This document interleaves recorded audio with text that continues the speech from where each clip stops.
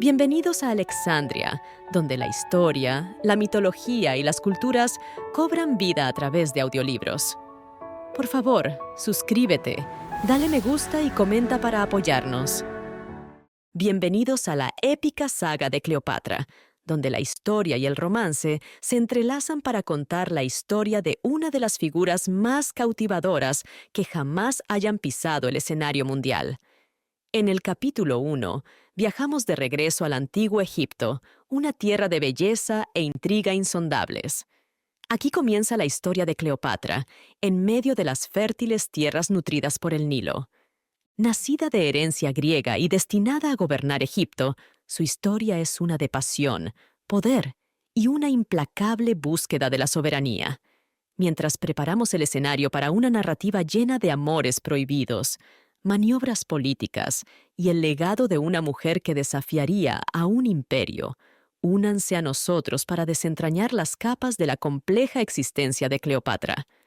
Su viaje promete no solo un vistazo al corazón de una reina, sino a la esencia misma de lo que significa ser inmortalizado en la historia. Cleopatra. Capítulo 1. El elixir de la eternidad de Egipto, el Nilo y la ancestría de su señora. La historia de Cleopatra es una historia de crimen. Es una historia sobre un amor prohibido y sus consecuencias. En este relato inusual y romántico, somos testigos de esta pasión retratada en su totalidad, capturando sus deseos irresistibles, felicidad exaltante, viaje temerario y caótico, y el terrible arrepentimiento y destrucción final a la que inevitablemente conduce. Cleopatra nació en Egipto, pero tenía herencia y ascendencia griegas. Por lo tanto, mientras que Alejandría y el delta del Nilo fueron las ubicaciones donde tuvieron lugar los eventos e incidentes más importantes de su historia, fue la herencia de Macedonia la que la moldeó. Su carácter y acciones reflejan los rasgos de genialidad, coraje, originalidad e impulsividad que son inherentes a su linaje. Su historia, aventuras, sufrimientos y pecados fueron moldeados por las circunstancias e influencias en el lugar cálido y lujoso donde transcurrió su vida temprana. Egipto siempre ha sido visto como uno de los países más asombrosos del mundo. Es un valle largo y estrecho, lleno de verdor y fertilidad, completamente aislado del resto del mundo habitado. Está incluso más aislado que una isla real, porque los desiertos son más difíciles de cruzar que los mares. La existencia de Egipto es verdaderamente extraordinaria. Si pudiéramos volar como un águila y mirar hacia abajo, veríamos cómo este valle largo y asombroso, lleno de vida, se forma y se renueva cada año, rodeado por el silencio, la desolación y la muerte. Sería una vista de constante admiración y placer. Las extensas observaciones realizadas durante los últimos 2000 años nos proporcionan resultados. Estos resultados nos permiten tener una comprensión integral de toda la situación, similar a cómo la veríamos desde un punto de vista elevado como el de un águila. Se ha descubierto que la existencia de Egipto y su aislamiento único en medio de vastas áreas de arena seca y estéril se deben a algunos resultados extraordinarios de los patrones generales de lluvia. El agua se evapora del mar y la tierra y luego cae de nuevo como lluvia sobre la tierra en diferentes cantidades y frecuencias. Las lluvias son más comunes y abundantes cerca del Ecuador en comparación con las áreas templadas. La cantidad de lluvia disminuye a medida que nos acercamos a los polos. Esto se debe a que el clima más cálido cerca del Ecuador hace que el agua se evapore más rápidamente y luego caiga de nuevo como lluvia. Sin embargo, la cantidad de lluvia que cae desde la atmósfera no está determinada únicamente por la latitud de la región donde ocurre la evaporación. El principal factor que influye en el retorno del agua en forma de lluvia es el enfriamiento de la capa atmosférica que la contiene. Este efecto de enfriamiento puede ser causado por varios factores, y muchas causas diferentes pueden modificarlo. A veces, la capa se enfría al moverse sobre montañas, a veces al mezclarse con corrientes de aire más frías, y a veces al ser impulsada por vientos hacia una latitud más alta donde es más frío. Si, sin embargo, el aire se desplaza de montañas frías a llanuras cálidas y soleadas, o de latitudes altas a latitudes bajas, o si se mezcla con aire más cálido entre las diferentes corrientes que encuentra, puede retener más vapor de agua. Como resultado, en lugar de liberar el agua que ya tiene, se vuelve ávido por más. Sopla a través de un país como un viento cálido y secante en estas condiciones.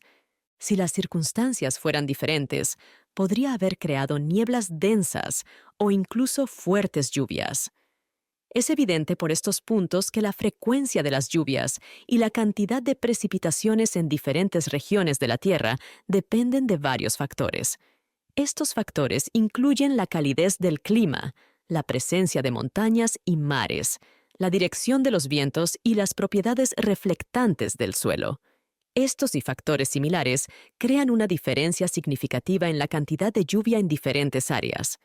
En la parte norte de Sudamérica, donde la Tierra está rodeada por mares tropicales que saturan el aire caliente y seco con humedad, y donde las montañas de los Andes enfrían y condensan los vapores, caen más de 3 metros de lluvia al año.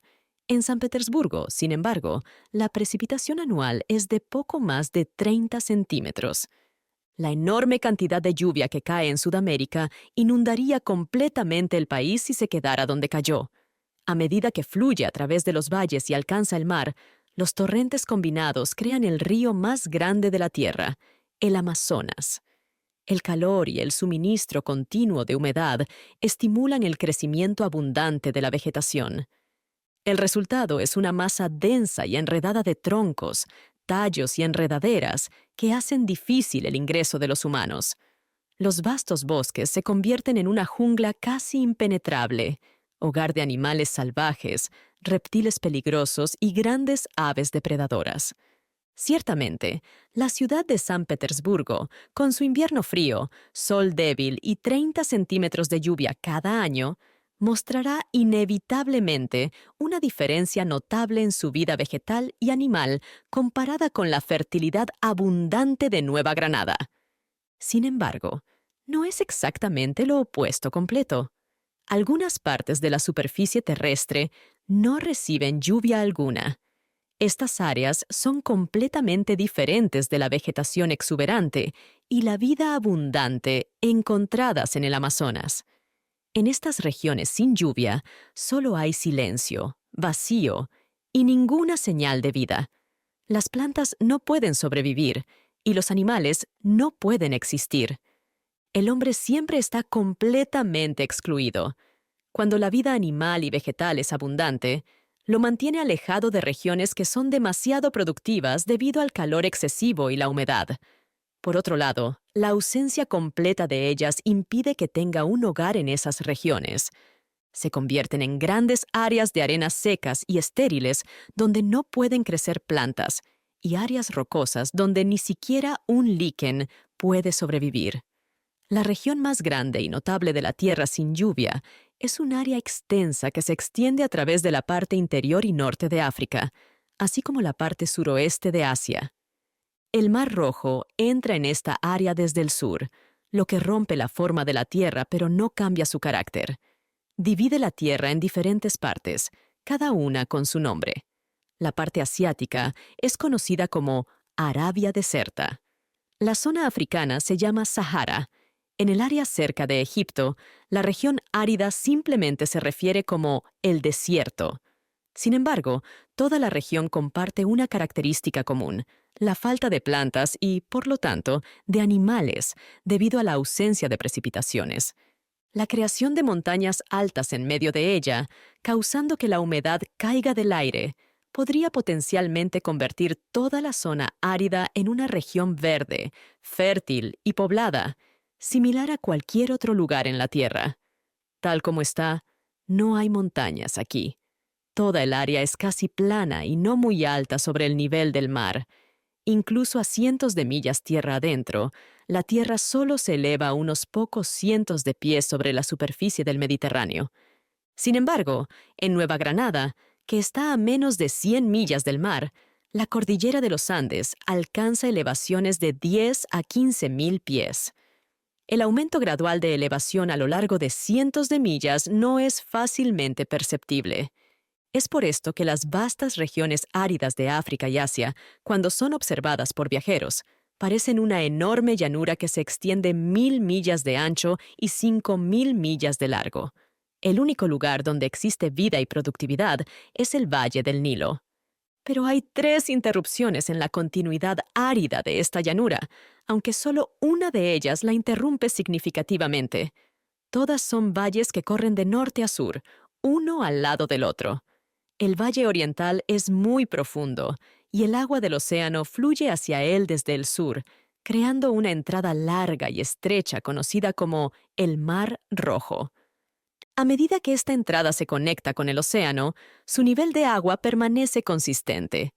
Sin embargo, debido a la evaporación insuficiente, no genera lluvia ni nutre sus costas.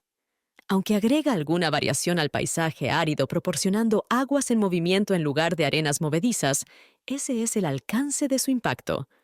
Como resultado, hace poco para aliviar la sensación monótona de soledad y desolación que domina el área circundante que ha invadido. El más occidental de los 3 valles mencionados es una pequeña depresión en la superficie terrestre marcada por una línea de oasis. Esta depresión no es lo suficientemente profunda como para permitir que el agua del Mediterráneo entre, y no hay suficiente lluvia en el valle para crear un arroyo. Manantiales emergen periódicamente del suelo en varios lugares a lo largo del valle. Estos manantiales, que percolan a través de las arenas, traen fertilidad a pequeñas depresiones alargadas. Estos valles, a diferencia de las áreas áridas circundantes, parecen oasis de vegetación y encanto para los viajeros, recordándoles el paraíso. Hay una línea de estos oasis en esta depresión hacia el oeste, y algunos de ellos son grandes. El oasis de Siwa, donde se ubicaba el famoso templo de Júpiter Amón, era muy grande y, según se informa, tenía una población de 8000 personas en tiempos antiguos. Como resultado, mientras que el Valle Oriental se inundaba y dejaba entrar el mar, el Valle Occidental era solo un poco más bajo y tenía menos fertilidad debido a los manantiales que filtraban desde el suelo en sus áreas más bajas. Ahora, describamos el tercer valle, que es el central. En Abisinia, ubicada al sur de la gran región sin lluvias, hay montañas conocidas como las Montañas de la Luna. Estas montañas están cerca del Ecuador y tienen una relación especial con los mares circundantes y las corrientes de viento en esa parte del mundo. Debido a esto, traen enormes cantidades de lluvia de la atmósfera, especialmente durante ciertos tiempos del año. El agua caída empapa las laderas de las montañas e inunda los valles. Pero una gran parte de ella no puede fluir hacia el sur o el este, donde el país es principalmente tierra elevada. El agua fluyente se mueve hacia el norte y continúa a través del desierto por el Gran Valle Central. Eventualmente alcanza el mar Mediterráneo, que está a 2000 millas de distancia de donde originalmente vino del cielo. El río creado es el Nilo. Esto se refiere al agua que se acumula en una región debido a la lluvia excesiva y luego fluye a través de un desierto sin lluvias en busca del mar. Si el exceso de agua en las montañas abisinias hubiera sido constante y uniforme, el río, al fluir a través del desierto, no habría añadido mucha fertilidad a las arenas secas que cruzaba. Las orillas del río habrían tenido algo de vegetación, pero el riego solo habría afectado el área alcanzada por el agua que se filtraba a través de la arena. Pero el agua no fluye de manera uniforme y constante. Durante cierto tiempo del año, llueve constantemente y en cantidades tan grandes que casi inunda las áreas donde cae. Enormes corrientes fluyen por los lados de las montañas. Los valles se inundan, las llanuras se vuelven fangosas y las áreas fangosas se convierten en lagos. En resumen, el país se convierte parcialmente en submarino y las aguas acumuladas se precipitan con fuerza por el valle central del desierto, que es su única salida, si el camino fuera estrecho y tuviera una pendiente significativa hacia el mar. No es estrecho, y el descenso es muy pequeño. La depresión en la superficie del desierto, por donde fluye el agua, tiene de 5 a 10 millas de ancho. Aunque está a casi 2.000 millas del distrito lluvioso hasta el mar, el terreno es mayormente plano durante toda la distancia. Solo hay un ligero descenso, especialmente en las últimas 1.000 millas, lo que crea una corriente suave que fluye hacia el norte en el arroyo. Dadas estas condiciones, una gran cantidad de cascadas ocurre en la región lluviosa durante estos intensos aguaceros tropicales. Esta agua se extiende a través de todo el valle, creando un vasto lago por un tiempo. El lago abarca todo el ancho del desierto. Este lago tiene aproximadamente de 5 a 10 millas de ancho y 1.000 millas de largo. El agua es poco profunda y turbia, con un flujo lento hacia el norte. Eventualmente, la lluvia se detiene, pero toma varios meses para que el agua se drene y el valle se seque. Una vez que el agua se ha ido, plantas abundantes y prósperas crecen por todo el suelo previamente sumergido. Esta vegetación, que ahora está completamente gestionada y controlada por humanos, debe haber sido muy única en su estado original y natural. La selección de plantas debe haber incluido especies que pueden sobrevivir en suelo que está sumergido en agua durante un cuarto del año. Esta situación probablemente impidió que el Valle del Nilo se llenara de bosques, a diferencia de otras áreas fértiles. Como resultado, los animales salvajes nunca podrían haber vivido allí. No había bosques donde esconderse, y su única opción de refugio durante las inundaciones anuales era el desierto seco y árido. Este increíble valle parece haber sido diseñado y protegido por la naturaleza con los humanos específicamente en mente. Parece como si la naturaleza lo hubiera reservado para nosotros desde el amanecer de los tiempos, prohibiendo la entrada de cualquier planta o animal que pudiera perturbar nuestra presencia y control. Si uno lo dejara por 1.000 años y regresara, lo encontraría sin cambios, listo para que lo reclamaran. No habría animales salvajes que uno necesite eliminar, ni densos bosques que uno necesite despejar con el hacha. La naturaleza es como un jardinero que cuida del mundo. La naturaleza utiliza diferentes cosas como el mar, el sol y las montañas para trabajar. Como resultado, tenemos lluvias intensas durante el verano. Por estas u otras razones, Egipto ha estado habitado por humanos desde tiempos antiguos. Los registros más antiguos, que datan de 3.000 años, describen a Egipto como antiguo, incluso en el momento en que fueron escritos. La tradición no proporciona ninguna información sobre el origen de la población aquí. Estos son los monumentos más antiguos y duraderos jamás construidos por humanos. Es interesante pensar en cómo los mayores logros humanos son a menudo los más simples. Estos logros son más duraderos y fiables cuando involucran procesos naturales. Por ejemplo, uno de estos logros ocurre cuando una capa delgada de suelo fértil permanece sobre la arena después de una tormenta de lluvia de verano. La parte principal de la inundación del Nilo es la parte norte, donde el valle se ensancha y se abre hacia el mar, creando una llanura en forma de triángulo de aproximadamente 100 millas de largo en cada lado. El agua del río fluye sobre esta llanura en muchos arroyos y canales diferentes. Toda el área es un gran prado, con muchos arroyos de agua de flujo lento. Es muy fértil, abundante y hermoso. Esta área es conocida como el Delta del Nilo. El mar cerca de la costa no es profundo, y la tierra fértil creada por los depósitos del río parece haberse extendido ligeramente más allá de la costa.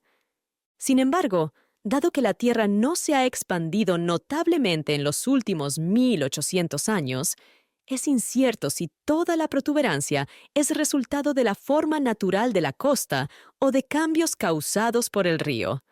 El delta del Nilo es muy plano y está solo ligeramente más alto que el Mediterráneo. La tierra parece casi igual que el mar, pero en lugar de agua azul con olas, tenemos grandes áreas de cultivos ondeantes y pequeñas colinas con pueblos y aldeas. Cuando el barco se acerca a la costa, el navegante no puede ver toda la vegetación y belleza desde lejos porque la tierra es tan baja que permanece oculta bajo el horizonte hasta que el barco está casi en la orilla. Las primeras cosas que el marinero ve son las copas de los árboles que parecen crecer fuera del agua, la cima de un alto pilar de piedra, o la cima de una ciudad en ruinas. El canal más oriental por el cual las aguas del río fluyen hacia el mar se llama la rama Pelusíaca. Este canal actúa casi como el límite para el área fértil del delta en el este. Solía haber una antigua ciudad llamada Pelusio cerca de su boca. Esta fue la primera ciudad egipcia alcanzada por aquellos que llegaron por tierra desde el este, viajando a lo largo de las costas del mar Mediterráneo. Debido a que marcaba el límite oriental del país, se volvió esencial y se menciona frecuentemente en la historia antigua. La boca más occidental del Nilo era conocida como la boca canópica. La distancia desde la boca canópica hasta Pelusio a lo largo de la costa era aproximadamente de 100 millas. La costa tenía, y todavía tiene, una forma muy irregular, con aguas poco profundas. Había largos tramos de bancos de arena que se extendían hacia el mar. En respuesta, el mar formó innumerables arroyos, entradas y lagunas en la tierra. A lo largo de este límite irregular e incierto, las aguas del Nilo y las olas del Mediterráneo luchaban constantemente, con fuerzas similares. Incluso ahora, después de 1800 años desde el comienzo del conflicto registrado, ninguno de los dos lados ha mostrado una ventaja significativa sobre el otro. El río arrastra las arenas hacia abajo y el mar constantemente las empuja de vuelta, haciendo que toda la línea costera sea muy peligrosa y difícil de alcanzar para las personas. De esta descripción del Valle del Nilo, es claro que era un país completamente aislado y separado del resto del mundo en tiempos antiguos. La ciudad estaba rodeada por desiertos, haciéndola inaccesible por tierra.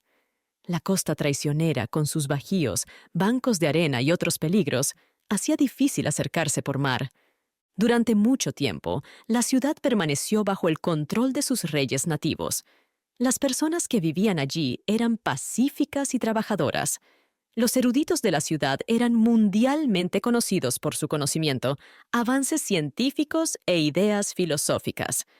Durante la antigüedad, antes de que otras naciones vinieran a perturbar su aislamiento pacífico, se construyeron las pirámides y se tallaron estructuras masivas de piedra. También se construyeron templos enormes, cuyas columnas desmoronadas ahora cautivan a personas de todo el mundo. Incluso durante estas eras distantes, Egipto era conocido por su fertilidad y abundancia eternas, tal como lo es hoy. Siempre habría maíz en Egipto, sin importar dónde más pudiera ocurrir una hambruna. Las naciones y tribus vecinas en Arabia, Palestina y Siria encontraban su camino a Egipto a través de los desiertos del lado oriental cuando estaban en necesidad, creando así un camino de comunicación. Eventualmente, los reyes persas, después de expandir su imperio hacia el oeste hasta el Mediterráneo, descubrieron un camino a través de Pelusio y luego invadieron y conquistaron el país. Finalmente, alrededor de 250 años antes de la época de Cleopatra, Alejandro Magno tomó control de Egipto cuando derrocó al imperio persa y lo agregó a sus territorios junto con otras provincias persas. En la división del imperio de Alejandro, Egipto pasó a ser controlado por uno de sus generales, llamado Ptolomeo.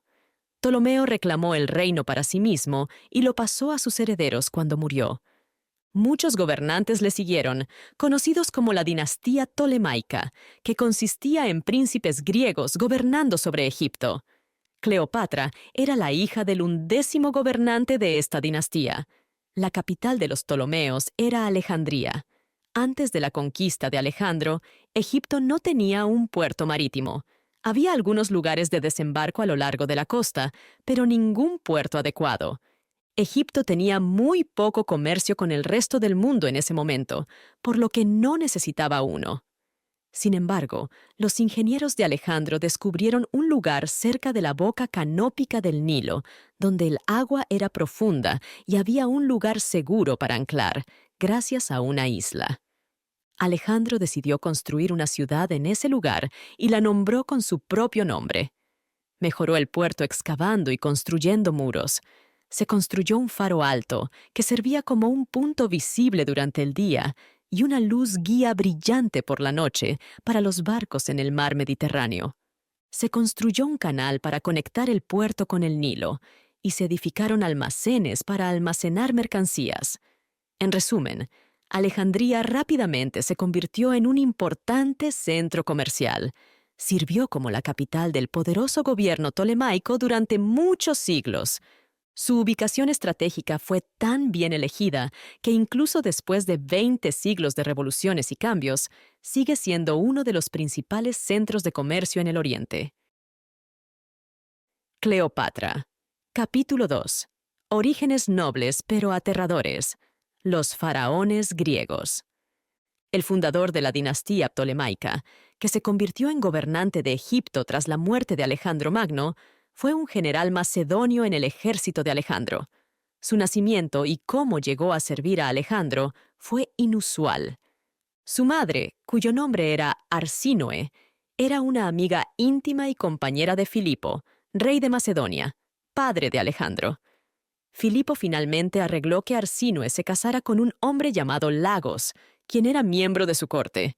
Poco después de la boda, nació Ptolomeo. Filipo trató al niño con la misma bondad y respeto que había mostrado hacia la madre. El chico era conocido como el hijo de Lagos, pero su posición en la corte real de Macedonia era igual de importante y prestigiosa. Recibió el mismo nivel de atención y cuidado como si realmente fuera el hijo del rey. A medida que crecía, asumió roles importantes con mucha responsabilidad e influencia. Con el tiempo, ocurrió un evento específico que causó que Ptolomeo tuviera serios problemas con Filipo, pero al mismo tiempo hizo que Alejandro se convirtiera en un amigo muy cercano suyo. Existía una provincia en el Imperio Persa llamada Caria, ubicada en la parte suroeste de Asia Menor.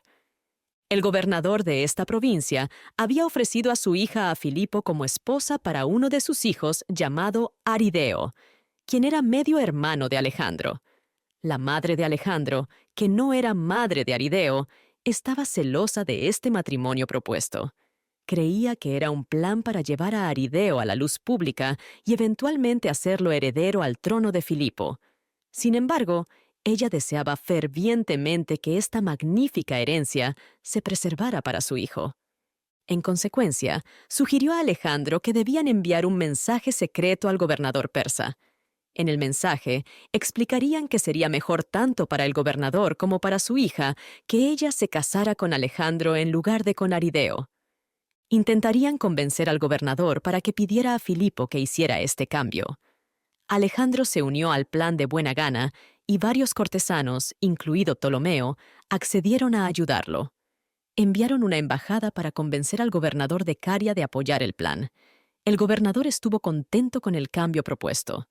Todo parecía ir bien hasta que Filipo de alguna manera descubrió la trama. Entró en la habitación de Alejandro de inmediato, lleno de ira y resentimiento. Nunca planeó hacer de Arideo, quien tenía un linaje cuestionable y humilde por parte de madre, el sucesor de su trono. Criticó fuertemente a Alejandro por tener una mentalidad tan degradada y débil como para querer casarse con la hija de un gobernador persa. Se refirió al gobernador como un mero esclavo de un rey bárbaro. El plan de Alejandro fue completamente infructuoso. Su padre estaba muy enojado con los oficiales que intentaron ayudarlo y los envió a todos lejos del reino. Ptolomeo tuvo que abandonar su país y vivió como exiliado durante varios años. Finalmente, cuando Filipo murió, Alejandro permitió que Ptolomeo regresara. Alejandro se convirtió en rey de Macedonia tras la muerte de su padre y rápidamente nombró a Ptolomeo como uno de sus principales generales. Ptolomeo alcanzó un alto rango en el ejército macedonio y sobresalió enormemente en todas las futuras campañas del famoso conquistador. Durante la invasión persa, Ptolomeo estuvo a cargo de una de las 3 principales secciones del ejército. Consistentemente proporcionó ayuda significativa a la causa de su maestro. Le asignaron tareas que estaban lejos y eran riesgosas, y a menudo se le confiaba el manejo de asuntos muy importantes. Fue muy exitoso en todo lo que hizo. Ganó batallas, capturó fortalezas, hizo acuerdos y mostró el más alto nivel de fuerza militar y habilidad. En una ocasión, salvó la vida de Alejandro al descubrir y exponer una peligrosa conspiración contra el rey. Alejandro tuvo la oportunidad de devolver este favor, gracias a una intervención divina que se dijo fue otorgada específicamente para mostrar su gratitud. Ptolomeo había sido herido por una flecha envenenada, y a pesar de los mejores esfuerzos de los médicos y sus tratamientos, parecía que iba a morir.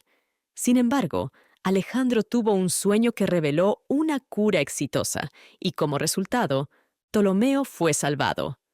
Durante los eventos celebratorios en Susa, después de que Alejandro terminara sus conquistas, Ptolomeo recibió una corona dorada y se casó con Artacama, la hija de un general persa muy respetado.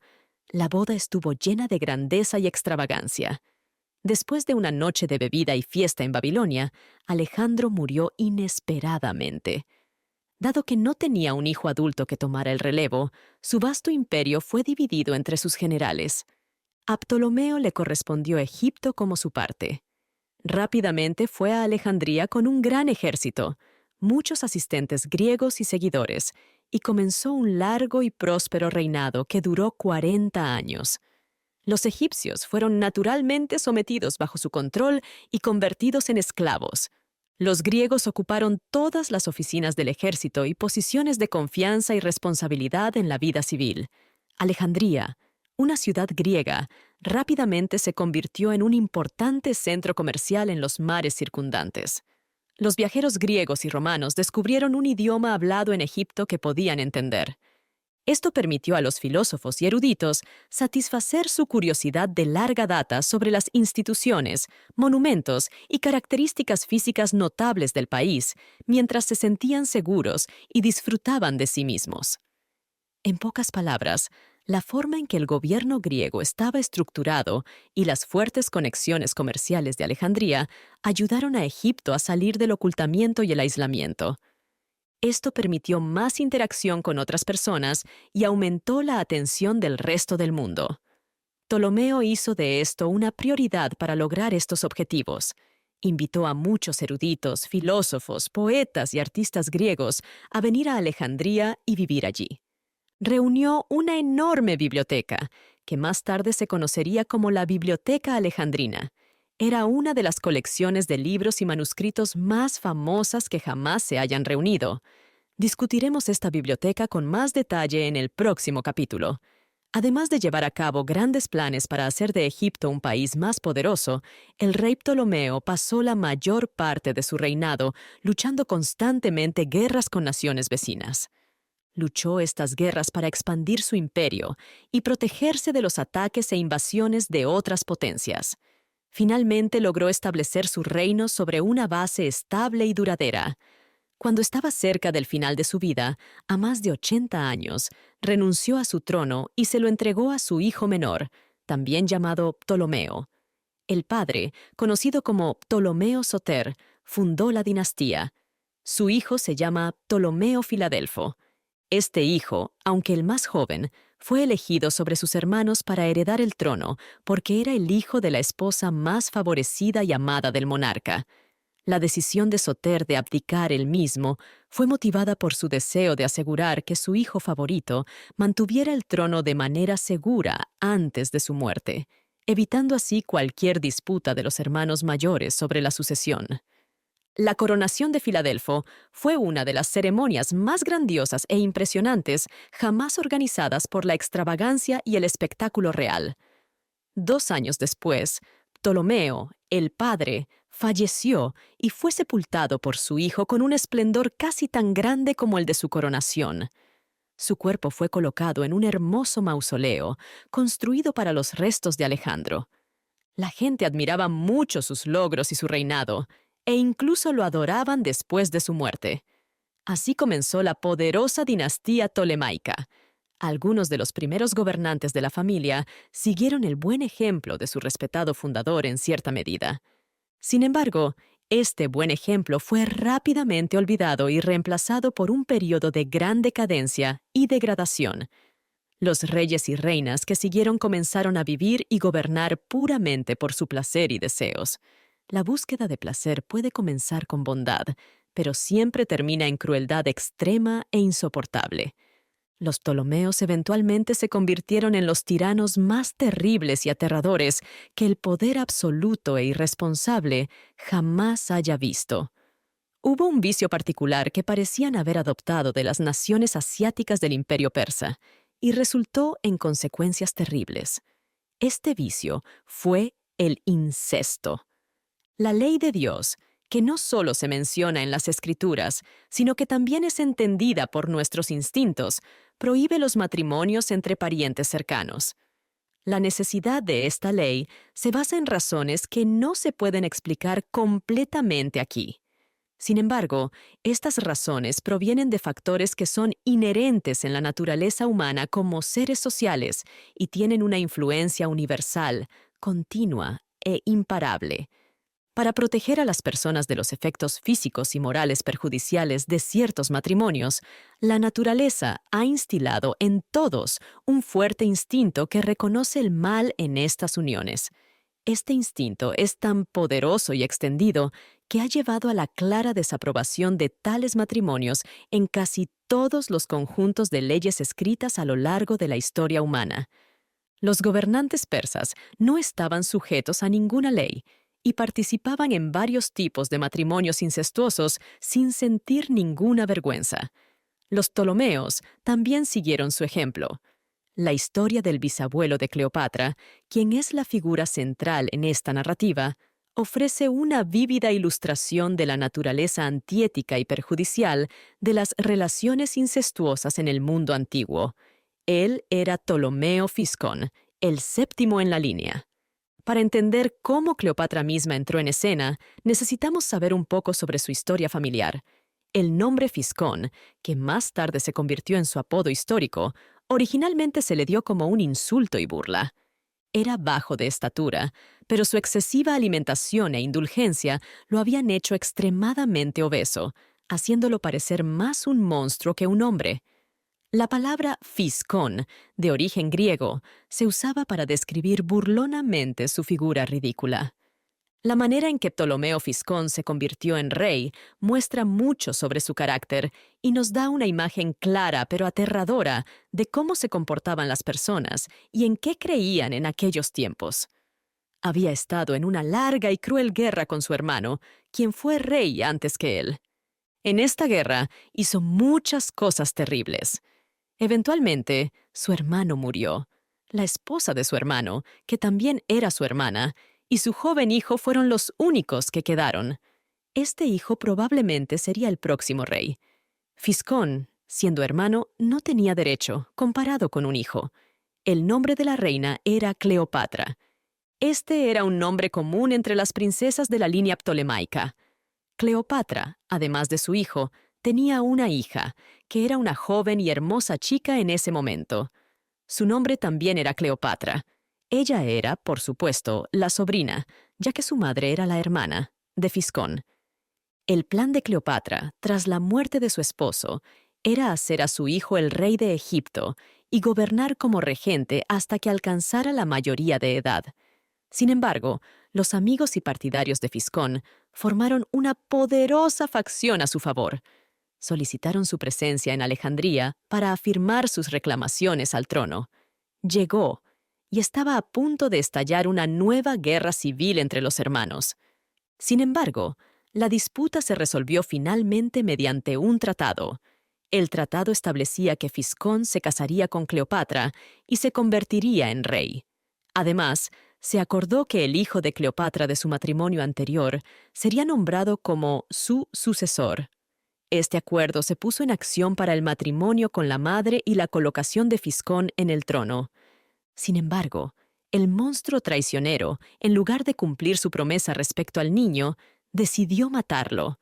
Sus hábitos de violencia y crueldad eran tan evidentes y brutales que intentó llevar a cabo el acto él mismo, a plena luz del día. El niño corrió y gritó a su madre pidiendo ayuda. Fiscón apuñaló y mató al niño frente a su madre, mostrando la horrorosa escena de un esposo matando al hijo de su esposa en sus propios brazos.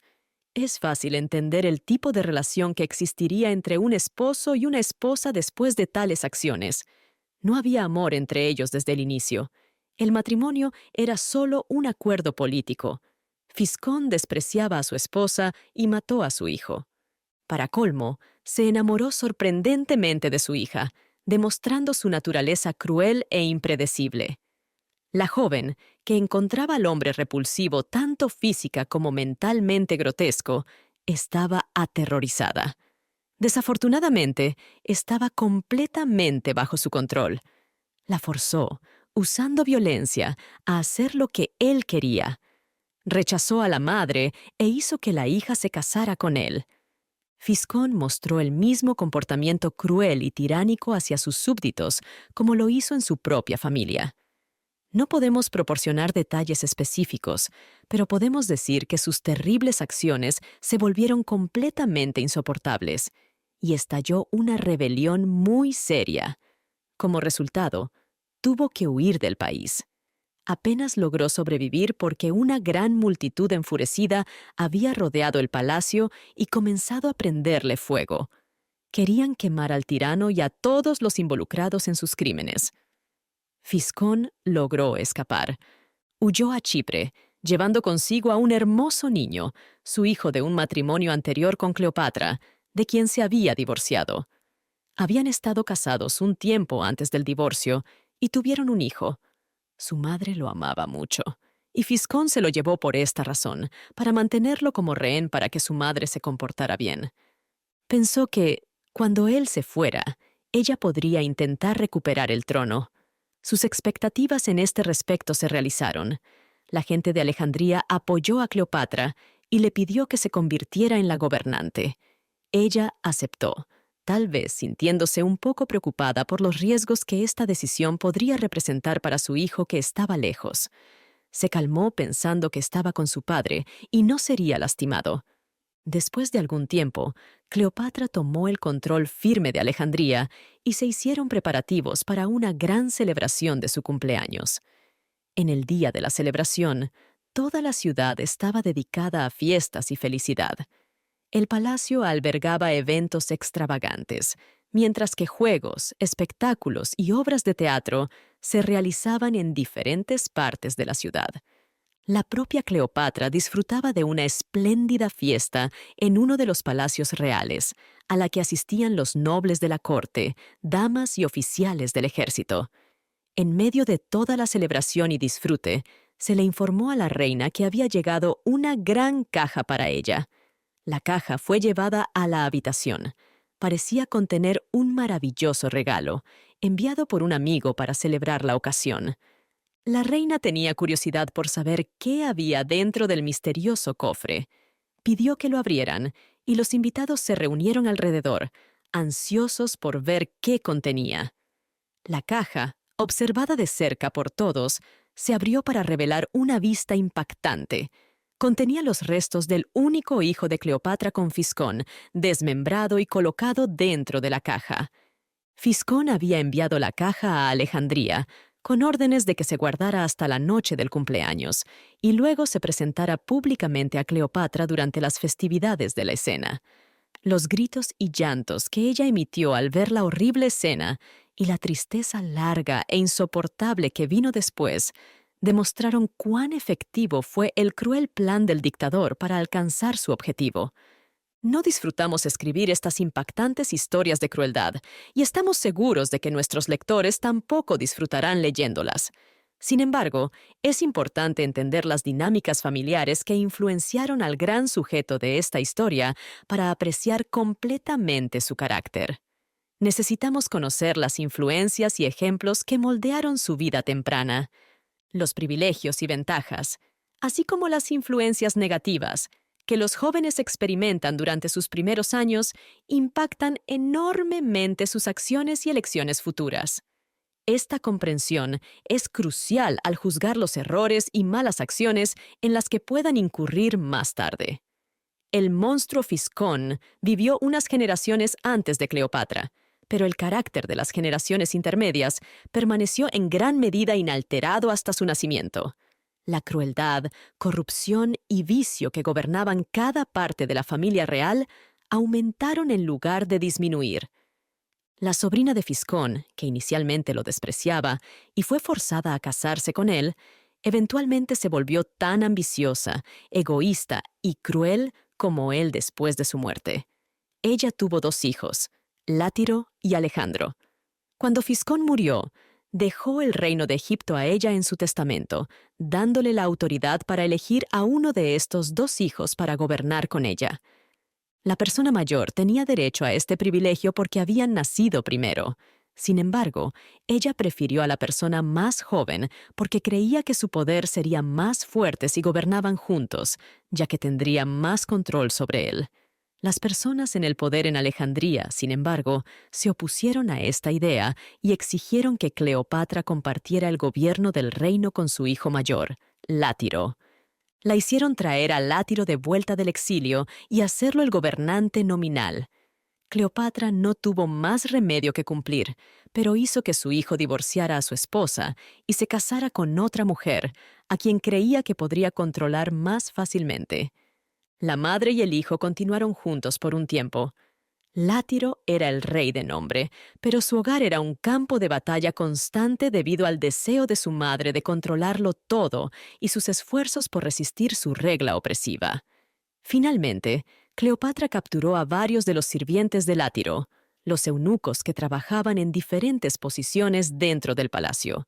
Los hirió cruelmente y los mutiló, y luego los mostró al público. Cleopatra falsamente acusó a Látiro de ser responsable de estos actos brutales e instó a la gente a levantarse y castigarlo por sus crímenes. De esta manera, y otras similares, hizo que la gente en la corte y la ciudad realmente despreciara a Látiro, resultando en su expulsión del país. Posteriormente, hubo numerosas guerras brutales y violentas entre la madre y el hijo, durante las cuales ambos lados cometieron actos horrendos el uno contra el otro. Alejandro, el hijo menor, tenía mucho miedo de su terrible madre, por lo que eligió abandonar Alejandría por su cuenta. Sin embargo, eventualmente regresó a Egipto. Su madre inmediatamente pensó que él planeaba desafiar su autoridad y decidió matarlo. Después de enterarse de sus planes y sentirse abrumado por su control insoportable, decidió poner fin al miedo y la ansiedad con los que había estado viviendo asesinándola. Llevó a cabo este acto y posteriormente huyó del país. Látiro, su hermano, entonces regresó y gobernó pacíficamente por el resto de su vida. Eventualmente, Látiro falleció y su hijo, Ptolomeo Auletes, heredó el reino. Ptolomeo Auletes era el padre de la famosa Cleopatra. No podemos hacer que la imagen presentada en la historia de esta famosa familia parezca menos dura al ver a la madre de Auletes como una excepción. Sus características masculinas e implacables, que demostró vigorosamente a lo largo de su formidable carrera, no eran únicas. Era similar a otras princesas en la línea en términos de ambición, egoísmo, crueldad extrema y desconsiderada, y total desprecio por los principios morales y los lazos familiares. Ella era, en esencia, un ejemplo típico del resto. Por ejemplo, tenía 2 hijas, que eran seguidoras consistentes y dignas de tal madre. Un episodio en la vida de estas hermanas ilustra muy claramente el tipo de afecto fraterno que prevalecía en la familia de los Ptolomeos. Esto fue lo que sucedió. Había 2 príncipes de Siria, un país ubicado al noreste del mar Mediterráneo, no muy lejos de Egipto. A pesar de ser hermanos, se odiaban intensamente entre sí. Uno de ellos intentó envenenar al otro, lo que llevó a una guerra entre ellos. Como resultado, Siria se vio gravemente afectada por la destrucción causada por sus ejércitos. Una de las hermanas, a quien hemos mencionado, se casó con uno de los príncipes. Su nombre era Trifena. Durante la guerra continua entre los 2 hermanos, Cleopatra, la otra hermana, que previamente había sido divorciada de Látiro por su madre, se casó con el otro hermano.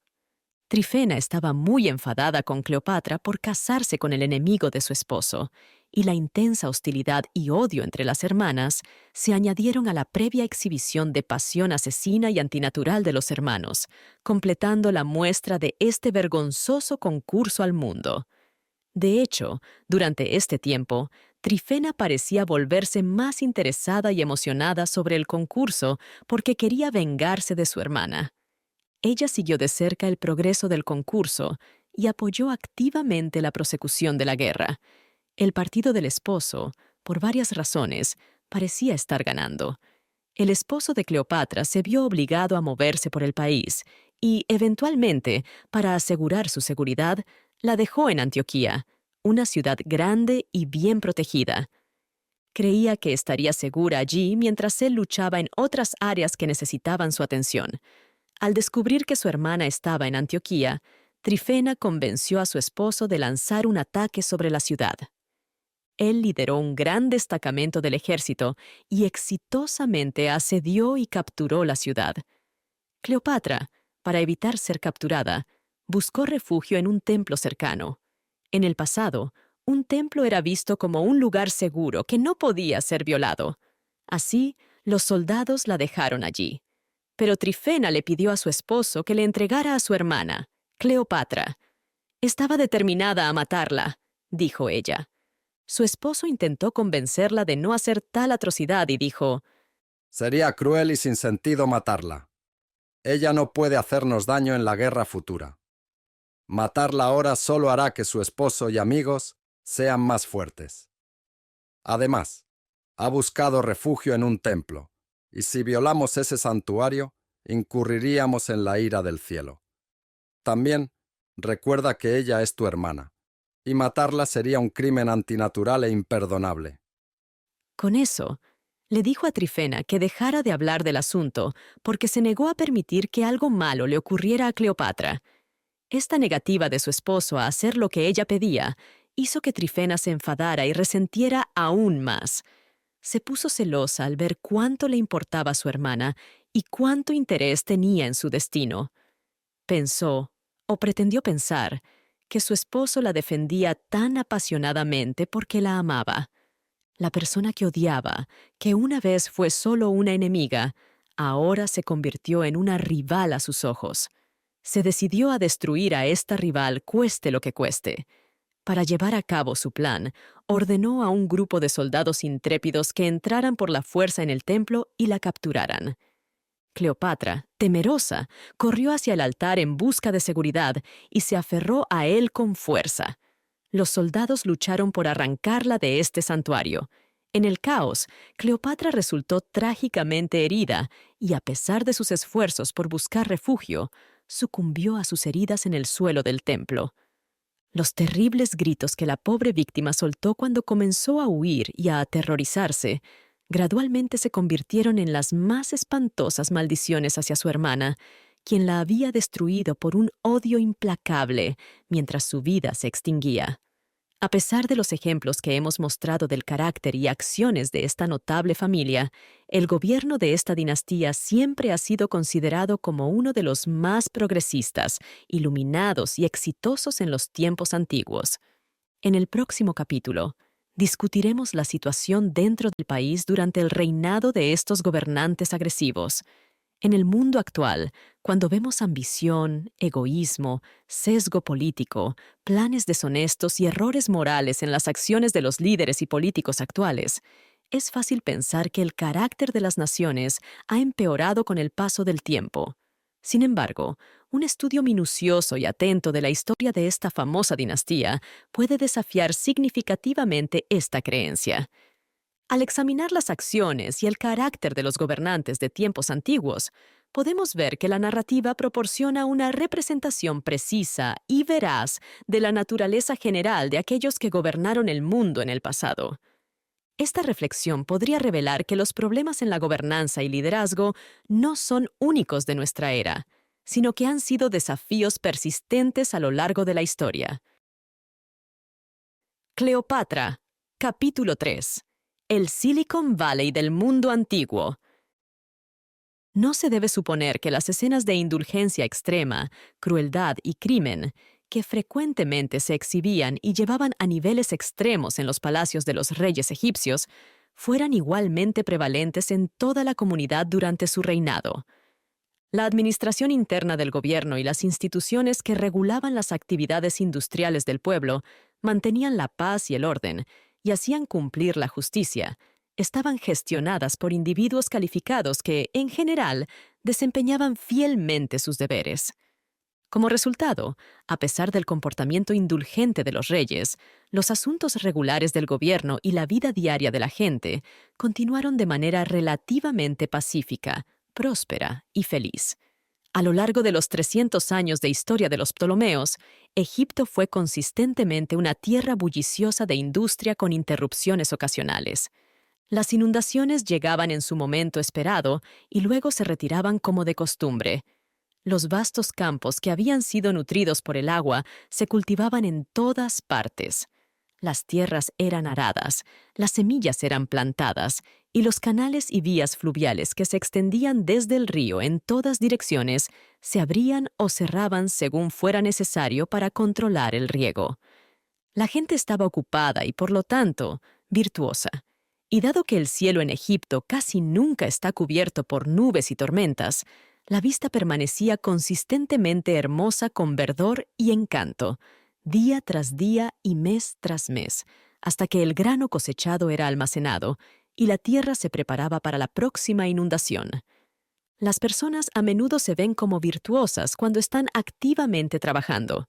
Esto se basa en la idea de que el mal comportamiento en la sociedad a menudo proviene de no tener suficiente que hacer.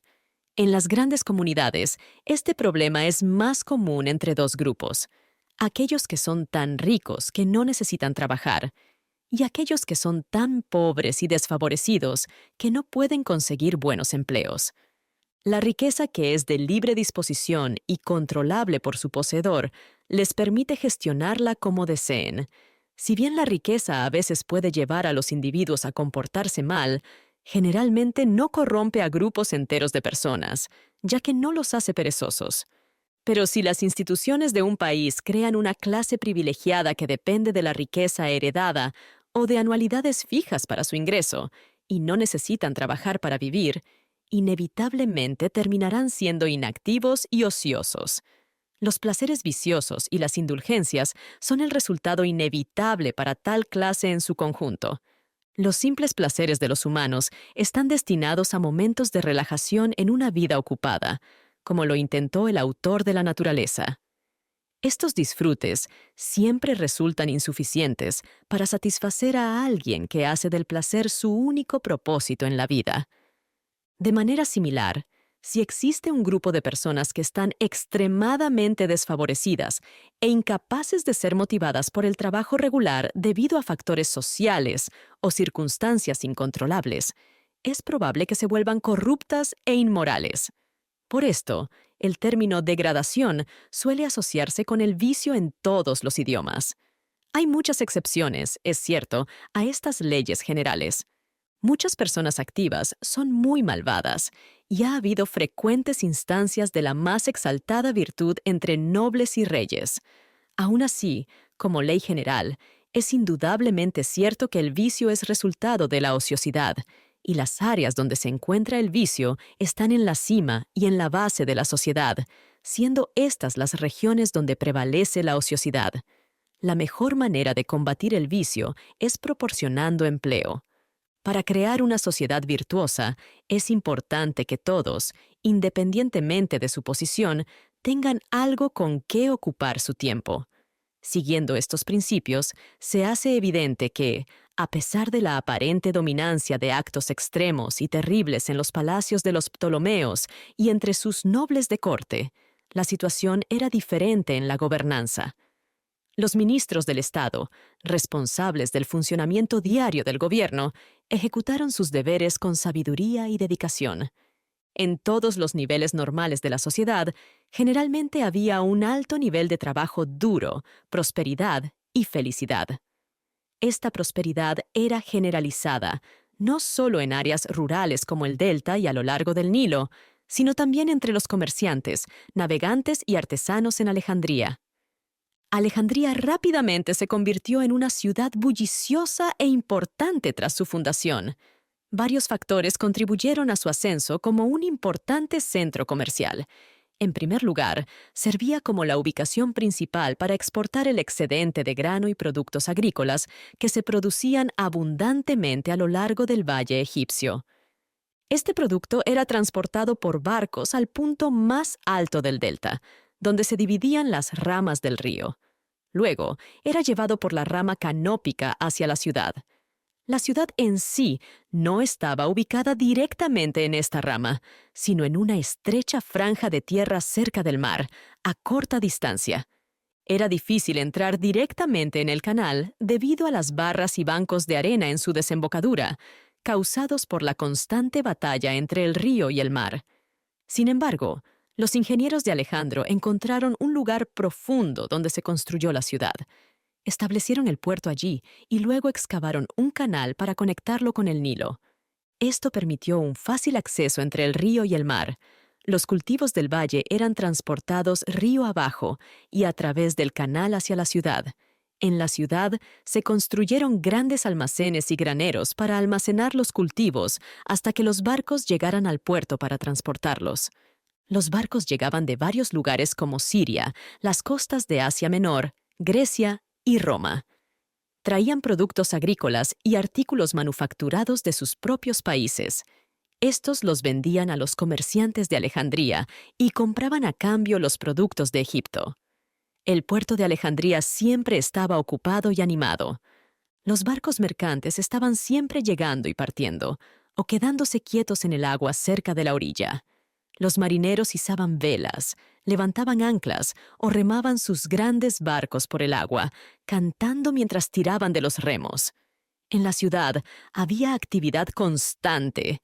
Los hombres descargaban los barcos del canal que habían venido del río. Los porteadores movían bultos de mercancías o sacos de grano de un almacén a un muelle o de un desembarcadero a otro. Los guardias del rey ocasionalmente desfilaban y los barcos de guerra llegaban o partían para traer o llevarse a hombres armados. Estos eventos a veces interrumpían, o como dirían algunos, decoraban, la escena de trabajo productivo. Ocasionalmente, las actividades pacíficas se suspendían completamente por un corto tiempo debido a una rebelión o guerra civil entre hermanos rivales o causada por reclamaciones conflictivas entre madre e hijo. Estas interrupciones, aunque pocas, no duraban mucho. Estaba en el mejor interés de la familia real minimizar el daño a la economía.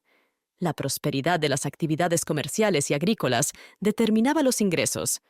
Los gobernantes conocían bien esto. Aunque dos príncipes rivales se odiaran y lucharan para destruir a sus enemigos, tenían una fuerte razón para preservar la propiedad y las vidas de la gente pacífica. Estas personas estaban involucradas en trabajo rentable y sus esfuerzos apoyaban la hacienda por la que los combatientes luchaban. Viendo el asunto de esta manera, los gobernantes egipcios, especialmente Alejandro y los Ptolomeos anteriores, hicieron todo lo posible por hacer de Alejandría una gran ciudad comercial. Construyeron palacios y almacenes. Uno de los edificios más caros y famosos que construyeron fue el faro mencionado anteriormente. Este faro era una torre alta hecha de mármol blanco. Estaba ubicado en la isla de Faros, frente a la ciudad, y a una distancia de ella. Había una estrecha franja de agua poco profunda y bancos de arena conectando la isla con la costa. Se construyó un muelle o calzada sobre los bajíos, que eventualmente se convirtió en una franja de tierra ancha y poblada. La parte principal de la ciudad antigua, sin embargo, estaba en el continente. La forma de la tierra significa que un faro en una costa necesita estar alto para que su cima pueda ser vista desde lejos. Los arquitectos usualmente eligen una colina, acantilado o área rocosa cerca de la costa para construir el faro más alto. No había oportunidad de hacer esto en Faros porque la isla, al igual que el continente, era plana y baja. Así que la única manera de alcanzar la altura necesaria fue construyendo una estructura alta usando bloques de mármol que tenían que ser transportados desde lugares lejanos. El faro de Alejandría fue construido durante el reinado de Ptolomeo Filadelfo, el segundo gobernante de la dinastía. No se escatimaron esfuerzos ni gastos en su construcción.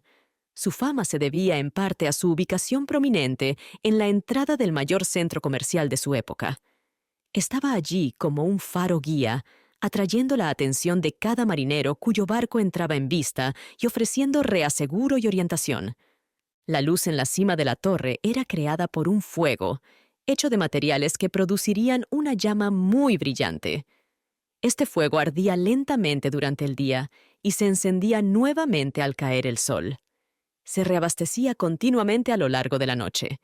Por supuesto, construir y mantener el faro de Alejandría fue un logro impresionante. Uno podría preguntarse si el crédito por este logro debería ir al arquitecto que lo diseñó y construyó, o al monarca que proporcionó los recursos y el apoyo necesarios. El nombre del arquitecto era Sostrato, un griego. El gobernante era el segundo Ptolomeo, también conocido como Ptolomeo Filadelfo. Ptolomeo ordenó que se colocara una tableta de mármol en la pared cerca de la cima de la torre, con una inscripción que mostraba prominentemente su nombre como el constructor. Sin embargo, Sostrato eligió incluir su nombre en su lugar. Hizo la tableta y la colocó donde correspondía. Escribió su nombre en ella con letras griegas para mostrar que él la había hecho. Lo hizo en secreto y cubrió la tableta con un material falso que parecía piedra. En el exterior, talló una nueva inscripción con el nombre del rey. Con el tiempo, la cal se deterioró y la inscripción del rey desapareció. Sin embargo, su inscripción, que duró tanto como el edificio permaneció, se hizo visible. Se decía que el faro tenía una altura de 400 pies. Fue famoso mundialmente durante muchos siglos. Desafortunadamente, hoy es solo un montón de ruinas que no tienen propósito ni significado. Además de este imponente faro, había otro lugar importante en la antigua Alejandría que era conocido por su luz y conocimiento. Era una enorme biblioteca y museo que fue creado y mantenido por los Ptolomeos. El museo, que fue creado inicialmente, no se refería a una colección de objetos interesantes, como podría sugerir su nombre. En cambio, era un lugar de educación, consistente en un grupo de individuos conocedores que dedicaban su tiempo a la filosofía y la ciencia. La institución estaba bien financiada y se construyeron edificios impresionantes para sus actividades. El rey que lo inició comenzó a reunir libros para los miembros de la institución. Esto costaba mucho dinero, porque cada libro que se añadía a la colección tenía que ser copiado a mano en papel especial con mucho esfuerzo y atención. Muchos escribas siempre estaban trabajando en esto en el museo. Los reyes que estaban más interesados en crear esta biblioteca tomarían los libros propiedad de eruditos individuales o los almacenarían en diferentes ciudades de sus reinos.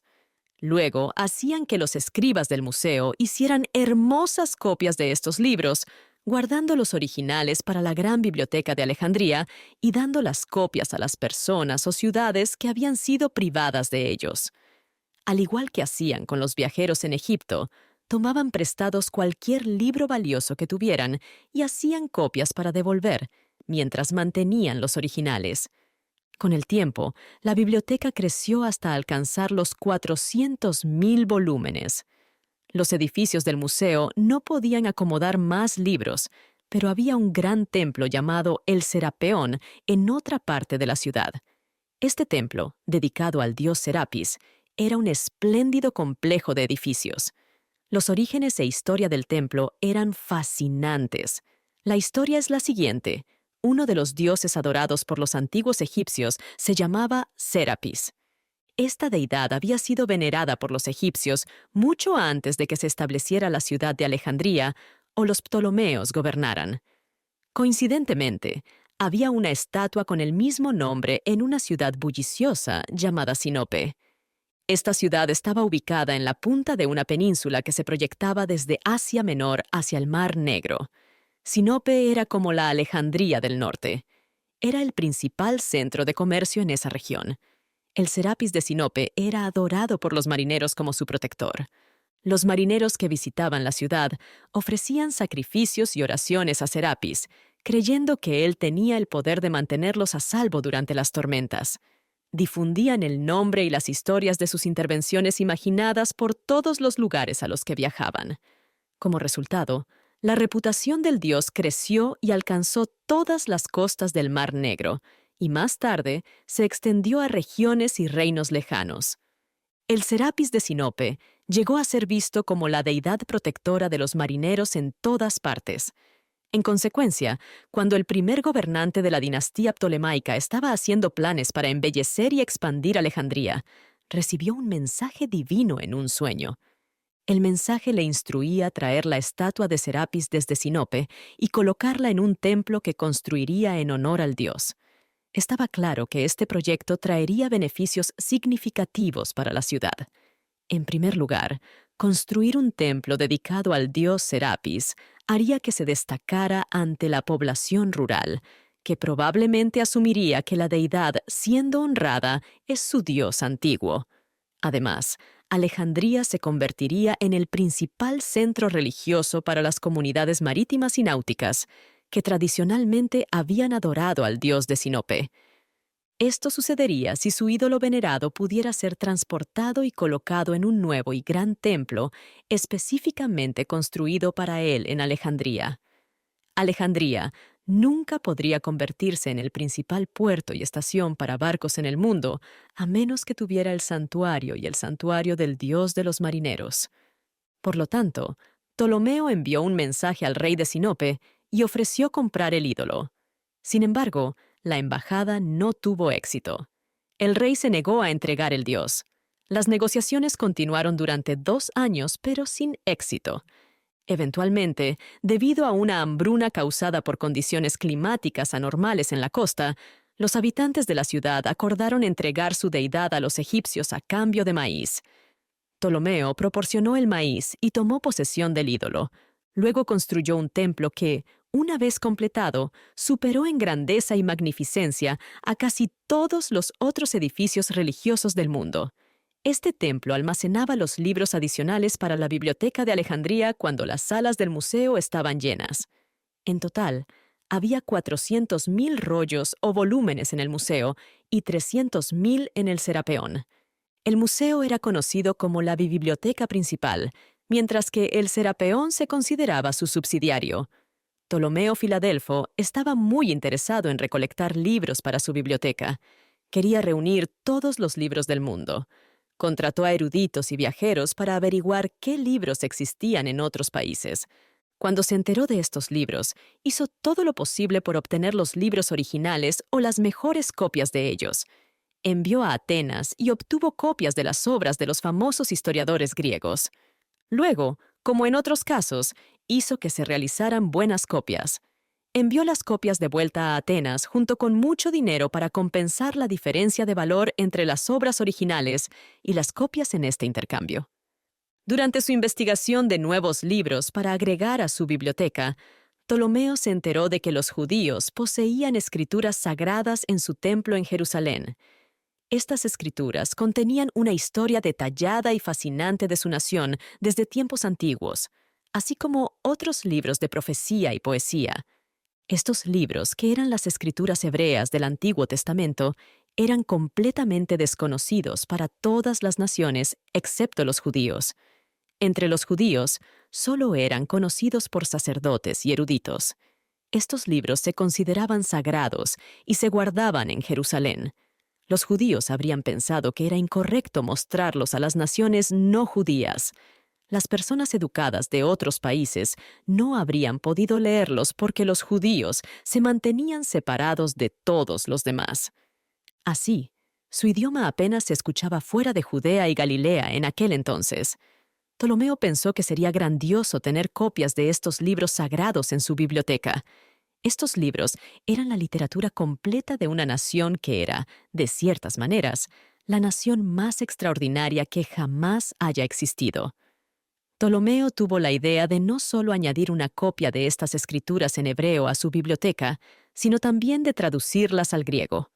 De esta manera, los eruditos griegos y romanos que vinieran a su capital podrían leerlas fácilmente. Sin embargo, el primer paso para llevar a cabo cualquiera de estos planes era obtener el permiso de las autoridades judías. Podría ser que no quisieran renunciar a ninguna copia de sus escrituras sagradas. Había una situación que hizo pensar a Ptolomeo que los judíos no querrían cumplir con una solicitud de un rey egipcio en ese momento. Esto se debía a que, en reinados anteriores, los egipcios habían capturado a muchos prisioneros durante las guerras.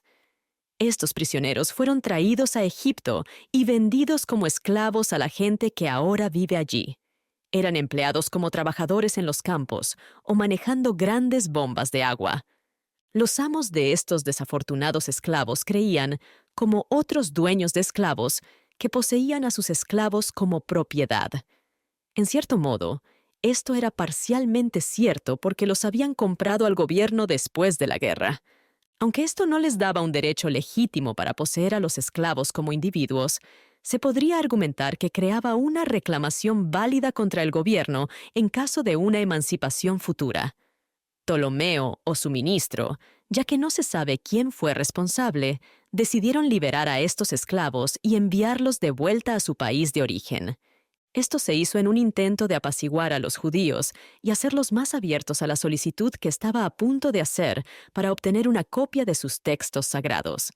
Sin embargo, generosamente pagó una gran cantidad de rescate a aquellos que tenían a los cautivos.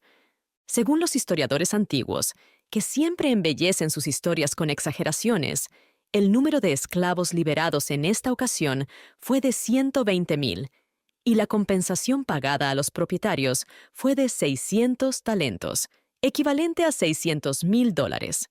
Y aún así, esto era solo un gasto inicial para prepararse para adquirir una nueva serie de libros y expandir la vasta colección. Una vez que los cautivos fueron liberados y devueltos, Ptolomeo envió una gran embajada a Jerusalén, acompañada de cartas respetuosas al sumo sacerdote y regalos extravagantes.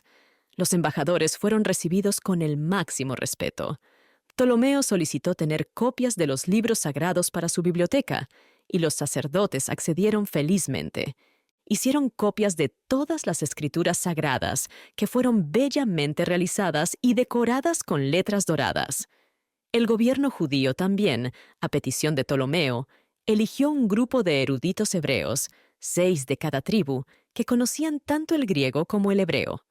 Su tarea era ir a Alejandría, específicamente al museo, y crear una traducción precisa de los libros hebreos al griego. Dado que había 12 tribus y se eligieron 6 traductores de cada una, un total de 72 traductores estuvieron involucrados. Esta traducción llegó a ser conocida como la Septuaginta, derivada del término latino Septuagint Duo, que significa 72. Aunque las personas fuera de Judea no consideraban estas escrituras hebreas como libros de autoridad divina, aún estaban muy interesadas en ellas como obras fascinantes de la historia. Los eruditos griegos y romanos que visitaban Alejandría para estudiar en el museo estaban particularmente intrigados. Se realizaron y distribuyeron copias de la traducción de la Septuaginta a otros países. Con el tiempo, se hicieron más copias, resultando en la circulación generalizada de la obra entre eruditos de todo el mundo. Cuando el cristianismo se extendió a través del Imperio Romano, los sacerdotes y monjes mostraron mucho interés en esta temprana traducción de una parte tan importante de las escrituras sagradas, incluso más que los antiguos eruditos. Realizaron nuevas copias para abadías, monasterios y colegios. Cuando se inventó la imprenta, esta obra fue una de las primeras en ser impresas, mostrando el asombroso poder de la tipografía. El manuscrito original, creado por los escribas de los 72, y todas las primeras copias que se hicieron de él, se han perdido o destruido hace mucho tiempo. Pero en cambio, ahora tenemos cientos de miles de libros impresos que contienen copias de él. Estos libros se encuentran en diversas bibliotecas, tanto públicas como privadas, en todo el mundo cristiano. Incluso ahora, después de más de 2000 años, puedes encontrar una copia de la Septuaginta de Ptolomeo en cualquier librería importante de cualquier país civilizado. Inicialmente fue obtenida a través de una embajada nacional y un gasto de más de $1.000.000, según cuentas. Sin embargo, hoy en día, puedes conseguirla fácilmente por el equivalente a 2 días de salario de un trabajador promedio. Además de construir el faro, el museo y el templo de Serapis, los primeros Ptolomeos llevaron a cabo muchos otros proyectos con el mismo objetivo. Estos proyectos tenían como objetivo reunir diversas fuentes de atracción, como el comercio, la literatura y la religión, en Alejandría. El propósito era hacer de la ciudad un centro prominente de interés y un destino popular para personas de todo el mundo. Recolectaron mucho dinero grabando pesadamente todos los cultivos crecidos en el Valle del Nilo. Las inundaciones anuales, que traían gran fertilidad, proporcionaron fondos para los tesoros reales. Por lo tanto, las lluvias en Abisinia, que es la fuente del Nilo, financiaron la construcción del faro en su boca y apoyaron el establecimiento de la biblioteca en Alejandría. Los impuestos impuestos a la gente de Egipto para proporcionar fondos para los Ptolomeos eran tan altos que la mayoría de la población agrícola apenas tenía suficiente para sobrevivir. Mientras admiramos la grandeza y magnificencia de la ciudad, también debemos reconocer la pobreza generalizada y la indigencia que enfrentaba la mayoría de la gente. Vivían en pequeñas aldeas con casas pobres a lo largo de las orillas del río, para que la capital pudiera tener hermosos templos y palacios. Pasaron sus vidas en oscuridad y falta de conocimiento para que 700.000 valiosos manuscritos pudieran ser recolectados en el museo para uso de filósofos y eruditos extranjeros. La política de los Ptolomeos probablemente fue la mejor, en general, para el progreso y el bienestar de la humanidad durante su tiempo. Sin embargo, no deberíamos pasar por alto los sacrificios que hicieron para lograr estos resultados. Hoy en día, podemos alcanzar resultados aún mayores sin el mismo nivel de sacrificio. Si la gente de Estados Unidos decidiera renunciar a las comodidades y conveniencias que disfrutan como individuos, el escenario cambiaría. Imagina si los agricultores que viven en sus acogedoras casas a lo largo del país decidieran abandonar sus hogares, muebles, alfombras, libros y los privilegios de sus hijos. Supongamos que solo conservan lo suficiente de su trabajo anual para apenas sostenerse a sí mismos y a sus familias, viviendo una vida básica en un refugio simple y desnudo. Si luego enviaran todos sus ingresos restantes a un soberano gobernante en la costa del Atlántico, este gobernante podría usar los fondos para construir una capital magnífica. Tal ciudad podría superar en grandeza y fama a la antigua Alejandría de los Ptolomeos. El país pagaría el mismo precio por su ciudad capital que lo que pagaron los antiguos egipcios por la suya. Los Ptolomeos utilizaron los ingresos fiscales que recaudaron de manera generosa e iluminada para alcanzar sus objetivos. Tenían grandes ideas como construir el faro, trasladar la estatua de Serapis y financiar el museo y la biblioteca. Estas ideas se ejecutaron con el máximo cuidado y perfección. Todas las demás acciones que planearon y llevaron a cabo para expandir y mejorar la ciudad se hicieron con el mismo enfoque científico e iluminado. Crearon nuevas calles, construyeron palacios magníficos, edificaron muelles, embarcaderos y rompeolas, y armaron y guarnecieron fortalezas y torres. También hicieron todo lo posible por atraer a un gran número de personas de las civilizaciones más avanzadas de esa época. La ciudad ofrecía grandes incentivos para que comerciantes, mecánicos y artesanos vivieran allí. Personas de todo el mundo, incluyendo poetas, pintores, escultores y eruditos, eran bienvenidos y se les proporcionaba todo lo necesario para su trabajo. Estos planes fueron muy exitosos. Alejandría rápidamente se volvió altamente considerada e importante. Cuando Cleopatra, que estaba destinada a gobernar sobre esta magnífica ciudad, apareció en escena, solo había una ciudad que podría rivalizar con la grandeza de Alejandría: Roma. Cleopatra. Capítulo 4. La vida temprana de Cleopatra. Cuando Cleopatra entró en escena, Roma era la única ciudad que podía compararse con Alejandría en términos de importancia y atractivo como capital. Roma tenía una ventaja sobre la ciudad egipcia. Su poder militar era mucho mayor y tenía influencia sobre muchas naciones. Alejandría gobernaba Egipto y algunas costas e islas cercanas. Sin embargo, durante los 3 siglos en los que Alejandría estaba creciendo en poder y reputación, el Imperio Romano se había expandido hasta abarcar casi todo el mundo civilizado. Egipto había estado, hasta ahora, demasiado lejos para ser accesible directamente. Sin embargo, los eventos en Egipto eventualmente se entrelazaron con las acciones del Imperio Romano, particularmente alrededor del tiempo en que nació Cleopatra. Esto tuvo un impacto significativo y único en su vida, y entender estos eventos es crucial para comprender completamente las circunstancias en las que comenzó su viaje. La expansión del Imperio Romano en Egipto y las interacciones resultantes entre los generales romanos y el gobernante egipcio contribuyeron significativamente a la fama de esta reina en particular. Su historia destaca y cautiva más que las de las otras 9 Cleopatras que gobernaron en la misma línea real. Ptolomeo Auletes, el padre de Cleopatra, era conocido por su estilo de vida disoluto y corrupto. Se entregaba a vicios y libertinaje. El único talento que parecía tener era tocar la flauta, de lo cual estaba orgulloso. Organizaba competencias musicales en Alejandría, donde los músicos tocaban por premios y reconocimiento. Él también participaba como competidor en estos concursos. La gente de Alejandría, y el mundo en general, creían que actividades como estas no merecían la atención de alguien que venía de una familia de gobernantes tan famosa. Despreciaban profundamente al rey por su mal comportamiento y crímenes, pero también menospreciaban su baja ambición. Había una pregunta sobre si tenía derecho a ser rey, porque su nacimiento, por parte de madre, no era legítimo y era de bajo estatus.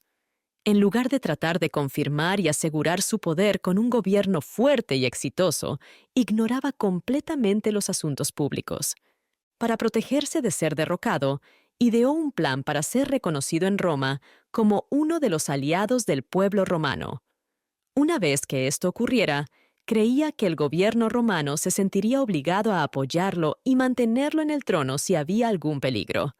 El gobierno romano era un tipo de república, y en ese momento los 2 hombres más poderosos del Estado eran Pompeyo y César. César estaba ganando poder en Roma cuando Ptolomeo solicitó una alianza. Mientras tanto, Pompeyo no estaba en Roma, ya que estaba luchando en una guerra contra Mitrídates, un poderoso gobernante que resistía el poder romano, en Asia Menor. César estaba muy endeudado y en desesperada necesidad de dinero. Necesitaba el dinero no solo para manejar sus problemas financieros actuales, sino también para financiar ciertos planes políticos importantes que tenía. Después de muchas discusiones y demoras, se acordó que César usaría su influencia para aliarse con el pueblo romano y Ptolomeo. A cambio, Ptolomeo pagaría a César la cantidad de 6.000 talentos, que es aproximadamente 6 millones de dólares. Parte del dinero, dijo César, era para Pompeyo. A Ptolomeo se le otorgó el título de aliado y acordó recaudar el dinero que había prometido aumentando los impuestos en su reino. Sin embargo, estas medidas que tomó para asegurar su trono terminaron llevando a su caída. La ira y la insatisfacción de su pueblo, que había sido generalizada e intensa antes, aunque había estado oculta y controlada, ahora estallaron en violencia abierta. Era insoportable tener estas nuevas medidas opresivas impuestas sobre ellos, además de todas las otras dificultades que ya habían soportado, especialmente considerando las razones detrás de ello. Ya era bastante duro para ellos tener su país vendido al pueblo romano, pero verse obligados a pagar por la transferencia era completamente intolerable. Alejandría se rebeló. Ptolomeo no se atrevió a actuar de manera decisiva o mantener la calma en ninguna situación. Su primer instinto fue huir de Alejandría para salvar su vida. El segundo fue ir a Roma y pedir ayuda al pueblo romano. Ptolomeo tenía 5 hijos cuando huyó. La mayor era la princesa Berenice, que ya era adulta. La segunda hija es Cleopatra, quien es el enfoque principal de esta historia.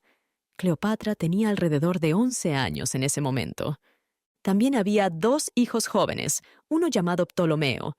Cuando los alejandrinos se enteraron de la huida de Ptolomeo, decidieron hacer de Berenice la nueva gobernante en su ausencia. Creían que los hijos eran demasiado jóvenes para tomar el control durante esta situación crítica, ya que era muy probable que Auletes, el padre, intentara recuperar su reino. Berenice aceptó de buena gana el honor y la autoridad que se le otorgaron. Se estableció en el palacio de su padre y comenzó su gobierno con gran pompa y opulencia. Con el tiempo, creyó que casarse con un príncipe de un reino vecino fortalecería su posición. Inicialmente, envió embajadores a proponer matrimonio a un príncipe llamado Antíoco de Siria. Los embajadores regresaron e informaron que Antíoco había fallecido, pero tenía un hermano llamado Seleuco, que se convirtió en el sucesor. Berenice, entonces, les envió de vuelta para hacer las mismas ofertas a él. Él aceptó las propuestas, vino a Egipto, y él y Berenice se casaron. Después de pasar algún tiempo con él, Berenice se dio cuenta de que no le gustaba como esposo, por lo que lo hizo estrangular. Finalmente, después de muchas otras intrigas y planificaciones secretas, Berenice logró negociar un segundo matrimonio y se casó con un príncipe, o alguien que afirmaba serlo, de un país en Asia Menor llamado Arquelao. Estaba más feliz con su segundo esposo en comparación con el primero, y finalmente comenzó a sentirse más estable y segura en su trono. Creía que ahora estaba lista para oponerse con éxito a su padre si él intentaba volver. Fue durante tiempos tumultuosos, rodeada por las influencias que eran comunes en los hogares de su padre y hermana, que Cleopatra pasó sus años formativos. A pesar de estar expuesta a varios actos inmorales y crueles, creció como una niña espirituosa y hermosa en los palacios reales, aunque algo descuidada y mimada. Mientras tanto, Auletes, el padre, continuó su viaje hacia Roma. Su reputación e historia eran ampliamente conocidas entre las naciones vecinas y era universalmente despreciado. Esto se debía a su vida pasada de inmoralidad vergonzosa y su acto actual de huir de los problemas causados por sus vicios y crímenes. Hizo una parada en Rodas durante su viaje. En ese momento, Cato, un famoso filósofo y general romano, también estaba allí. Cato era una persona conocida por su fuerte e inquebrantable virtud y tenía mucha influencia en los asuntos públicos en ese tiempo. Ptolomeo envió un mensajero para informar a Cato sobre su llegada, pensando que el general romano vendría rápidamente a rendirle honores. A él, un rey de Egipto, aunque actualmente enfrentaba algunas dificultades. Cato le dijo al mensajero que no creía tener ningún asunto específico con Ptolomeo, pero si Ptolomeo tenía algún asunto con él, podría venir y ver a Cato si quería. Ptolomeo tuvo que controlar su ira y aceptar esto.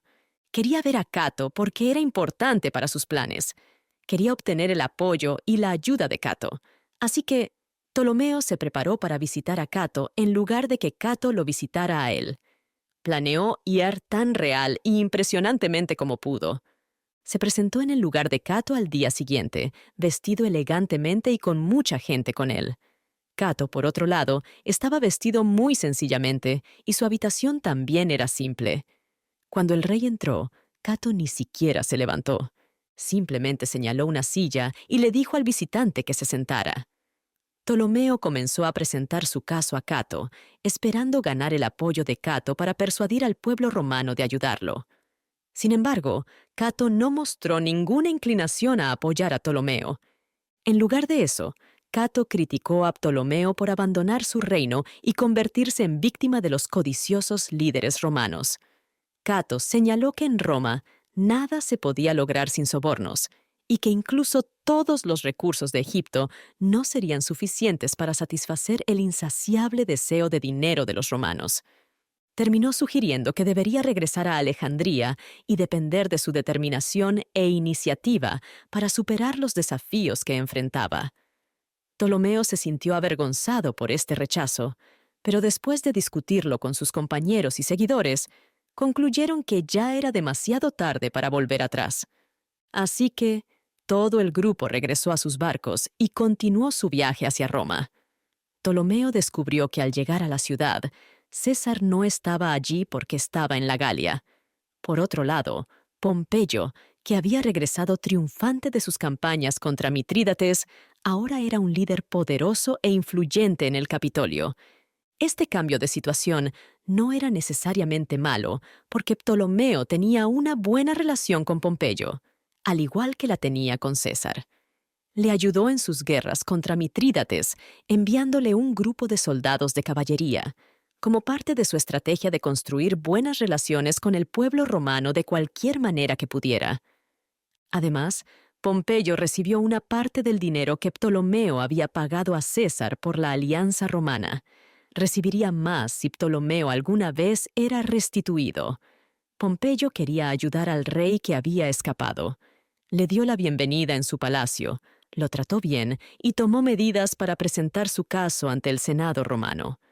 Pidió al Senado que tomara medidas rápidas y firmes para restaurar al rey, porque estaban obligados a protegerlo de sus súbditos rebeldes. Inicialmente hubo cierta oposición en el Senado romano para apoyar a un hombre así, pero fue rápidamente suprimida. Esto se debió a la influencia de Pompeyo y las promesas y sobornos de Ptolomeo. El Senado decidió restituir al rey en su trono y comenzó a hacer preparativos para implementar el plan. Las provincias romanas más cercanas a Egipto eran Cilicia y Siria, que se encuentran en la costa oriental y nororiental del mar Mediterráneo, al norte de Judea. Las fuerzas estacionadas en estas provincias serían las más convenientes para proporcionar las tropas necesarias para la expedición. La provincia de Cilicia estaba bajo el mando del cónsul Lentulus. Lentulus estaba en Roma en ese momento por una razón temporal, dejando su provincia y las tropas estacionadas allí bajo el mando de un general teniente llamado Gabinius. Se decidió que Lentulus, junto con sus fuerzas sirias, sería responsable de restaurar a Ptolomeo en su trono. Sin embargo, antes de que estos planes pudieran finalizarse, ocurrió un incidente que representó una seria amenaza para su éxito. Parece que cuando el padre de Cleopatra inicialmente dejó Egipto, difundió un rumor de que había sido asesinado durante la revuelta. El propósito de este plan era ocultar y disfrazar su escape. El gobierno de Berenice rápidamente descubrió lo que había sucedido y se enteró de que el fugitivo se había dirigido hacia Roma.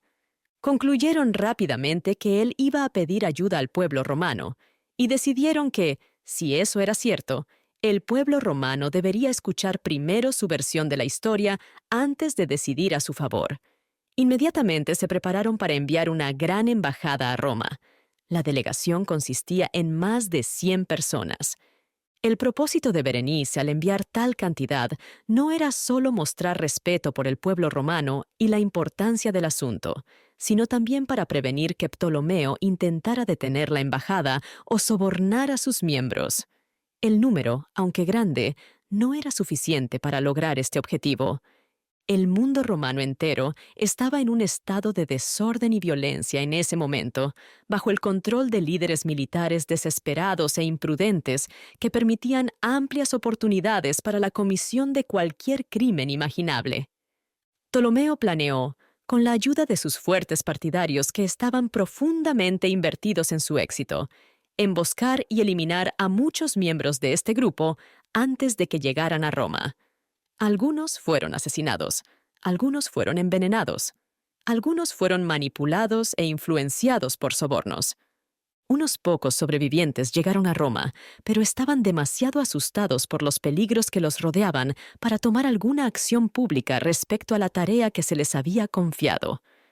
Ptolomeo comenzó a sentirse satisfecho consigo mismo por haber superado astutamente a su hija en sus intentos de defenderse contra sus planes.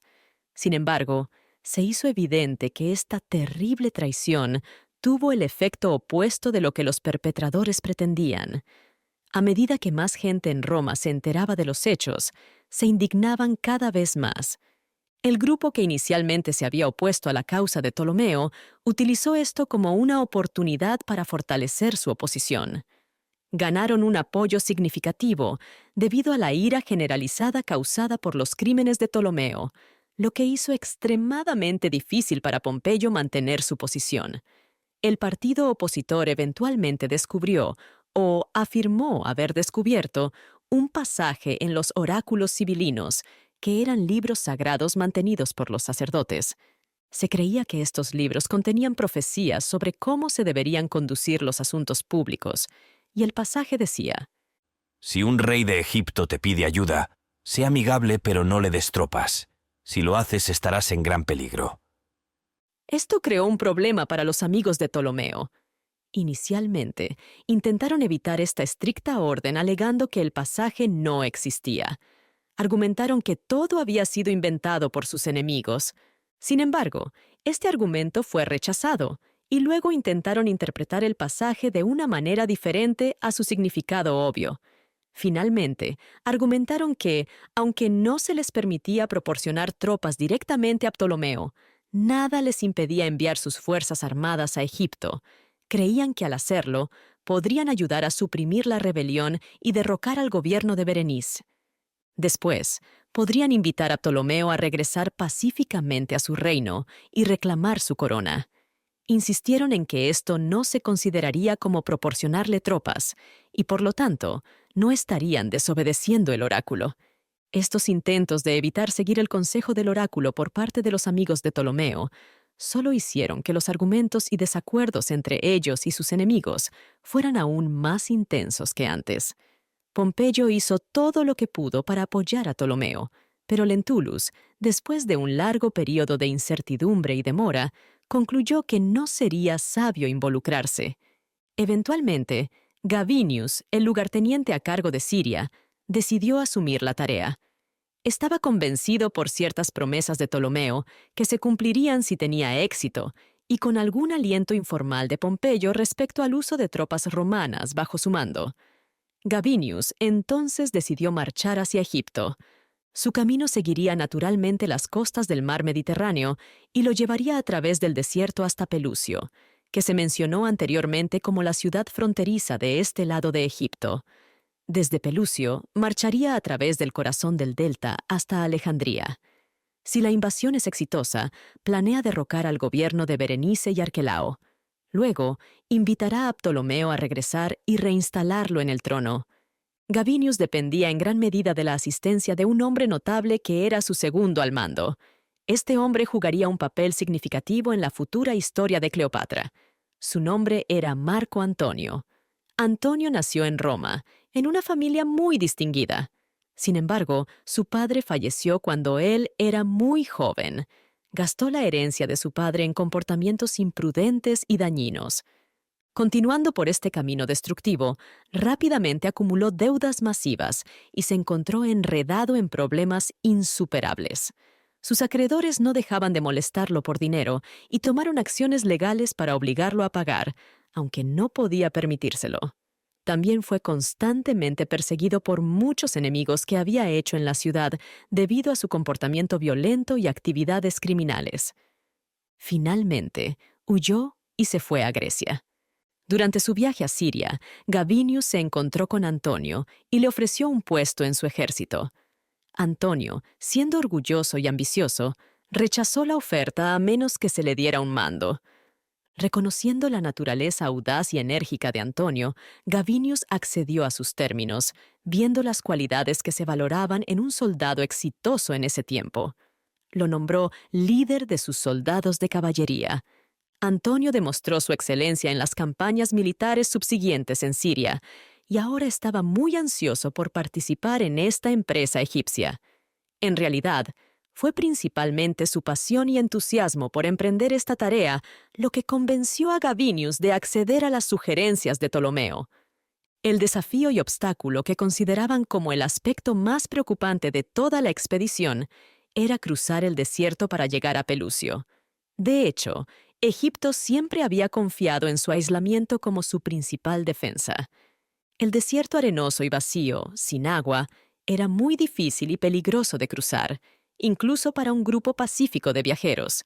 Sería aún más peligroso para un ejército, ya que estarían expuestos a ataques enemigos en el camino y enfrentarían una fuerte oposición cuando llegaran al país habitado, exhaustos por las dificultades del viaje. Muchas veces en la historia antigua, grandes ejércitos intentaron marchar a través de los desiertos que rodean Egipto, pero a menudo fueron destruidos por el hambre, la sed o las tormentas de arena. Sin embargo, estos desafíos y riesgos no asustaban en absoluto a Marco Antonio. La perspectiva de superarlos y alcanzar la gloria fue una de las principales razones por las que decidió emprender esta empresa. Los peligros del desierto eran una de las cosas que hacían atractiva la expedición. Lideró su caballería adelante de Gabinius para capturar Pelucio y crear un camino para que el resto del ejército entrara en Egipto. Ptolomeo fue con Antonio. Se suponía que Gabinius lo seguiría. A pesar de sus defectos, por decirlo suavemente, Marco Antonio tenía algunas cualidades admirables. Era apasionado, pero permanecía tranquilo, compuesto y sabio. Consistentemente mostraba una generosidad genuina y noble en sus acciones y personalidad, lo que lo hacía querido por sus compañeros. En ese momento, tenía alrededor de 28 años. Era alto y tenía una apariencia varonil. Su rostro parecía inteligente y expresivo, con una frente alta, una nariz aguileña y ojos vivaces. Se vestía de manera muy simple y casual, y actuaba muy amigable y relajado al interactuar con sus soldados. Se unía a ellos en sus deportes, bromeaba con ellos y recibía de buen grado sus bromas a cambio. También compartía sus comidas con ellos alrededor de sus sencillas mesas, en el campo abierto. Estos hábitos de interacción con sus hombres habrían sido perjudiciales para su autoridad si hubiera sido un comandante ordinario. Sin embargo, en el caso de Marco Antonio, estas maneras abiertas y familiares solo sirvieron para resaltar y obtener más admiración por su genio militar e intelecto. Antonio lideró a su grupo de caballería de manera rápida y segura a través del desierto y llegó a Pelucio. La ciudad no estaba preparada para luchar y se rindió inmediatamente. Toda la guarnición se convirtió en sus prisioneros. Ptolomeo quería que todos fueran ejecutados de inmediato, considerándolos rebeldes que merecían la muerte. Sin embargo, Antonio, fiel a su carácter, rechazó firmemente cualquier crueldad de ese tipo. Ptolomeo tuvo que esperar antes de tomar venganza porque aún no tenía el poder, pero estaba seguro de que el día de su victoria sobre su hija y sus partidarios llegaría pronto. Berenice y su gobierno se asustaron cuando se enteraron de que Antonio y Ptolomeo habían llegado a Pelucio. La ciudad había caído, y Gabinius venía con un enorme ejército de soldados romanos. Arquelao, el esposo de Berenice, había sido amigo de Antonio en el pasado. Antonio todavía los consideraba amigos, aunque tenían que luchar el uno contra el otro por el reino. El gobierno de Berenice formó un ejército. Arquelao tomó el mando de él y avanzó para enfrentar al enemigo. Mientras tanto, Gabinius llegó con las principales tropas romanas y comenzaron su marcha, junto con Antonio, hacia la capital. Dado que tuvieron que desviarse hacia el sur para evitar las entradas y lagunas que se extienden en la tierra en la costa norte de Egipto, su camino los llevó a través de la parte central del delta. Se llevaron a cabo numerosas batallas, con los romanos emergiendo consistentemente victoriosos. Los soldados egipcios estaban descontentos y rebeldes. Pudieron sentirse así porque veían al gobierno por el que se les obligaba a luchar como ilegítimo. Eventualmente, se libró una batalla decisiva. Arquelao fue asesinado, Berenice fue capturada y su gobierno fue destruido. Esto permitió que los ejércitos romanos marcharan hacia Alejandría. Marco Antonio y Ptolomeo eran considerados hombres depravados y viciosos, pero de maneras diferentes en comparación con el padre de Cleopatra. La diferencia entre los hombres se hizo evidente en cómo enfocaban su interés y atención después de la batalla. Durante el conflicto, el rey y la reina egipcios, Arquelao y Berenice, fueron figuras clave para ambos, Antonio y Ptolomeo, cada uno destacando en el ejército opuesto. Antonio estaba particularmente enfocado en el bienestar de su amigo, el rey, mientras que Ptolomeo estaba profundamente preocupado por el destino de su hija, Berenice. Después de que terminó la batalla, es probable que Ptolomeo estuviera enfocado en el hecho de que su hija había sido capturada, mientras que Antonio estaría consumido por la noticia de la muerte de su amigo. Una persona estaba feliz y la otra triste. Antonio buscó el cuerpo de su amigo en el campo de batalla y cuando lo encontró, se concentró en darle un entierro muy grandioso. En el funeral, parecía que realmente sentía tristeza honesta por la muerte de su viejo amigo. Ptolomeo, sin embargo, estaba muy feliz de encontrar a su hija como su prisionera. El momento que había estado esperando para obtener su venganza finalmente había llegado, y lo primero que hizo cuando tomó el control en Alejandría fue ordenar la ejecución de su hija. Cleopatra. Capítulo 5. La princesa exiliada. Pesadillas antes del amor de César. Durante el tiempo en que el padre de Cleopatra y su hermana tenían una terrible discusión, como se describió en el capítulo anterior, Cleopatra vivía en el Palacio Real en Alejandría. Era una joven atractiva, de aproximadamente 15 años. Afortunadamente, era demasiado joven para involucrarse en la disputa. Sus dos hermanos eran aún más jóvenes que ella. Los tres permanecieron en los palacios reales, observando la revolución sin ser afectados por ella. Curiosamente, ambos niños se llamaban Ptolomeo. La ciudad de Alejandría estaba muy emocionada cuando el ejército romano entró para restablecer a su padre en el trono. Muchas personas en la ciudad estaban contentas de tener de vuelta al rey anterior. Las observaciones históricas de las monarquías muestran que cuando un rey legítimo o una dinastía son derrocados por una población rebelde, la situación a menudo cambia con el tiempo. Incluso si el gobierno destronado era tiránico y marcado por crímenes atroces, la gente tiende a abrirse a la idea de restauración en unos pocos años. En este caso específico, no había una diferencia significativa en el gobierno de Berenice, quien reemplazó a su padre, para hacerlo una excepción a esta regla general. La mayoría de las personas, especialmente aquellas que no participaron en el gobierno de Berenice, estaban ansiosas por dar la bienvenida a Ptolomeo de vuelta a su capital. Sin embargo, aquellos que sí participaron en el gobierno fueron ejecutados por órdenes de Ptolomeo. Había mucha emoción en la ciudad cuando llegó el ejército romano. Hasta entonces, Egipto había sido mayormente influenciado y controlado por griegos, tanto en posiciones civiles como militares.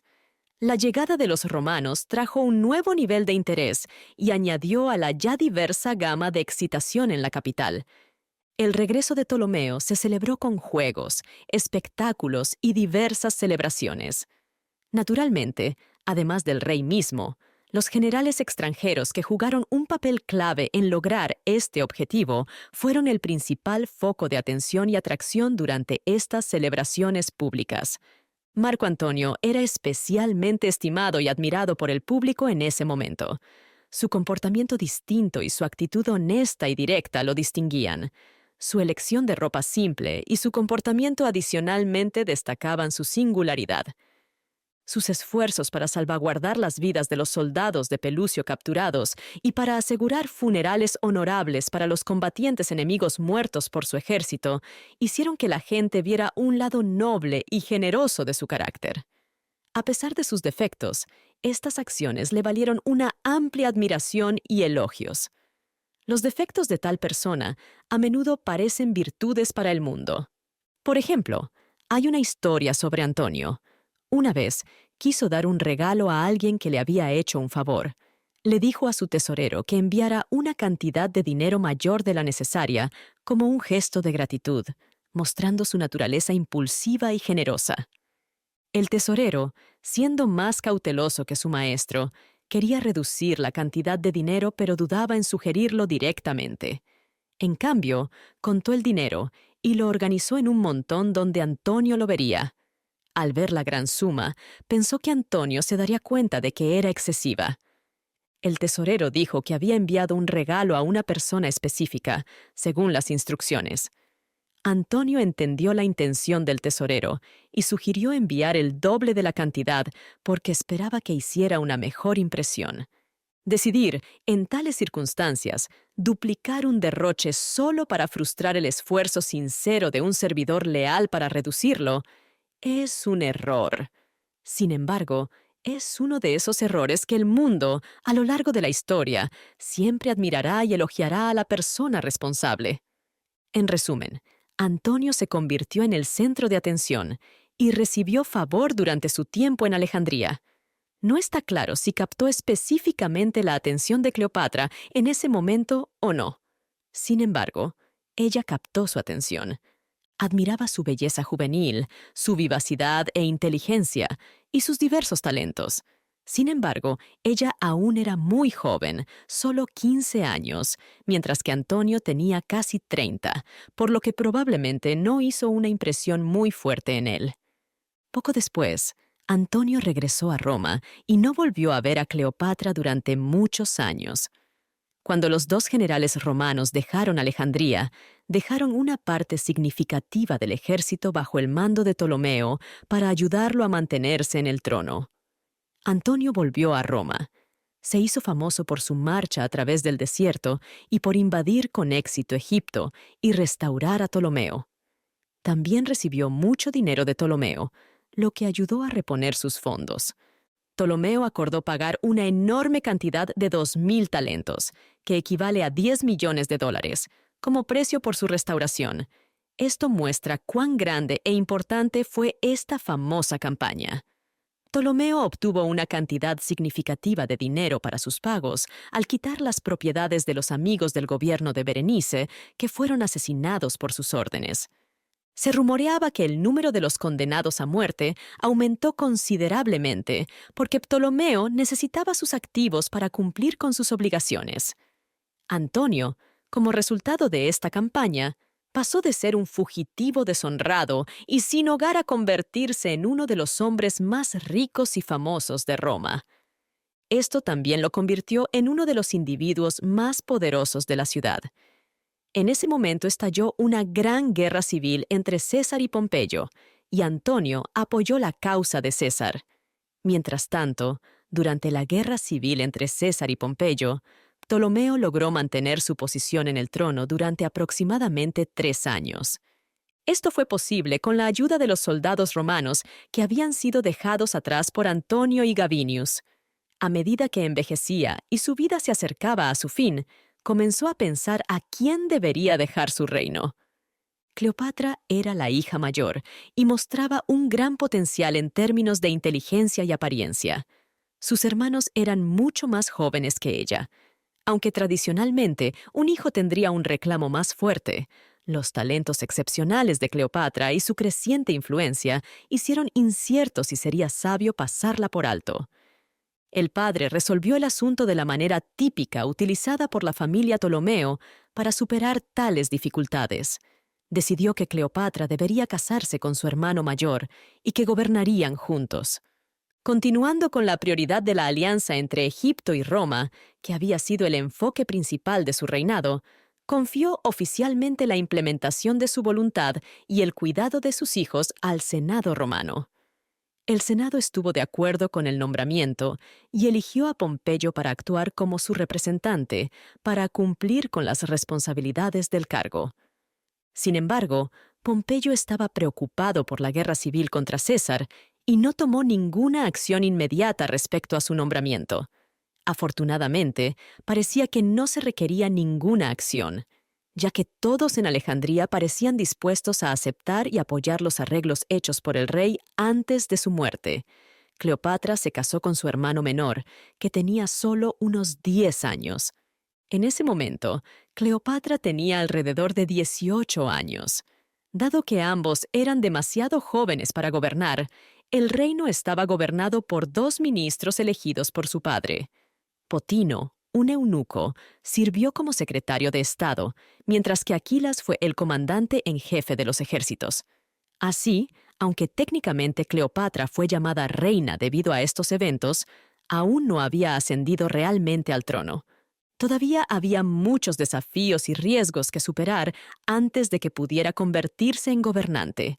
En lugar de intentar activamente acelerar este proceso, parecía aceptar tranquilamente los arreglos que su padre había hecho por un tiempo. Potino era un eunuco que servía como oficial de gobierno bajo Ptolomeo. Era orgulloso, ambicioso y dominante, con un fuerte deseo de gobernar. Estaba dispuesto a usar cualquier medio necesario para alcanzar sus objetivos. Anteriormente, había visto a Cleopatra como una niña pequeña. Ahora que ella era reina, era reacio a darle poder real. Observó su crecimiento personal y la creciente influencia sobre los demás en los primeros años tras la muerte de su padre. Esta observación hizo que su envidia y antipatía hacia ella crecieran rápidamente.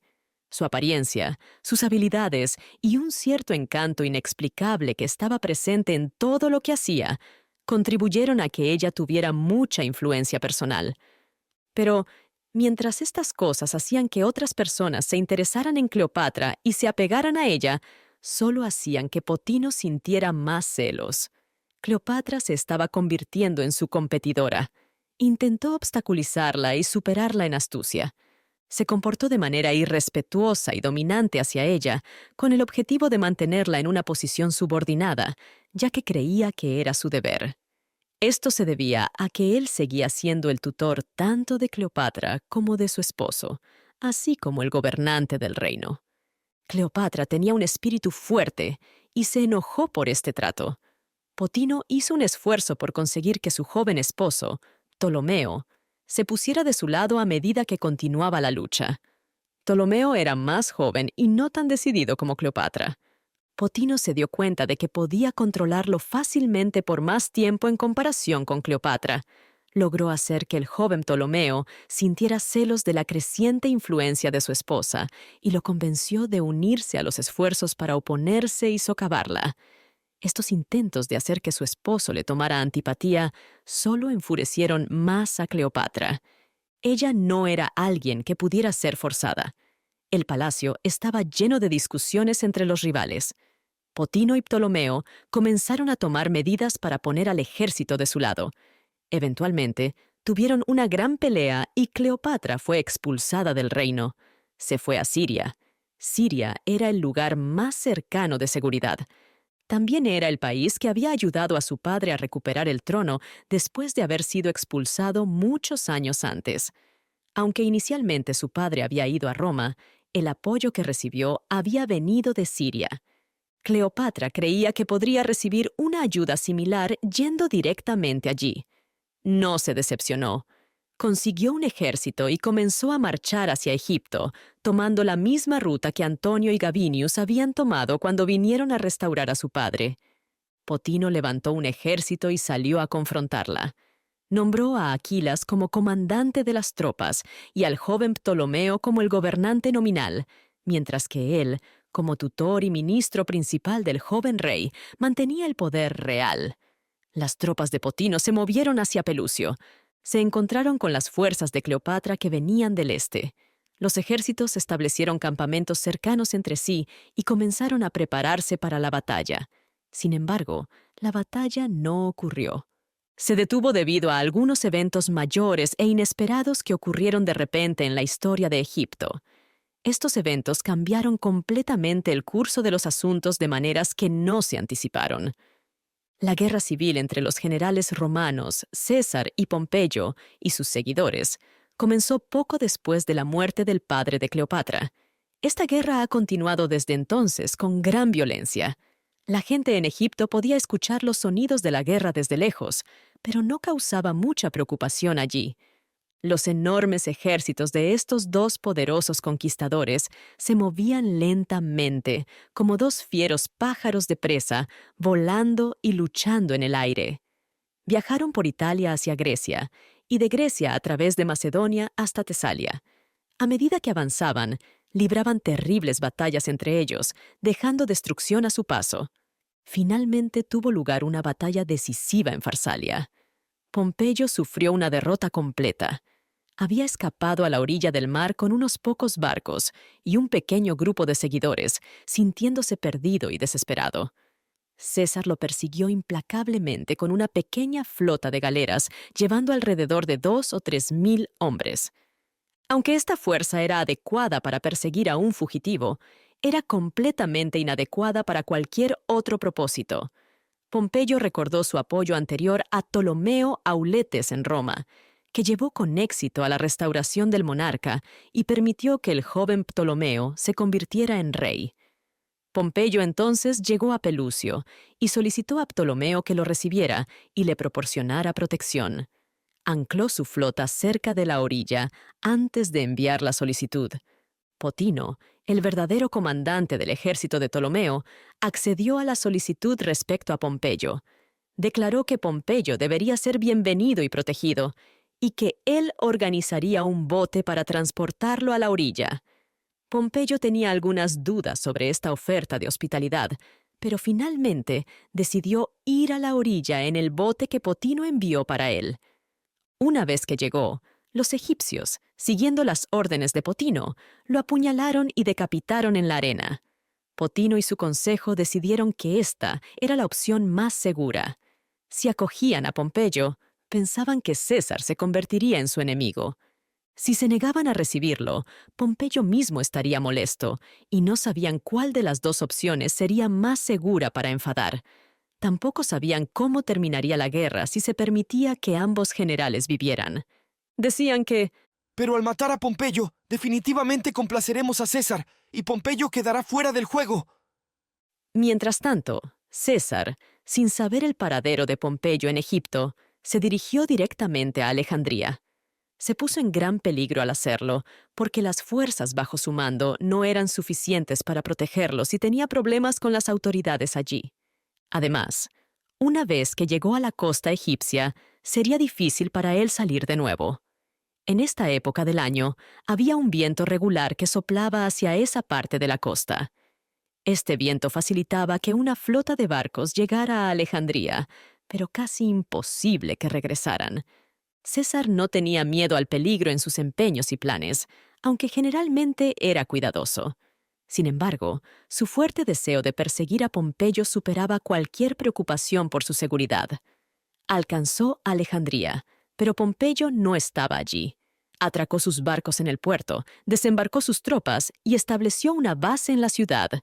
Por un giro del destino, al mismo tiempo, ocurrieron dos eventos significativos: el asesinato de un general romano bien conocido en la costa oriental y la llegada del general César a Alejandría en la costa occidental. Estos eventos ocurrieron rápidamente y al mismo tiempo, como truenos repentinos. La noticia sorprendió a todo el país y capturó la atención de todos. En los campamentos de Cleopatra y Ptolomeo en Pelucio había excitación y asombro.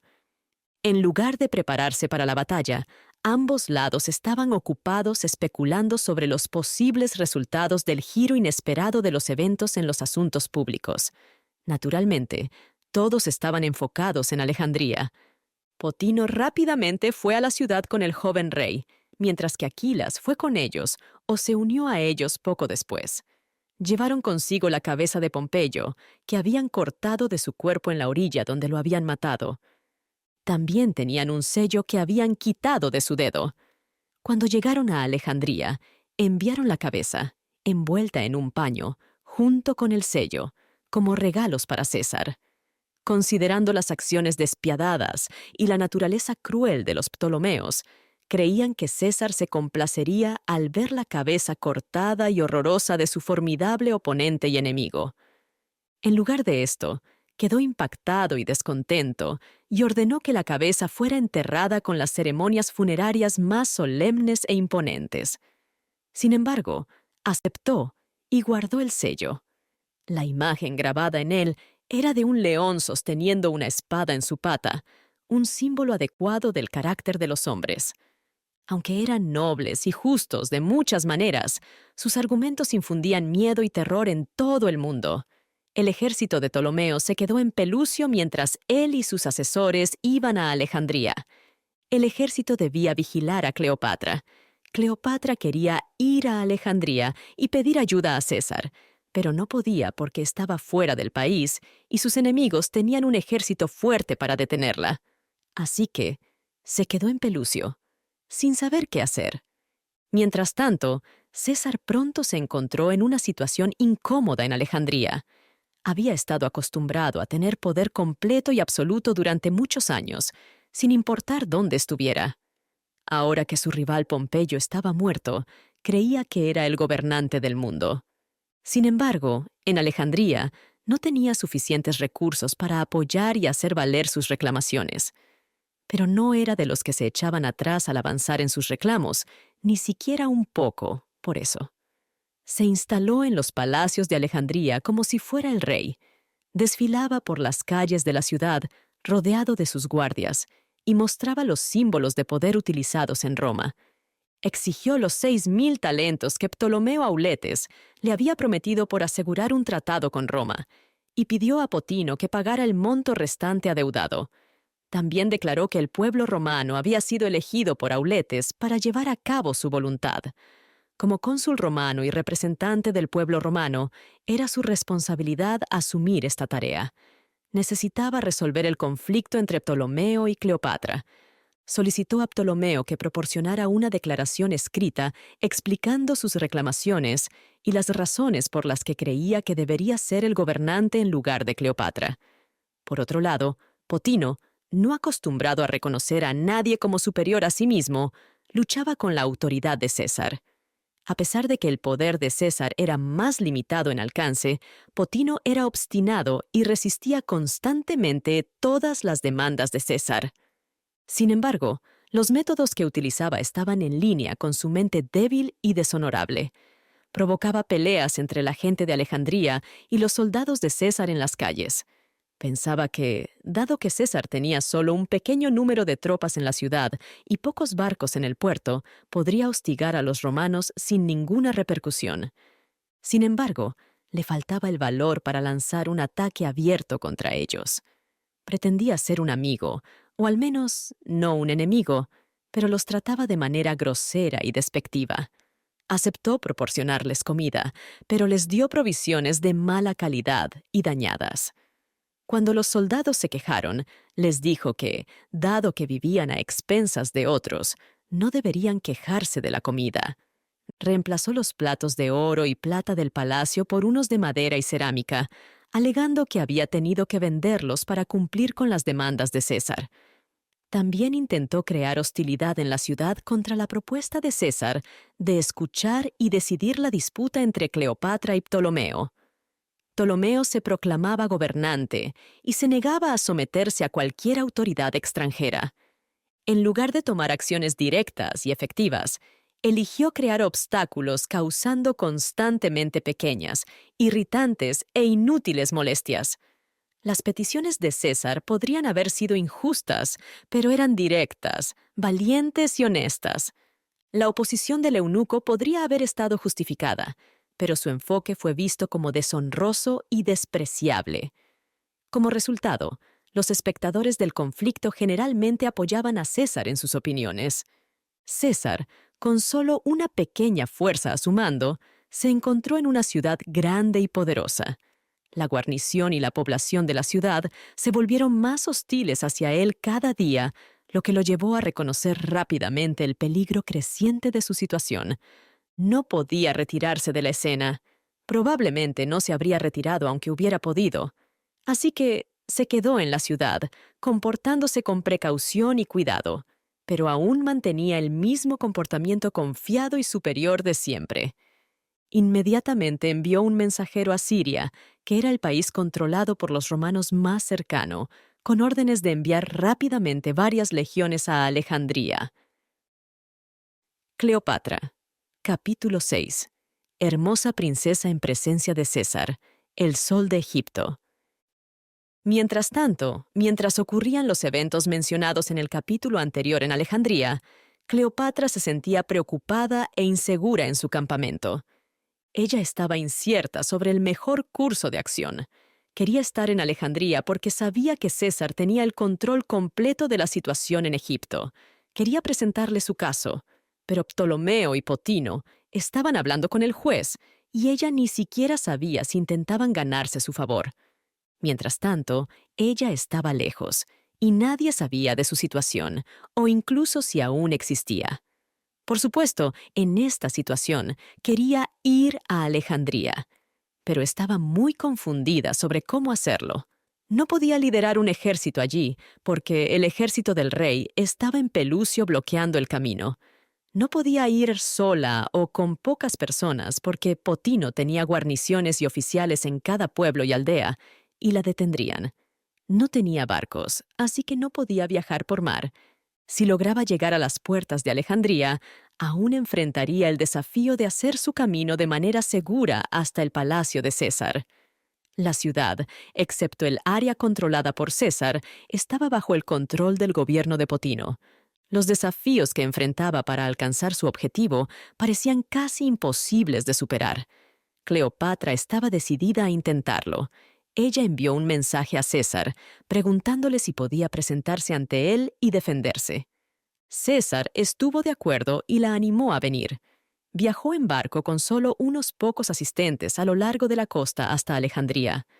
Su principal partidario en este viaje riesgoso fue un sirviente llamado Apolodoro. También tenía algunos otros asistentes con ella. Cuando llegaron a Alejandría, esperaron hasta la noche y luego se acercaron a la base de las murallas de la ciudadela. Aquí, Apolodoro envolvió a la reina en un pedazo de alfombra y lo cubrió con un paño para hacerlo parecer un paquete común de mercancías.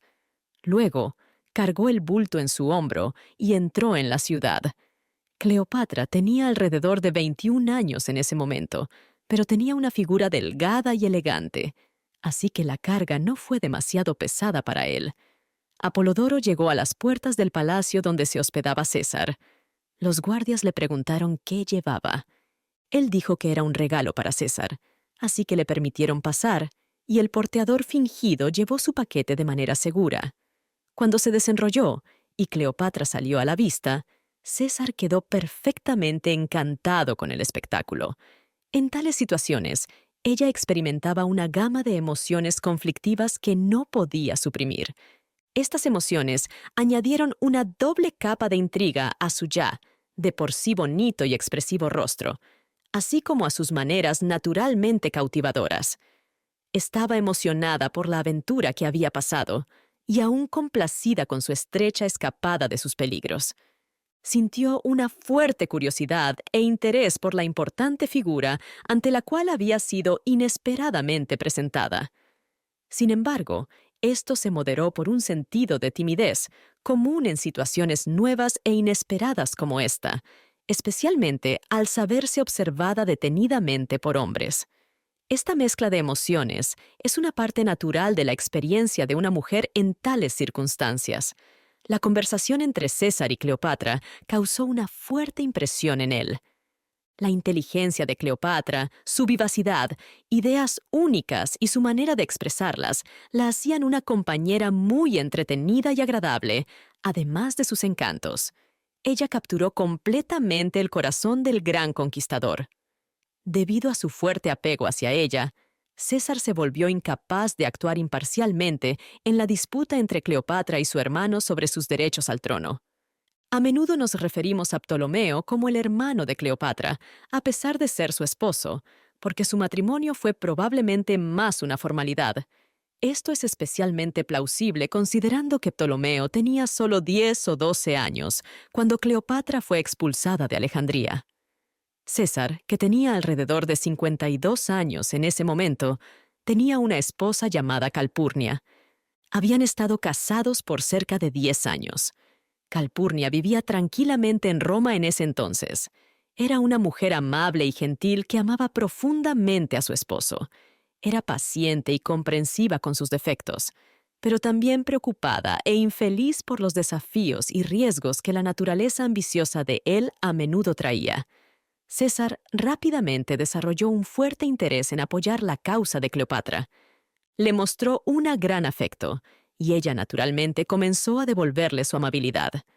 Para Cleopatra, tener un amigo sincero y dedicado que buscara protegerla y hacerla feliz era una experiencia nueva y bienvenida. Su padre siempre la había descuidado, y su hermano menor, menos maduro, a quien se vio obligada a casarse, se había convertido en su peor enemigo. Aunque él era solo un peón utilizado por otros para despojarla de su herencia y exiliarla, esto no hacía que ella lo viera con mejores ojos. En cambio, lo hacía parecer tanto despreciable como lamentable en sus ojos. Incluso los funcionarios del gobierno en la corte alejandrina se habían vuelto contra ella. Creían que podrían ejercer un mayor control sobre su hermano en su ausencia. Así, siempre había estado rodeada de enemigos egoístas, codiciosos e implacables. Ahora, por primera vez, parecía tener un amigo. De repente, encontró un protector dispuesto a apoyarla y defenderla. Este hombre no solo era atractivo y se comportaba bien, sino que también poseía una naturaleza noble y generosa, junto con un alto estatus social. Él la amaba, y ella no pudo evitar corresponderle su amor. Ella confió plenamente en él, compartió todos sus intereses con él y se entregó completamente a su control. Su completa confianza en él no era infundada, especialmente cuando se trataba de sus intentos por devolverla al poder. Las legiones de César desde Siria aún no habían llegado, por lo que su posición en Alejandría era débil e incierta. Sin embargo, mantuvo su actitud confiada y decidida, sin perder tiempo en trabajar hacia la reinstalación de Cleopatra. La audaz afirmación de César de decidir el gobernante en un país donde había llegado por casualidad, en medio de una lucha de poder por el trono, destacó la extensión de la autoridad romana en ese tiempo. Su aserción, hecha sin ningún medio real para hacerla cumplir, reflejaba cuánto poder y respeto comandaba el Imperio Romano a los ojos de personas alrededor del mundo. También revela las cualidades únicas y la personalidad de César. Poco después de la llegada de Cleopatra, César convocó al joven Ptolomeo y le aconsejó que trajera a Cleopatra de vuelta. Ptolomeo, que era lo suficientemente mayor para tener sus propios pensamientos, estaba fuertemente en desacuerdo con esta idea. Durante su conversación, Ptolomeo descubrió que Cleopatra estaba en Alejandría, escondida en el palacio de César. Este conocimiento lo enfureció y entristeció mucho. Dejó la presencia de César furioso. Se quitó la corona que usualmente llevaba en público, la arrojó al suelo y la pisoteó. Le dijo a la gente que había sido traicionado y mostró signos de extrema frustración y decepción. En sus esfuerzos por incitar la ira pública contra César y los romanos, centró su queja en las acciones de su hermana. Enfatizó la impropiedad de que ella se entregara a César, utilizando esto como un punto clave para provocar indignación. Es bastante posible que sus celos y enojo provinieran de algo más que solo las acciones de su hermana. Considerando que probablemente compartía rasgos con otros Ptolomeos de su familia, su verdadera preocupación era probablemente que Cleopatra ganara influencia y poder significativos. Este temor se intensificaría por su alianza con un protector tan distinguido. Sin embargo, Ptolomeo, junto con Potino, Aquilas y todos sus otros amigos y partidarios, lograron crear un alboroto generalizado e intenso en la ciudad. La gente se agitaba, reuniéndose en multitudes grandes y enojadas, llenas de indignación. Algunas personas entendían las razones de su enojo y actuaban en consecuencia. Algunos individuos eran conscientes de que el motivo detrás del brote repentino era apuntar a los romanos. Estaban listos para participar en cualquier acto violento contra estos intrusos extranjeros. Su disposición para actuar estaba presente independientemente de tener una razón específica o no. Muchos otros, la mayoría de los cuales no tenían un verdadero entendimiento de la situación, solo sabían que el caos y la conmoción seguirían en los palacios y sus alrededores. Se sintieron atraídos por la escena, queriendo ser parte de la acción. Ptolomeo y sus oficiales no tenían un gran grupo de soldados en Alejandría. Los eventos que habían ocurrido desde que César llegó habían sucedido muy rápidamente, por lo que aún no había pasado mucho tiempo. El ejército principal todavía estaba en Pelucio. El grupo principal que atacó a César fue la población de la ciudad, liderada por los guardias del rey. César solo tenía una pequeña parte de sus fuerzas en el palacio durante el ataque. El resto de sus fuerzas estaban dispersas por la ciudad. A pesar de esto, César no se preocupó y no se limitó a acciones defensivas. envió un grupo de sus soldados para capturar a Ptolomeo y traerlo de vuelta como prisionero. Los soldados, entrenados y disciplinados como expertos combatientes romanos, estaban llenos de entusiasmo y energía. Este tipo de espíritu a menudo ocurre en tropas lideradas por el propio César. Con estas ventajas, podrían lograr casi cualquier misión, incluso contra una gran y enfurecida población civil. Los soldados salieron, capturaron a Ptolomeo y lo trajeron de vuelta. La gente inicialmente quedó impactada por la audacia de esta acción y luego enfurecida por el desprecio hacia ella, vista como un ataque a su gobernante. El alboroto habría crecido aún más, pero César, que había logrado sus objetivos de capturar tanto a Cleopatra como a Ptolomeo, decidió que lo mejor era calmar las cosas. Subió a una ventana alta en su palacio donde la multitud enojada no podía alcanzarlo y comenzó a señalar que quería hablar con ellos.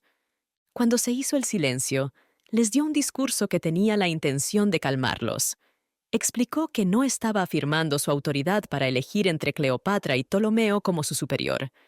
En cambio, su papel era cumplir con la responsabilidad que le había confiado Ptolomeo Auletes, su padre. Este deber involucraba representar los intereses del pueblo romano. Además de esto, afirmó que no tenía autoridad en el asunto. Su único objetivo, al cumplir con su deber de revisar el caso, era resolver el problema de manera justa y razonable para todas las partes involucradas. Esto era para prevenir que la guerra civil escalara y causara daños severos al país. Les aconsejó que se fueran y dejaran de causar problemas en la ciudad. Prometió resolver el problema entre Cleopatra y Ptolomeo y creía que todos estarían contentos con su decisión. Este discurso, dado con elocuencia y persuasión, de una manera digna e imponente por la que eran conocidos los discursos de César a multitudes rebeldes, tuvo un impacto significativo. Algunas personas quedaron convencidas, mientras que otras fueron silenciadas. Aquellos que permanecieron resentidos y enojados se encontraron impotentes debido a la pacificación de la mayoría. La multitud enojada se dispersó, y Ptolomeo se quedó con Cleopatra bajo la guardia de César. Al día siguiente, César cumplió su promesa y convocó una reunión con individuos influyentes de Alejandría y funcionarios gubernamentales. Presentó a Ptolomeo y Cleopatra para resolver su conflicto. El testamento original creado por Ptolomeo Auletes había sido almacenado en los registros públicos de Alejandría y estaba bien conservado. También se había enviado una copia verificada del testamento a Roma. César sacó el testamento original y lo leyó ante la asamblea. Las disposiciones eran muy claras. Establecía que Cleopatra y Ptolomeo debían casarse y tener poder conjunto como rey y reina. El documento reconocía a la mancomunidad romana como un aliado de Egipto. Designaba al gobierno romano como el ejecutor del testamento y el tutor de ambos, el rey y la reina. Este documento era muy claro y explícito. Solo con leerlo, parecía responder a la pregunta. César proclamó que Cleopatra debería tener el mismo poder que Ptolomeo. Como representante romano y ejecutor del testamento, declaró que era su deber salvaguardar los derechos tanto del rey como de la reina. Era difícil discutir su decisión. Además de Cleopatra y Ptolomeo, había otros 2 hijos de Ptolomeo Auletes en la familia real en ese momento. Una era una niña llamada Arsínoe. El otro era un niño que, curiosamente, tenía el mismo nombre que su hermano, Ptolomeo. Los niños en cuestión eran bastante jóvenes. Sin embargo, César creía que otorgarles un territorio real podría ganar el favor de los alejandrinos y aumentar la probabilidad de que aceptaran su decisión. Sugirió asignarles la isla de Chipre. Esto era un regalo porque Chipre estaba bajo control romano en ese momento. Todos parecían felices con esta decisión excepto Potino. Siempre había sido un enemigo fuerte y de larga data de Cleopatra, y sabía que su reinstauración conduciría a su caída y ruina. Salió de la reunión sintiéndose molesto y decidió que no estaría de acuerdo con la decisión. En cambio, tomaría medidas de inmediato para evitar que sucediera. César organizó una serie de eventos y fiestas para celebrar y confirmar la restauración de una buena relación entre el rey y la reina y el consiguiente fin de la guerra. Pensó que tener grandes celebraciones ayudaría a eliminar cualquier mal sentimiento que la gente aún tuviera. Esperaba que estos eventos hicieran que todos en la ciudad se sintieran más amables y amistosos entre sí. La gente estuvo de acuerdo con estas medidas y trabajó activamente para hacerlas realidad. Sin embargo, Potino y Aquilas intentaron secretamente organizar un grupo y hacer planes para eliminar la influencia de César y hacer de Ptolomeo el único gobernante nuevamente. Potino le decía a todos los que le escuchaban que la verdadera intención de César era hacer de Cleopatra la única reina y eliminar a Ptolomeo del poder. Le surgía a unirse a él para oponerse a este plan, ya que resultaría en que Egipto fuera gobernado por una mujer. También ideó un plan con Aquilas para llamar al ejército de Pelucio. El ejército tenía 30.000 hombres. Los conspiradores pensaron que si podían llevar este ejército a Alejandría y mantenerlo bajo el mando de Potino, obtendrían una ventaja significativa. Con este ejército, creían que podrían sobrepasar a César y sus 3.000 soldados romanos. Sin embargo, había un riesgo al ordenar al ejército marchar hacia la capital. Ptolomeo, bajo la influencia de César, podría comunicarse con los oficiales y tomar el mando del ejército, saboteando así los planes de los conspiradores. Para evitar esto, se acordó que Aquilas dejaría Alejandría, iría al campamento en Pelucio, tomaría el mando de las tropas allí y las lideraría hacia la capital. Solo seguiría órdenes de Potino durante estas acciones y después de su llegada. Aunque probablemente había guardias en las puertas y caminos fuera de la ciudad, Aquilas logró escapar y unirse al ejército. Lideró las tropas y comenzó la marcha hacia la capital. Potino se quedó en la ciudad como un espía, pretendiendo estar de acuerdo con la decisión de César y ser amigable con él. Pero en secreto, estaba planeando derrocar a César y recopilando información para ayudar al ejército y a Aquilas cuando llegaran. Todas estas cosas se hicieron en secreto, y los conspiradores fueron muy astutos en planificar y ejecutar sus complots. César parecía no saber lo que sus enemigos estaban haciendo hasta que escuchó que el ejército de Ptolomeo, con al menos 20.000 soldados, se acercaba a la ciudad. Mientras tanto, las fuerzas que había solicitado de Siria aún no habían llegado. Con recursos limitados, no tuvo más opción que proteger la capital y asimismo lo mejor posible. Decidió probar el impacto de las órdenes enviadas en nombre de Ptolomeo para evitar que el ejército se acercara a la ciudad. Se dieron estas órdenes a 2 oficiales y se les envió a entregarlas a Aquilas. Los nombres de los oficiales eran Dioscórides y Serapión. Es evidente por la situación que en tiempos antiguos, la autoridad e importancia de un rey eran altamente consideradas. Esto es ejemplificado por Aquilas, quien, a la llegada de estos hombres con una orden clara de Ptolomeo, eligió matarlos inmediatamente en lugar de escuchar su mensaje. Esta decisión fue probablemente tomada para evitar la responsabilidad de desobedecer las órdenes. Sabía que si lograba capturar Alejandría exitosamente, expulsar a César y a Cleopatra y restaurar a Ptolomeo como el único gobernante, es probable que el rey estuviera satisfecho con el resultado. En tal escenario, cualquier mala conducta pasada de su parte podría ser pasada por alto, siempre y cuando no desafiara abiertamente una orden directa. Independientemente de la naturaleza de los comandos traídos por estos mensajeros, él creía que probablemente fueron dados bajo la autoridad de César y no por elección propia de Ptolomeo. En casos donde los comandos venían en nombre de Ptolomeo, era una práctica común entre los oficiales que servían bajo gobernantes militares antiguos. A menudo optaban por eliminar a los mensajeros en lugar de recibir el comando, ya que esto evitaba el riesgo directo de desobedecer una orden real. Aquilas entonces ordenó que los oficiales fueran capturados y asesinados. Los soldados siguieron las órdenes y los apuñalaron, y luego los cuerpos fueron llevados. Sin embargo, se descubrió que los soldados no habían completado sus tareas adecuadamente. No estaban interesados en el asesinato a sangre fría, y quizás sintieron un sentido de compasión que les impidió hacerlo. Al final, aunque ambos hombres resultaron gravemente heridos, solo uno de ellos murió. El otro vivió y se recuperó.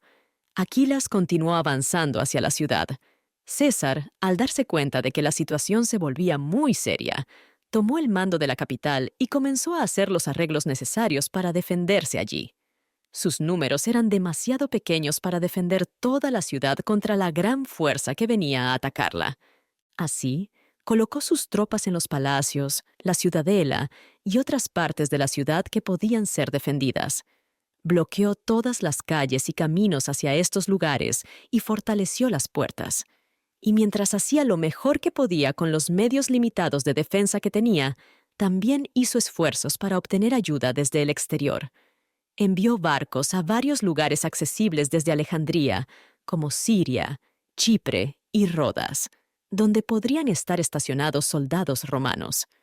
Su objetivo era solicitar a las autoridades de estos lugares que enviaran rápidamente tropas adicionales en su ayuda.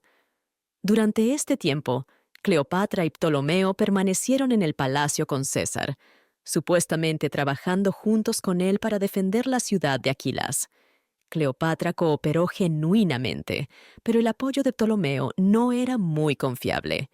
Aunque tenía que pretender estar del lado de César debido a su posición, probablemente quería secretamente que Aquilas tuviera éxito y derrocara los planes de César. Potino era más abiertamente hostil hacia ellos, aunque todavía era cauteloso. Se comunicaba secretamente con Aquilas, compartiendo ocasionalmente información sobre eventos y preparativos de defensa dentro de la ciudad, así como dándole instrucciones sobre qué hacer. Era muy cauteloso y sabio en todas estas acciones, fingiendo todo el tiempo estar del lado de César. Actuaba como si estuviera ayudando activamente a César a asegurar mejor las diferentes áreas donde se anticipaban ataques y en finalizar y completar los planes de defensa. Sin embargo, a pesar de su astucia, fue atrapado en sus acciones engañosas y su carrera terminó abruptamente antes de que ocurriera el conflicto mayor. Había un barbero en el hogar de César que, por alguna razón, comenzó a sospechar de Potino. Con no mucho más que hacer, el barbero pasaba su tiempo observando las acciones del eunuco e informando a César sobre ellas. César le dijo al barbero que siguiera observando. Lo hizo, y pronto sus sospechas se confirmaron cuando interceptaron una carta que Potino había escrito a Aquilas, que luego fue llevada a César. Esto proporcionó la evidencia requerida de lo que ellos referían como su culpa, y César ordenó que fuera ejecutado por decapitación. Este evento naturalmente causó una conmoción significativa dentro del palacio, ya que Potino había sido el ministro dominante del Estado durante muchos años, actuando esencialmente como el rey. Su ejecución también causó temor entre muchos otros que, aunque bajo el control de César, secretamente esperaban que Aquilas tuviera éxito. Una persona que estaba muy preocupada por estos temores era Ganímedes. Él era el oficial a cargo de Arsínoe, la hermana de Cleopatra. El plan de César de establecer a Cleopatra como cogobernante con su hermano Ptolomeo sobre Chipre no se concretó. Después de que César tomara su decisión, la atención de todos se desplazó a las noticias del ejército que se acercaba y las preparaciones necesarias para la batalla próxima. Arsínoe se quedó en el palacio con su gobernador Ganímedes. Ganímedes se había unido a Potino en sus complots. Cuando Potino fue decapitado, Ganímedes decidió que lo más seguro para él sería huir. Decidió escapar de la ciudad con Arsínoe. Fue un intento peligroso, pero logró hacerlo. Arsínoe estaba ansiosa por Ir, ya que tenía la edad suficiente para sentir el fuerte deseo de poder que parecía ser un rasgo común en cada miembro de la familia tolemaica. Era insignificante y sin poder en su posición anterior, pero al frente del ejército podría transformarse inmediatamente en una reina. Esto se desarrolló exactamente como ella había anticipado. Aquilas y sus tropas la recibieron con vítores. Bajo la guía de Ganímedes, se tomó una decisión respecto a la sucesión real. Notaron que el resto de la familia real estaba cautiva por un general extranjero, quien había tomado control de la capital inesperadamente. Esta situación dejó a los reales incapaces de ejercer su poder. Como resultado, resolvieron que Arsínoe asumiera la corona. En consecuencia, la declararon reina. Todo estaba ahora listo para una feroz batalla por la corona entre Cleopatra, apoyada por César, y Arsínoe, apoyada por Ganímedes y Aquilas. El joven Ptolomeo, mientras tanto, permanecía como prisionero de César. Estaba confundido por la complicada situación y no sabía qué resultado esperar. Era difícil predecir si sería mejor para él si Cleopatra o Arsínoe se convertían en la sucesora. Cleopatra. Capítulo 7. La guerra que quemó la biblioteca antigua más grande del mundo por amor. Guerra alejandrina.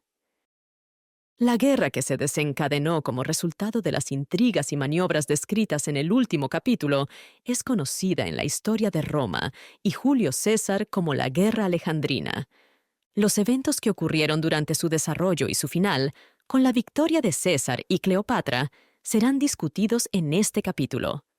Inicialmente, Aquilas tenía una ventaja significativa sobre César en términos de la fuerza de sus tropas.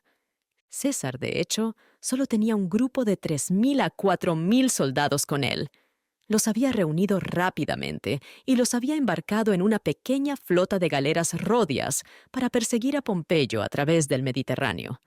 Cuando zarpó desde Europa con una pequeña flota, probablemente no esperaba llegar a Egipto ni involucrarse en operaciones militares mayores allí. En contraste, Aquilas comandaba un ejército de 30.000 soldados. Sus soldados eran un grupo diverso, pero todos ellos estaban experimentados y acostumbrados al clima egipcio. Eran hábiles en los tipos de guerra que funcionaban bien en Egipto. Algunos de ellos eran soldados romanos. Estos hombres habían venido con el ejército de Marco Antonio desde Siria cuando Ptolomeo Auletes, el padre de Cleopatra, fue restituido en el trono. Se quedaron en Egipto, sirviendo bajo Ptolomeo, cuando Antonio regresó a Roma. Algunos eran egipcios. En el ejército de Aquilas, muchos esclavos fugitivos que habían escapado de diferentes lugares a lo largo de la costa mediterránea habían sido añadidos al ejército egipcio con el tiempo. Estos fugitivos eran todos hombres muy determinados y desesperados. Aquilas también comandaba una fuerza de 2.000 caballos. Con tal caballería grande, se convirtió en el gobernante indiscutible de todas las tierras abiertas fuera de los muros de la ciudad. Aquilas avanzó lentamente con sus tropas hasta que alcanzó las puertas de Alejandría. Rodeó la ciudad por todos lados y atrapó a César dentro. César estaba en una situación altamente peligrosa.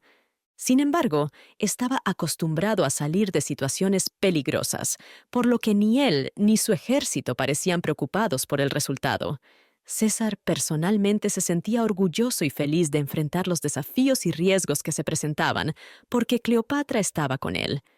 Ella vio cómo él manejaba la situación, admiraba su fuerza y valentía, y le mostraba su amor por sus esfuerzos y sacrificios al apoyarla. Ella le reveló toda la información mientras observaba todos los eventos con gran interés. Estaba esperanzada y orgullosa de la persona que se había ofrecido a defenderla. En resumen, ella estaba agradecida, admirada y enamorada. Estas fuertes emociones también la hicieron aún más encantadora. La fuerza natural y la vivacidad de su personalidad se volvieron más suaves y subyugadas. Su voz, que siempre tenía un encanto indescriptible, ganó dulzura añadida por el poder del amor. Su rostro irradiaba con energía renovada y belleza. La vivacidad y el espíritu de su personalidad, que más tarde evolucionarían hacia la audacia y la excentricidad, en este momento estaban templados por su respetuosa admiración por César. Esta admiración prestó una restricción adecuada a su carácter, convirtiéndola en una compañera excepcionalmente cautivadora. César estaba completamente cautivado por los encantos que ella mostraba sin saberlo. Bajo otras circunstancias, el apego de un comandante militar podría haber afectado sus deberes. Sin embargo, en este caso, el amor de César por Cleopatra lo motivó a llevar a cabo las operaciones que había emprendido en su nombre con aún más determinación y energía. Lo primero que hizo César fue concentrarse y fortalecer su posición en la ciudad. De esta manera, podría defenderse allí contra Aquilas hasta que recibiera apoyo adicional desde el exterior. Para este propósito, eligió un grupo específico de palacios y ciudadelas ubicados cerca de la cabeza del largo muelle o calzada que conducía al faro. Luego trasladó sus tropas de otras áreas de la ciudad y las estacionó allí. La zona que tomó control tenía importantes arsenales de la ciudad y graneros públicos. César recopiló todas las armas y suministros de guerra que pudo encontrar de otras partes de la ciudad, así como todos los alimentos y provisiones de áreas de almacenamiento público y almacenes privados, y almacenó todo dentro de sus líneas. Luego rodeó toda el área con fuertes defensas. Las carreteras que conducían a ella estaban bloqueadas con muros de piedra. Las casas cercanas que podrían haber dado refugio a un enemigo fueron destruidas, y los materiales se utilizaron para construir muros donde se necesitaban o para reforzar las barricadas. Impresionantes máquinas militares fueron colocadas en posición para lanzar piedras pesadas, vigas de madera y otros grandes proyectiles. Se crearon aperturas en las murallas y defensas de la ciudadela según fuera necesario para permitir que estas máquinas operaran más fácilmente. Había una poderosa fortaleza ubicada al frente del muelle o malecón que conducía a la isla de Faros. Esta fortaleza no estaba bajo el control de César y todavía estaba en manos de las autoridades egipcias. Los egipcios controlaban la entrada al malecón. La isla misma, junto con la fortaleza en el extremo opuesto del muelle, también seguía bajo el control de las autoridades egipcias. Parecían inclinados a mantenerla para Aquilas. El malecón era muy largo, ya que la isla estaba a casi 1 milla de la costa. Había un pequeño pueblo en la isla, además de la fortaleza o castillo construido allí para protección. La guarnición del castillo estaba bien fortificada, y el propio pueblo albergaba una población robusta. Esta comunidad estaba compuesta principalmente por pescadores, marineros, náufragos y otros tipos audaces que a menudo se encuentran en tales lugares. Desde las ventanas de su palacio, Cleopatra y César vieron la isla con el alto faro en el medio y el castillo en su base. También vieron el istmo largo y estrecho que la conectaba con el continente. Se dieron cuenta de que era importante tomar control de este puesto porque comandaba la entrada al puerto. En el puerto, en el lado sur del malecón, había muchos barcos egipcios. Algunos estaban rotos y otros estaban tripulados y armados en diferentes medidas. Aquilas avanzaba hacia la ciudad desde el lado opuesto del puerto. Estos barcos aún no habían sido tomados por Aquilas, pero era probable que los tomara una vez que ganara acceso a las partes de la ciudad que César había dejado. Prevenir esto era esencial, ya que el control de Aquilas sobre la flota tendría implicaciones significativas. En particular, si mantenía el control de la isla de Faros, dominaría efectivamente todo el acceso marítimo a la ciudad. Entonces, no solo podría obtener más tropas y suministros para sí mismo de esa área, sino que también podría bloquear efectivamente al ejército romano para que no obtuviera ninguno. César creía que necesitaba protegerse de este peligro. Logró su objetivo a través de una estrategia de 2 puntas. Primero, envió una misión para destruir todos los barcos en el puerto. Al mismo tiempo, apuntó a capturar un fuerte en la isla de Faros, que era clave para controlar el acceso al puerto. Esta misión fue muy exitosa.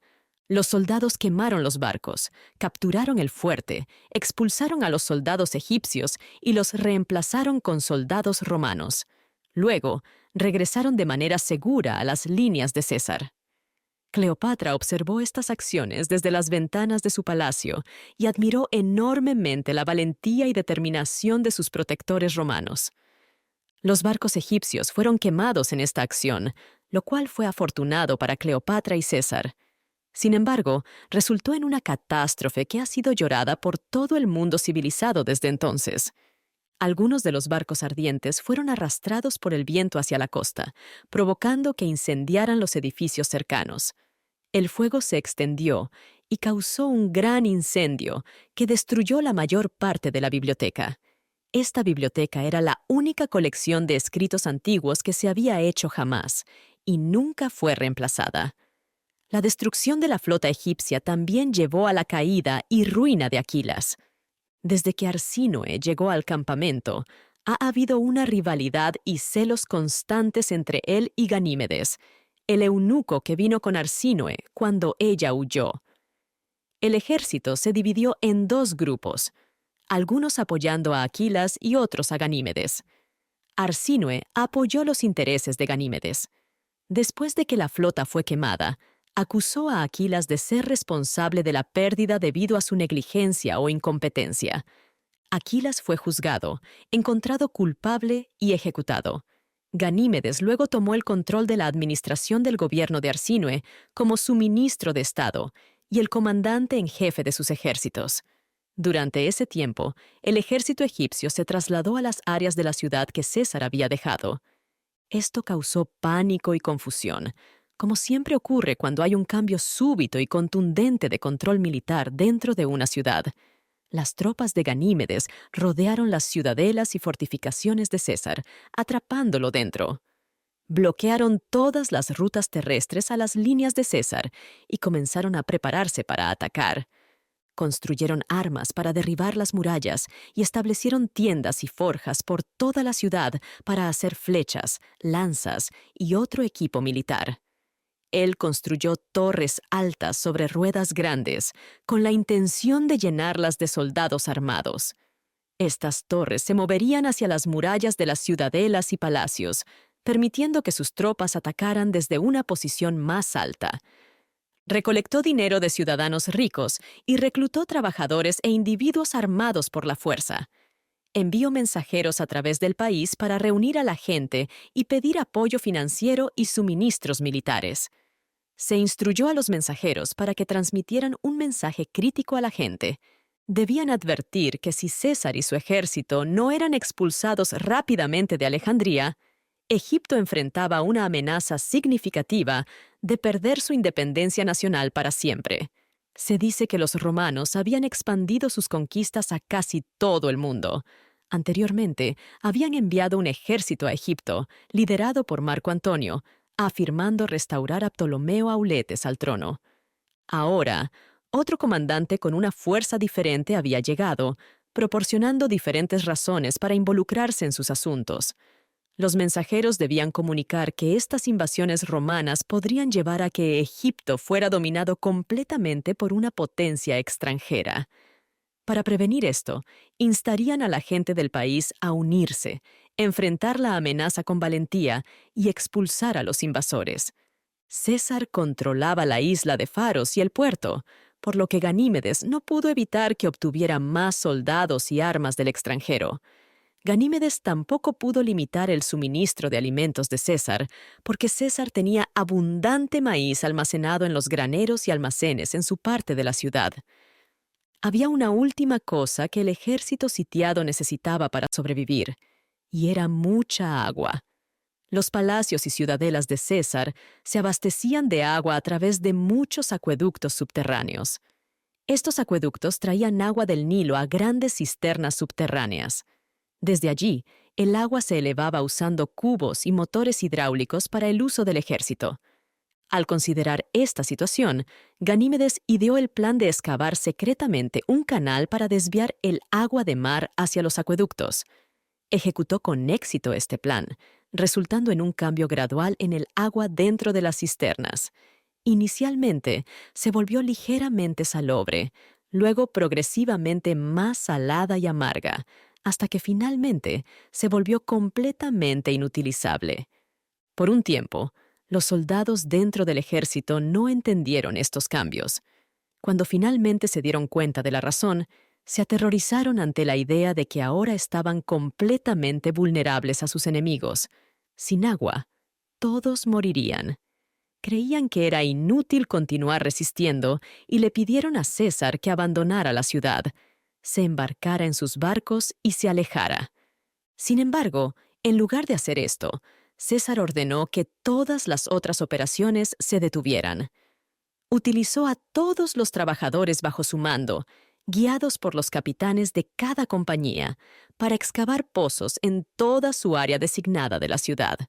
Según él, el agua fresca se encuentra típicamente a una profundidad moderada cerca del mar, incluso en áreas muy cercanas a la costa. La excavación fue exitosa y se encontró mucha agua fresca. Este peligro fue superado y los miedos de los hombres se aliviaron. Poco después de estos eventos, un pequeño bote desde la costa oeste entró en el puerto. Trajo noticias de que una flota de barcos había aproximado a Alejandría, pero no pudo alcanzar la ciudad debido a fuertes vientos del este. Esta escuadra fue enviada al Mediterráneo con armas, municiones y suministros militares para César. César había solicitado estos suministros tan pronto como desembarcó. Los barcos estaban atascados en la costa debido al viento y se estaban quedando sin agua. Estaban en problemas, por lo que enviaron un pequeño bote impulsado por remos para informar a César sobre su situación y pedir ayuda. César rápidamente subió a bordo de uno de sus barcos, y con el resto de su flota siguiéndolo, zarparon del puerto. Luego se dirigió hacia el oeste a lo largo de la costa, hacia la ubicación donde estaban estacionados los transportes. Todo esto se hizo en secreto. La tierra cerca de Alejandría es muy plana y está cerca del agua, por lo que los barcos y botes desaparecen cuando no están lejos de la costa. Los viajeros han descrito la ilusión de descender del mar a la tierra debido a la forma redonda de la superficie del agua y la planitud de la costa. César podría haber mantenido su viaje en secreto fácilmente si no fuera por el hecho de que tuvo que detenerse en un área remota a lo largo de la costa, lejos de Alejandría, para conseguir agua para los barcos. Luego envió un grupo para buscar agua en la tierra cercana. Este grupo fue descubierto por la gente del campo y fue detenido por un grupo de jinetes que los capturaron. Los egipcios aprendieron de estos cautivos que el mismo César estaba en la costa con una pequeña flota de barcos. La noticia se extendió rápidamente en todas direcciones y la gente se congregó de todas partes. Rápidamente reunieron todos los barcos y embarcaciones disponibles de los pueblos cercanos y diferentes partes del Nilo. Mientras tanto, César se había trasladado a la zona designada para la flota y había comenzado a remolcar los transportes hacia la ciudad. Las galeras, impulsadas por remos, no dependían del viento. Cuando regresó, descubrió una fuerza naval significativa lista para desafiar su paso. Ocurrió una gran pelea y César ganó. La armada egipcia que habían formado rápidamente fue rápidamente destruida. Algunos barcos fueron quemados, otros hundidos y algunos capturados. César regresó al puerto con sus barcos y suministros, sintiéndose muy orgulloso. Fue recibido con vítores por sus soldados y aún más entusiastamente por Cleopatra, quien había estado esperando ansiosamente noticias de la expedición. Ella sabía que él estaba poniendo en gran peligro personal, por lo que estaba llena de alegría y gratitud al verlo regresar a salvo. La llegada de soldados adicionales ayudó mucho a César, y Ganímedes se dio cuenta de que tenía que controlar el puerto para controlar a César. Decidió construir rápidamente una armada. Envió un mensaje a lo largo de la costa y dijo a todos los puertos que enviaran cualquier barco que tuvieran a Alejandría de inmediato. También contrató a tantas personas como pudo en la ciudad para construir más barcos. Incluso quitó los techos de algunos de los edificios más hermosos para obtener madera para hacer bancos y remos. Cuando todo estuvo preparado, lanzó un gran ataque contra César en el puerto, lo que llevó a una feroz batalla por el control del puerto, el malecón, la isla y las ciudadelas y fortalezas que guardaban las entradas al mar. César entendió que esta batalla determinaría el resultado de la guerra, por lo que se unió a la lucha. También sintió un fuerte sentido de orgullo y placer al mostrar sus habilidades a Cleopatra. Ella pudo ver la batalla desde las ventanas del palacio y estaba emocionada tanto por los riesgos que él tomaba como impresionada por sus demostraciones de fuerza y valentía. Durante esta batalla, la vida del gran conquistador estuvo en peligro muchas veces. Llevaba un manto púrpura, lo que lo hacía un blanco fácil para sus enemigos. Así que, donde quiera que él iba, ahí era donde la lucha era más feroz. Una vez, en medio de una escena caótica y ruidosa, saltó desde un bote abarrotado al agua y nadó para salvar su vida. Sostenía su capa con la boca y la arrastraba por el agua detrás de él para que sus enemigos no pudieran apoderarse de ella. Mientras nadaba, mantenía papeles valiosos por encima de su cabeza con una mano y usaba la otra mano para impulsarse a través del agua. El resultado de este concurso fue otra clara victoria para César. No solo derrotó y destruyó los barcos que los egipcios habían reunido, sino que también ganó control del malecón, las fortalezas en cada extremo de él, la isla, el faro y la ciudad de faros. Los egipcios comenzaron a perder la esperanza. El ejército y la gente, como todos los demás, juzgaban a sus líderes militares basándose únicamente en su éxito. Estaban cansados de que Ganímedes y Arsínoe gobernaran sobre ellos. Enviaron mensajeros ocultos a César expresando su descontento y sugiriendo que si liberaba a Ptolomeo, que había sido mantenido como una especie de cautivo en los palacios de César, la gente lo aceptaría como su gobernante. Creían que esto allanaría el camino para una resolución pacífica de todo el conflicto. César estaba muy inclinado a estar de acuerdo con esta sugerencia. Luego convocó a Ptolomeo y, con un gesto amistoso, le informó sobre los deseos del pueblo de Egipto y le permitió irse. Sin embargo, Ptolomeo suplicó que no lo enviaran. Expresó su profunda lealtad a César y su completa confianza en él, y prefería mucho quedarse bajo su cuidado. César dijo: Si nos separamos en buenos términos, nos encontraremos de nuevo pronto. Con estas y similares aseguranzas, intentó alentar al joven príncipe y luego lo envió. Ptolomeo fue recibido por los egipcios con gran felicidad y de inmediato se le dio liderazgo del gobierno. Sin embargo, en lugar de intentar resolver el conflicto con César, parecía ahora participar activamente en él mismo, con gran entusiasmo. Inmediatamente comenzó a hacer preparativos extensos, tanto en tierra como en mar, para perseguir vigorosamente la guerra. El resultado de estas acciones ya no se puede conocer porque todo cambió poco después. Un nuevo y significativo evento ocurrió, desviando la atención de todos hacia la parte oriental del reino. Llegaron noticias de que un gran ejército, liderado por el general Mitrídates, a quien César había enviado a Asia para este propósito, había llegado inesperadamente a Pelucio. Habían capturado la ciudad y ahora estaban listos para proceder a Alejandría. El ejército egipcio desmanteló rápidamente sus campamentos cerca de Alejandría y marchó hacia el este para enfrentar a los nuevos invasores. César los persiguió con tantas fuerzas como pudo retirar de manera segura de la ciudad. Secretamente dejó la ciudad por la noche y viajó rápidamente a través del campo para unirse a Mitrídates, llegando antes que las fuerzas de Ptolomeo. Tras varias marchas y movimientos, los ejércitos chocaron, resultando en una batalla mayor. Los egipcios fueron derrotados. El campamento de Ptolomeo fue capturado. Cuando el ejército romano irrumpió desde un lado, los guardias y asistentes de Ptolomeo huyeron en pánico y caos, trepando sobre los parapetos. La primera persona cayó en la zanja abajo y rápidamente se llenó de muertos y moribundos. Las personas que vinieron después cruzaron sobre el puente formado por los cuerpos, pisoteando a sus camaradas que aún estaban vivos y sufriendo mientras huían. Aquellos que lograron escapar llegaron al río.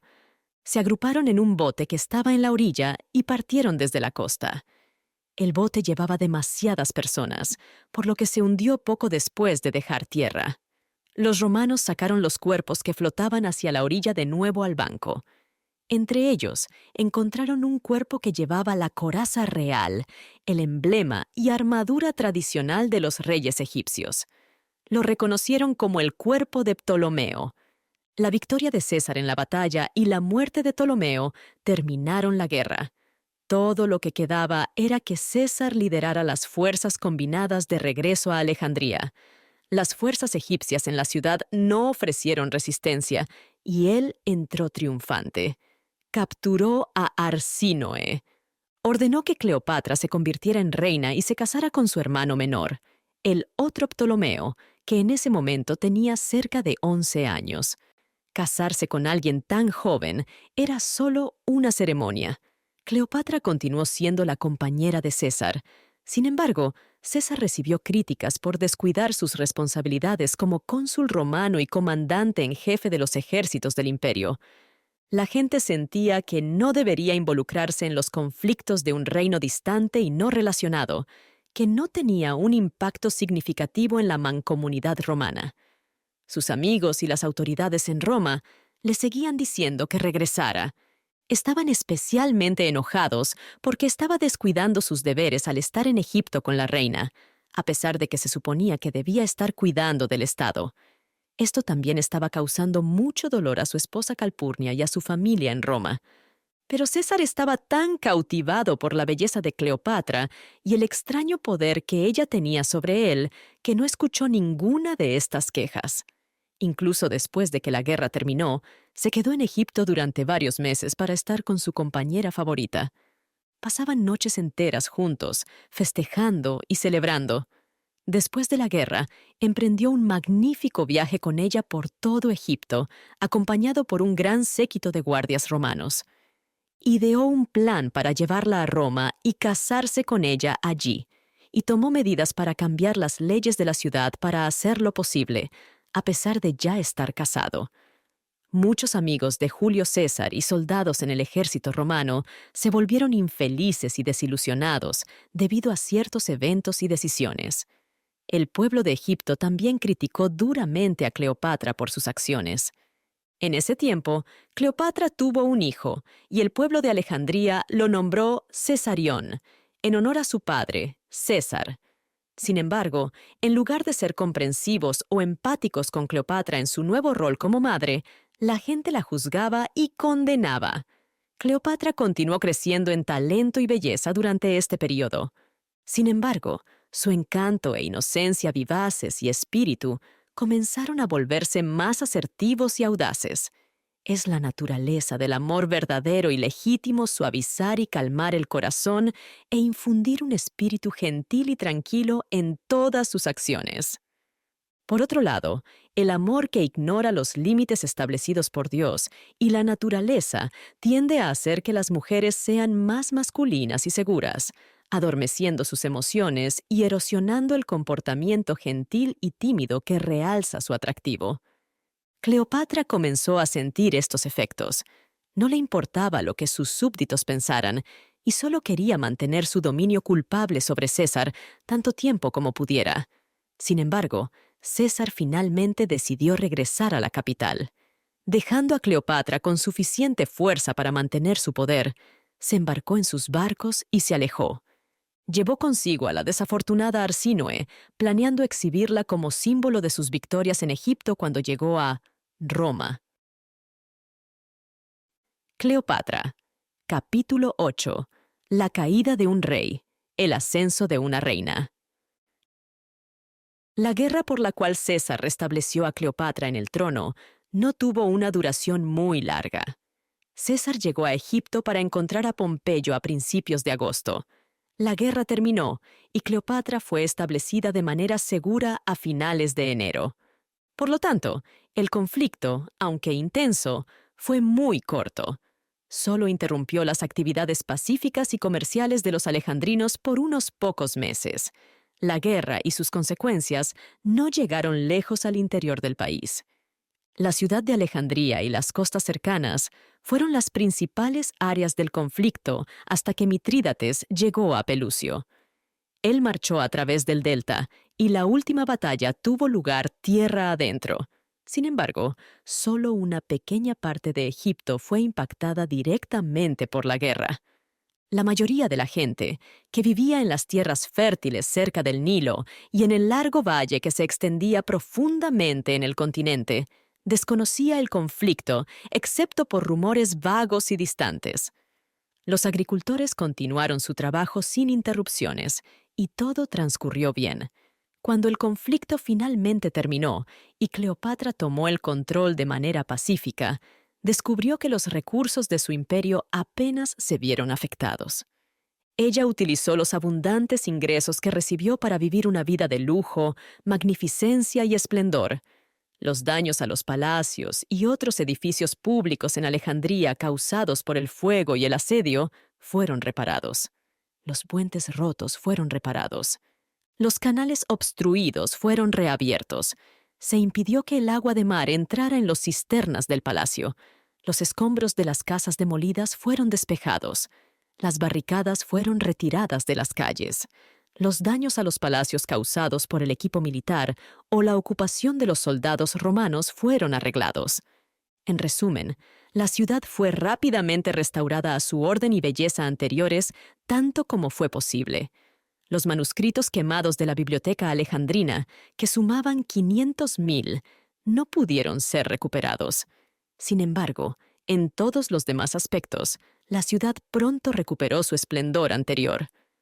Cleopatra incluso intentó recuperar la pérdida de la biblioteca. Ella arregló los edificios destruidos. Más adelante en su vida, reunió alrededor de 100,000 a 200,000 rollos de manuscritos para iniciar una nueva colección. Sin embargo, la nueva biblioteca nunca llegó a ser tan famosa y bien considerada como la antigua. Los gobernantes anteriores de Egipto, que eran ancestros de Cleopatra, solían usar los vastos ingresos que obtenían de los agricultores del Valle del Nilo para fines ambiciosos, como ya se explicó. Cleopatra ahora parecía inclinada a usarlos para entregarse al lujo y al disfrute. Los Ptolomeos usaron sus recursos para construir grandes estructuras y establecer instituciones impresionantes en Alejandría. Esto se hizo para hacer la ciudad más gloriosa y aumentar su reputación. Cleopatra, sin embargo, como cabría esperar de una mujer joven, hermosa e impulsiva, que de repente se encontró en una posición prominente con una inmensa riqueza y poder, gastó sus fondos reales en extravagancias personales y fiestas lujosas. Decoró sus palacios, construyó hermosos barcos para viajes placenteros por el Nilo y gastó grandes cantidades de dinero en ropa, carruajes y fiestas extravagantes. Su gasto en estas y otras cosas similares durante el inicio de su reinado fue tan excesivo que se considera que superó cualquier límite anterior o posterior de indulgencia en la vida lujosa, la exhibición personal y el esplendor. Cualquier simplicidad de carácter y bondad que pudo haber poseído en sus primeros años, naturalmente disminuyó con el tiempo debido a las influencias de la vida que ahora llevaba. Aún era hermosa y fascinante, pero comenzó a volverse egoísta, desalmada y maquinadora. Su hermano menor, que tenía solo 11 años cuando César arregló su matrimonio, se convirtió en una fuente de celos para ella. Era demasiado joven para tener alguna participación real en el gobierno o en influir en las decisiones y placeres de su hermana. Pero estaba creciendo. En unos pocos años, cuando cumpliera 15, se convertiría en rey y se casaría con Cleopatra, siguiendo los planes de César y las leyes de Egipto. Cleopatra se opuso fuertemente al cambio en su relación con él y con el gobierno. Justo antes de que ocurriera, se aseguró de que él fuera envenenado.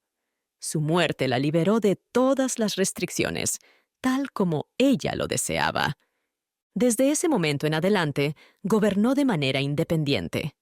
A lo largo del resto de su vida, Cleopatra experimentó un éxito continuo en términos de riqueza, poder y otros aspectos externos de prosperidad. No tenía preocupaciones morales o éticas que la impidieran entregarse completamente y libremente a sus deseos. Además, tenía recursos suficientes para satisfacer esos deseos. Lo único que le impedía ser feliz era que no podía satisfacer sus deseos y emociones cuando éstos superaban los límites establecidos por Dios y la naturaleza para controlarlos. Mientras Cleopatra disfrutaba de sus opulentos y grandiosos primeros años como gobernante, César estaba activamente y con éxito expandiendo su imperio a través de la conquista. Tras la muerte de Pompeyo, naturalmente habría asumido el poder supremo de inmediato. Sin embargo, su prolongada estancia en Egipto y su conocida relación con Cleopatra proporcionaron aliento y fuerza a sus enemigos en diferentes regiones del mundo. Una rebelión comenzada en Asia Menor, que tuvo que suprimir rápidamente, fue la razón principal de su partida de Egipto. Otras estrategias para oponerse a la autoridad de César fueron ideadas en España, África e Italia. Su habilidad militar y energía eran muy impresionantes. Su mera presencia tenía una gran influencia sobre las personas. Además, era asombroso lo rápido que se movía entre continentes y reinos. Poco tiempo después de dejar Egipto, había llevado a cabo campañas exitosas en los 3 continentes conocidos. Eliminó efectivamente toda oposición a su poder y regresó a Roma como el gobernante indiscutido del mundo. Cleopatra, que había seguido su carrera con orgullo y alegría, finalmente decidió ir a Roma y visitarlo allí. Los romanos, sin embargo, no la recibieron muy bien. Era una época en la que se toleraban todo tipo de vicios, pero el instinto moral de las personas aún podía ver a través de su maldad. Arsínoe también estaba en Roma durante esta época cuando César estaba allí. Él la había llevado a Roma después de su regreso de Egipto, como prisionera y como símbolo de su victoria. Tenía la intención de mantenerla como cautiva para exhibirla en su triunfo.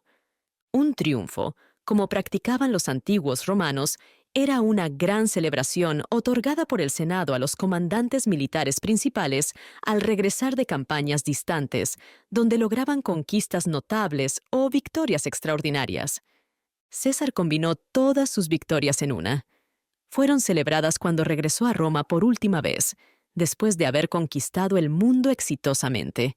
Las procesiones de esta victoria duraron 4 días. Hubo 4 victorias separadas, una en cada día de los 4 días. Las ovaciones celebraron las guerras y conquistas en Galia, Egipto, Asia y África. Las procesiones incluían prisioneros, trofeos, armas, estandartes, imágenes, cuadros, carros de botín, príncipes y princesas cautivos, animales salvajes y domésticos, y todo lo demás que el conquistador traía de vuelta de sus campañas. Estos espectáculos tenían como objetivo despertar la curiosidad y la admiración de la gente de la ciudad y resaltar la magnitud de los logros del conquistador. Ciertamente, los generales romanos, mientras participaban en guerras lejanas, querían traer de vuelta prisioneros notables y valiosos despojos del enemigo. Su objetivo era realzar la diversidad y el esplendor de sus procesiones triunfales, que celebraban sus victorias al regresar a casa. César, por ejemplo, trajo a Arsínoe de Egipto y la mantuvo cautiva en Roma hasta que terminó sus conquistas y llegó el momento de su triunfo. Ella, por supuesto, fue parte de la procesión victoriosa en el día egipcio. Ella caminó justo delante del carro en el que César montaba. Estaba encadenada, al igual que cualquier otro prisionero, aunque sus cadenas, como señal de su alto estatus, eran de oro. El impacto en el pueblo romano de presenciar a la triste y angustiada princesa, moviéndose lentamente entre los símbolos y despojos de violencia y saqueo, no fue bueno para César. La gente se compadeció de ella y simpatizó con su sufrimiento. Su angustia les recordó la negligencia de César de sus responsabilidades como ministro romano por quedarse en Egipto con Cleopatra durante tanto tiempo. En resumen, la admiración por los logros militares de César, que había sido fuerte a su favor, parecía estar cambiando, y la ciudad estaba llena de quejas contra él, incluso durante sus triunfos. El orgullo de César y su deseo de gloria le hicieron esforzarse demasiado para hacer sus triunfos más impresionantes que los de cualquier conquistador anterior. Sin embargo, esto terminó teniendo el efecto contrario al que él pretendía. La historia de Arsínoe es un buen ejemplo de esto. En lugar de impresionar a las personas con sus logros en Egipto, como haber depuesto a una reina y traerla de vuelta como cautiva a Roma, solo para reemplazarla por otra reina, enfrentó críticas y culpas por sus acciones allí. Si no fuera por la triste vista de Arsínoe en el grupo, la gente podría haberlo olvidado.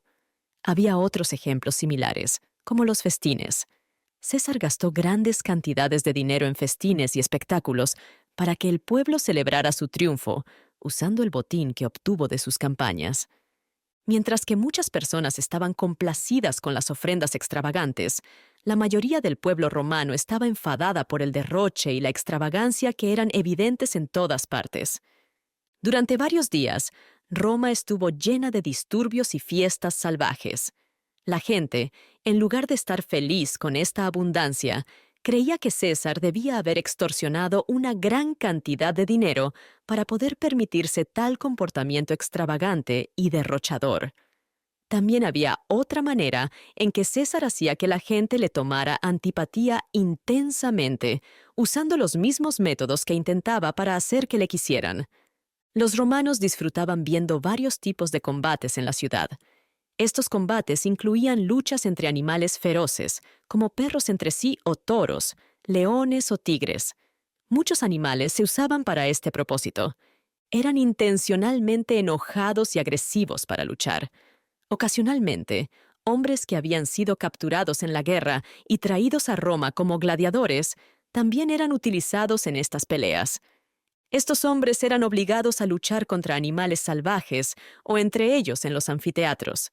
César, sabiendo que las asambleas romanas amaban tales escenas, decidió darles la experiencia a gran escala. Creía que cuanto más grande e intensa fuera la pelea, más disfrute obtendrían los espectadores al verla. Como parte de sus preparativos para las celebraciones de su victoria, hizo crear un gran lago artificial cerca de Roma. Este lago estaba destinado a estar rodeado por la gente de la ciudad, y allí organizó una batalla naval. Muchos barcos de guerra fueron llevados al lago, del tamaño típico utilizado en la guerra. Estos barcos tenían muchos soldados a bordo. Prisioneros tirios fueron colocados en un lado y prisioneros egipcios en el otro. Cuando todo estuvo preparado, se instruyó a los dos grupos de barcos para que se acercaran y entablaran una batalla real, que tenía como objetivo entretener a las grandes multitudes de espectadores que se habían reunido alrededor. Como las naciones de las cuales provenían los combatientes en este conflicto eran enemigas, y como los hombres luchaban por sus vidas, la batalla estuvo llena de los horrores habituales de un encuentro naval desesperado. Muchas personas murieron. Los cuerpos de los combatientes caían de los barcos al lago, y el agua se teñía de rojo con su sangre. También hubo batallas terrestres a gran escala. En una de estas batallas había 500 soldados de infantería, 20 elefantes y un grupo de 30 caballos en cada lado. Esta batalla tuvo más combatientes que la famosa batalla de Lexington, que inició la guerra estadounidense, y el número de bajas fue probablemente 10 veces mayor. Las escenas fueron tan horribles que incluso la feroz y despiadada población, que se suponía debía entretenerse con ellas, las encontró abrumadoras. César, en su afán de superar exhibiciones y espectáculos anteriores, fue más allá de lo que se consideraría disfrutable y entretenido. Ver a hombres siendo asesinados en luchas sangrientas y muriendo en dolor y desesperación. La gente estaba conmocionada.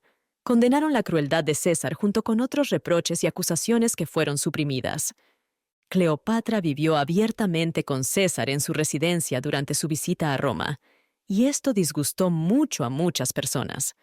Mientras la gente sentía lástima por Arsínoe, Cleopatra no era bien recibida por el público, a pesar de su belleza, logros y encantos. El público estaba más enfocado en las acciones políticas de César y sus objetivos. Muchas personas lo acusaron de querer convertirse en rey. Grupos lo apoyaban y se oponían a él. Aunque las personas tenían miedo de decir lo que pensaban, sus emociones se intensificaban al verse obligadas a mantenerlas ocultas. Marco Antonio estaba en Roma en ese momento. Él apoyaba fuertemente la causa de César y alentaba su plan de convertirse en rey. Una vez ofreció poner una corona real en la cabeza de César durante un evento público. Sin embargo, la respuesta negativa del público lo hizo detenerse. Eventualmente, César decidió declararse rey. Vio una oportunidad en el estado actual de los asuntos públicos, que no se puede explicar en detalle aquí, pero parecía estar a su favor. Se hicieron planes para que el Senado le otorgara el poder real. Los susurros y la infelicidad del pueblo sobre las señales de que sus temores se estaban materializando se hicieron cada vez más fuertes, y al final se tramó un plan para detener el peligro asesinando a la persona ávida de poder. Dos hombres serios y resueltos, Bruto y Casio, fueron los líderes de este complot. Finalizaron sus planes, reunieron a su grupo de aliados, adquirieron armas en secreto, y cuando el Senado se convocó, con César presidiendo, se le acercaron sin miedo y lo asesinaron con sus puñales. Antonio, que no tenía idea de los planes de los conspiradores, se quedó allí en shock e incredulidad mientras llevaban a cabo su acto. Sin embargo, estaba completamente impotente para ayudar a su amigo. Cleopatra rápidamente huyó de la ciudad y regresó a Egipto. Arsínoe había salido antes. César, sintiendo tal vez pena por sus desgracias, o quizás influenciado por la opinión pública, que parecía estar de su lado en contra de él, la liberó justo después de sus celebraciones de triunfo.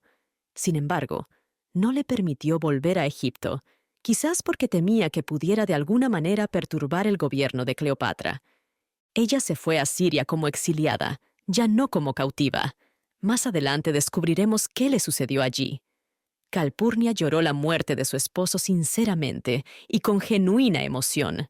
Soportó el maltrato que enfrentó como esposa con paciencia y sin quejarse, y amó a su esposo con devoción inquebrantable hasta el final.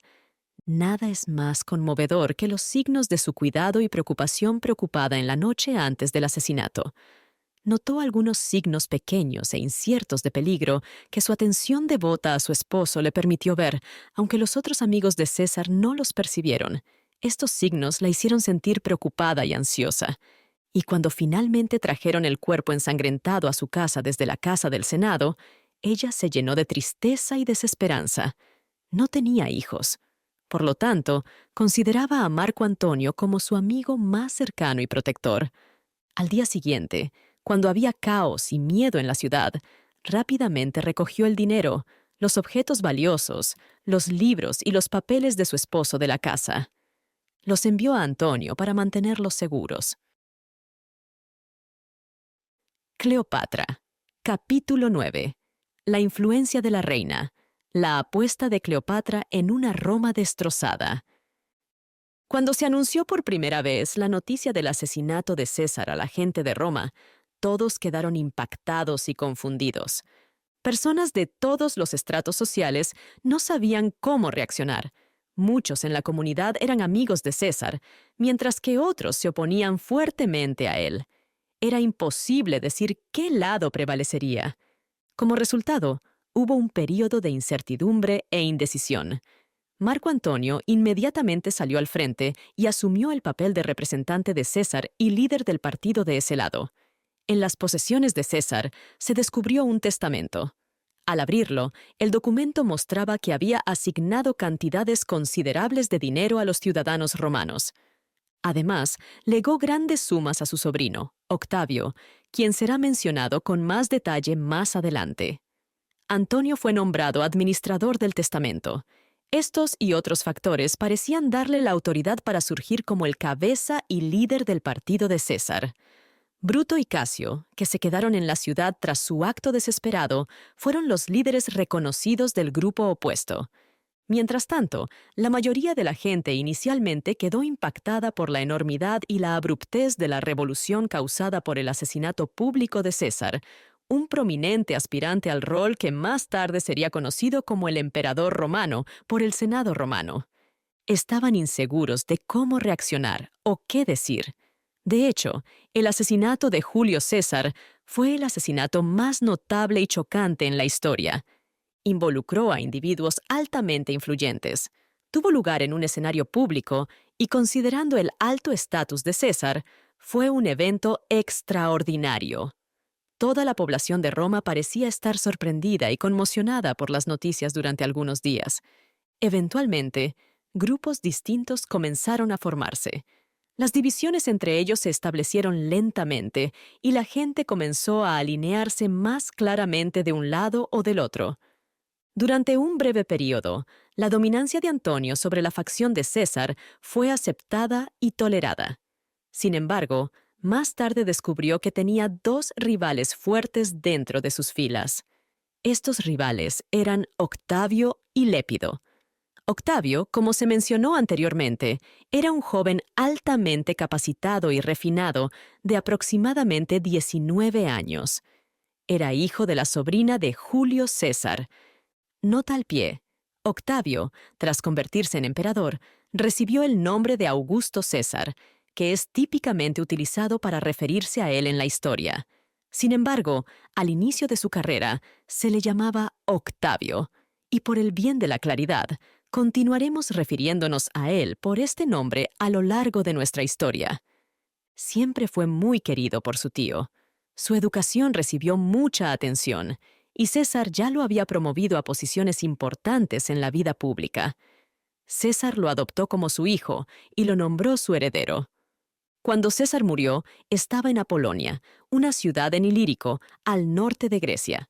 Los soldados bajo su mando ofrecieron marchar con él a Roma y buscar venganza por la muerte de su tío. Octavio, tras pensar un poco, decidió que lo mejor sería ir a Roma solo como una persona privada y reclamar sus derechos como heredero de su tío, según lo declarado en el testamento. Y eso es exactamente lo que hizo. A su llegada, descubrió que Antonio tenía control sobre el testamento, las propiedades, los libros y los pergaminos, y el poder significativo del gobierno. En lugar de darle a Octavio su propiedad y derechos, Antonio puso excusas y demoró. Afirmó que Octavio aún era demasiado joven para asumir responsabilidades tan importantes. Estaba demasiado ocupado con asuntos públicos como para ocuparse del testamento. Antonio parecía no preocuparse por las reclamaciones de Octavio, utilizando diversas excusas para justificarse. Octavio, aunque joven, tenía un carácter fuerte y decidido.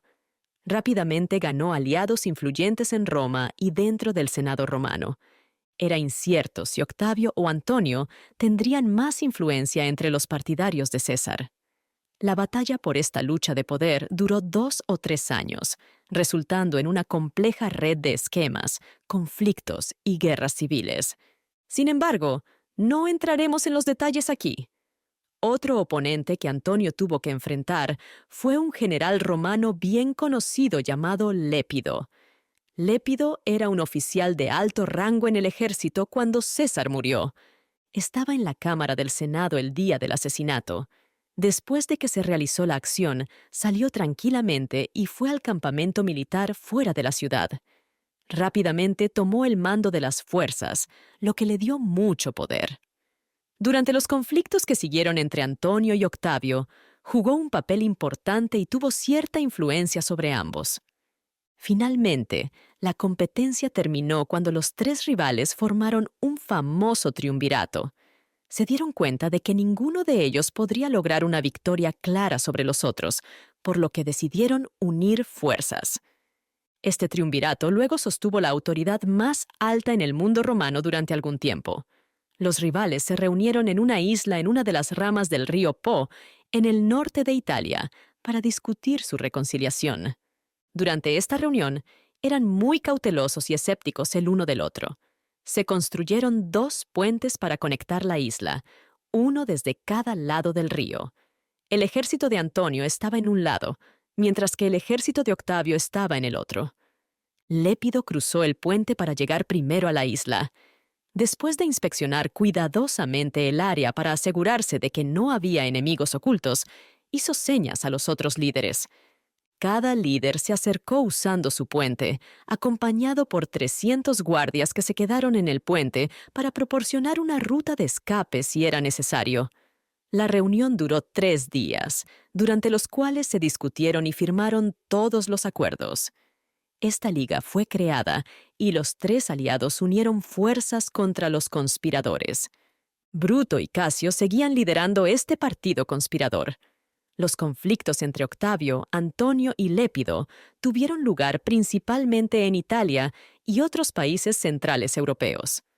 Sin embargo, Bruto y Casio habían viajado hacia el este después del asesinato de César.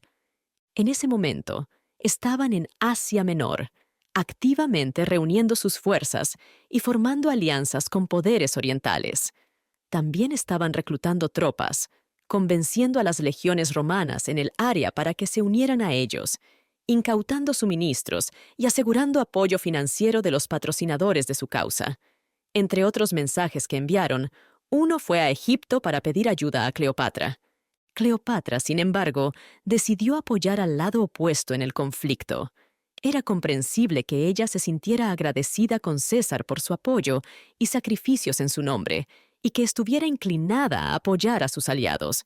Así que, en lugar de enviar soldados para ayudar a Bruto y Casio, como ellos querían que hiciera, rápidamente preparó una misión para ir a la costa asiática para apoyar la causa de Antonio.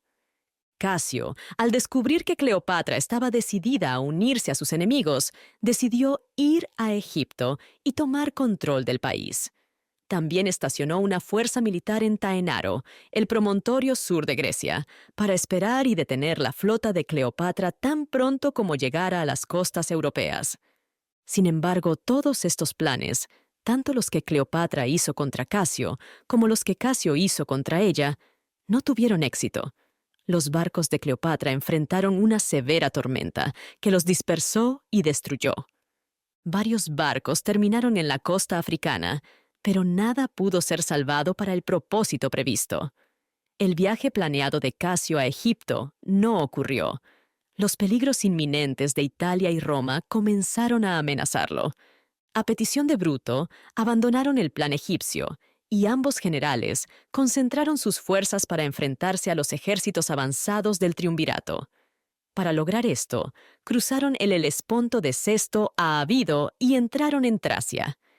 Después de muchas marchas y contramarchas y una serie de maniobras donde dos ejércitos fuertes intentaron obtener una posición ventajosa el uno contra el otro, las tropas de ambos poderes llegaron cerca de Filipos. Bruto y Casio llegaron primero a este lugar. Había una llanura cerca de la ciudad, con una colina en una parte determinada. Bruto subió a esta colina y construyó una fortificación allí. Casio colocó sus fuerzas a unos 3 millas de distancia, cerca del mar. Había una línea de fortificaciones entre los dos campamentos, que formaba una cadena de comunicación conectando las posiciones de los dos comandantes.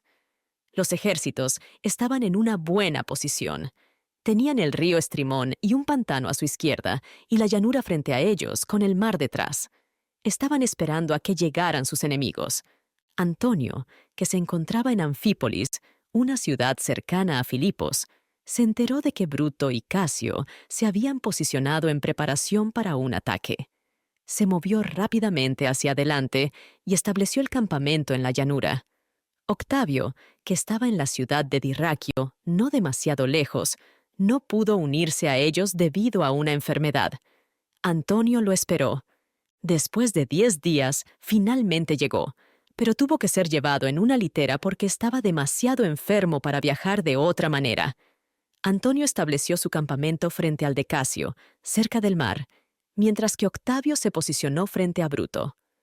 Los 4 ejércitos se detuvieron y pensaron en lo que ocurriría en la batalla venidera. Ambos lados tenían casi el mismo número de tropas. Sin embargo, el lado de Bruto y Casio, conocido como los republicanos, enfrentaba muchos problemas porque no tenían suficiente comida y suministros. Hubo desacuerdo entre Bruto y Casio sobre qué deberían hacer. Bruto quería luchar contra el enemigo, pero Casio era reticente. Pensaba que era imprudente arriesgar el éxito completo de su causa en el resultado de solo una batalla, dada su situación actual. Se celebró una reunión para discutir la situación y se pidió a los oficiales que compartieran sus opiniones. Durante la reunión, uno de los oficiales sugirió retrasar el conflicto hasta el próximo invierno. Bruto preguntó al oficial qué beneficio esperaba de tal demora. El oficial respondió: Aunque no gane nada más, al menos viviré más tiempo. Esta respuesta hirió el orgullo de Casio y su sentido del honor como líder militar. En lugar de estar de acuerdo con un plan que parecía priorizar el deseo de sobrevivir sobre la gloria, decidió cambiar de opinión. El consejo acordó que el ejército debería mantener su posición y enfrentarse al enemigo en batalla. Después, los oficiales regresaron a sus campamentos. Bruto estaba muy contento con esta decisión. Él había querido luchar la batalla desde el principio, y dado que se había seguido su consejo, estaba naturalmente complacido con la oportunidad del día siguiente. Organizó una cena lujosa en su tienda e invitó a todos los oficiales de su división del ejército a unirse a él. El grupo disfrutó de una noche de actividades alegres y se elogiaron mutuamente en anticipación de la victoria que esperaban lograr al día siguiente. Bruto entretuvo a sus invitados con conversaciones cautivadoras durante la noche y los llenó con sus expectativas optimistas de ganar la batalla venidera. Por el contrario, Casio, en su campamento cerca del mar, permaneció tranquilo y desanimado. Cenó en privado con unos pocos amigos cercanos. Después de terminar la comida, apartó a uno de sus oficiales y, apretando su mano, expresó sus preocupaciones sobre el resultado del conflicto. Casio dijo: No estoy de acuerdo con arriesgar la libertad de Roma en solo una batalla, especialmente bajo estas circunstancias. Independientemente del resultado, quiero que recuerdes que no tuve más opción que tomar esta acción debido a circunstancias fuera de mi control. A pesar de las razones de mis pensamientos pesimistas, debería reunir fuerzas. Mantengámonos optimistas y únete a mí para cenar nuevamente mañana por la noche. Mañana es mi cumpleaños. La mañana siguiente, la bandera roja, que era la señal habitual en los campamentos romanos en la mañana de una batalla, se vio ondeando sobre las tiendas de los dos generales comandantes. Se encontraron a mitad de camino entre sus campamentos para discutir y acordar los planes para el día, mientras las tropas se preparaban para la batalla venidera. Después de terminar sus asuntos y prepararse para separarse e ir a sus respectivas responsabilidades, Casio preguntó a Bruto cuál era su plan si perdían la batalla.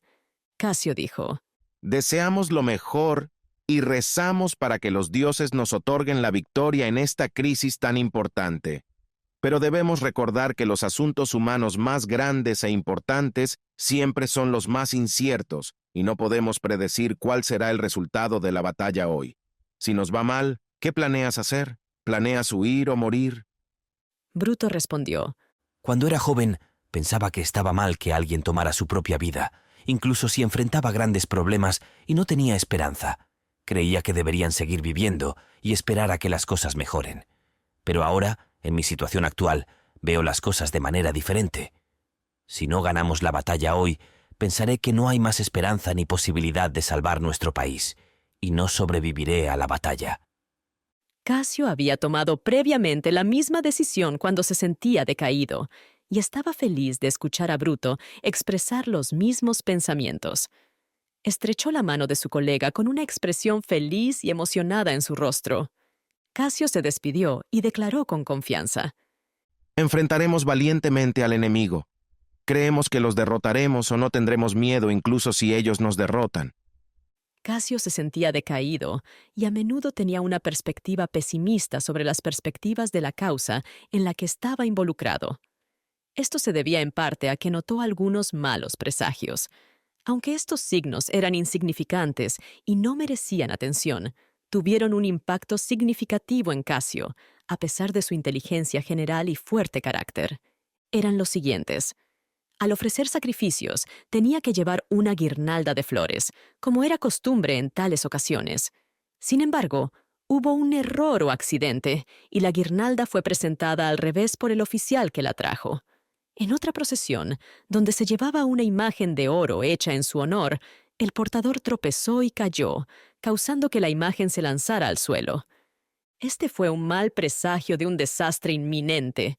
Luego, muchos buitres y otras aves que comen animales muertos fueron vistos durante varios días antes de la batalla, volando sobre el ejército romano, y se encontraron varios grupos de abejas dentro del área del campamento.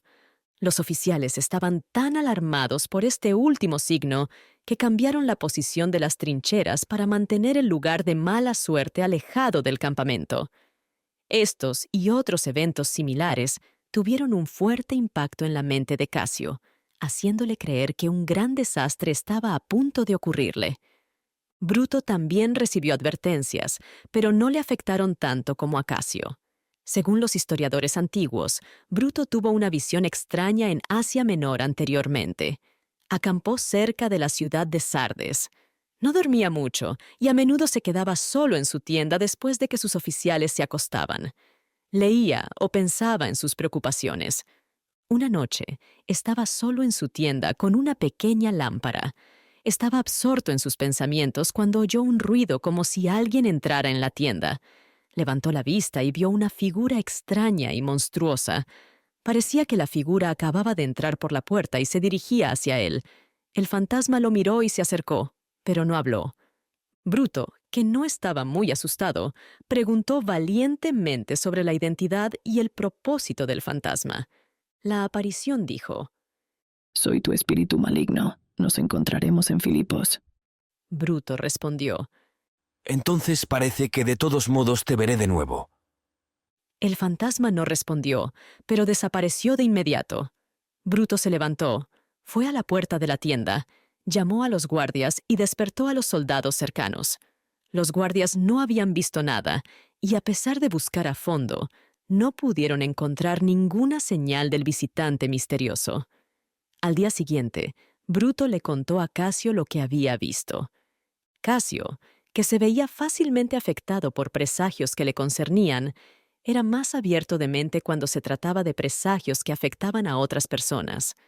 Debatía lógicamente con Bruto para convencerlo de que la visión que había presenciado era simplemente producto del sueño, influenciada por las circunstancias y el estado mental en el que Bruto se encontraba debido al cansancio y la ansiedad.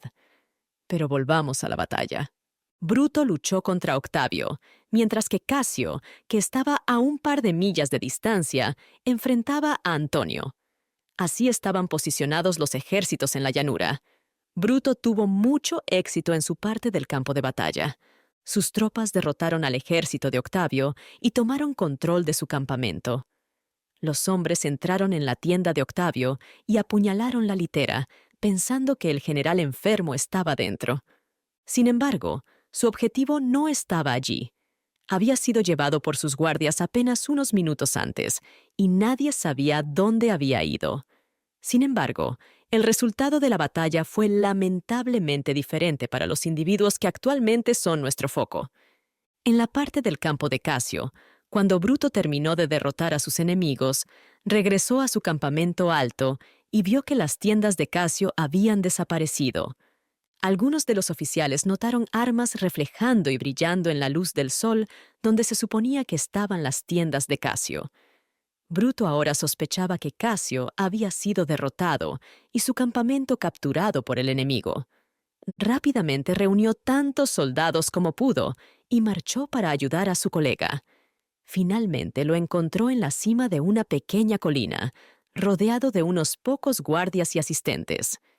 Casio vio un grupo de jinetes acercándose a él, enviados por Bruto, y pensó que era parte del ejército de Antonio que venía a capturarlo.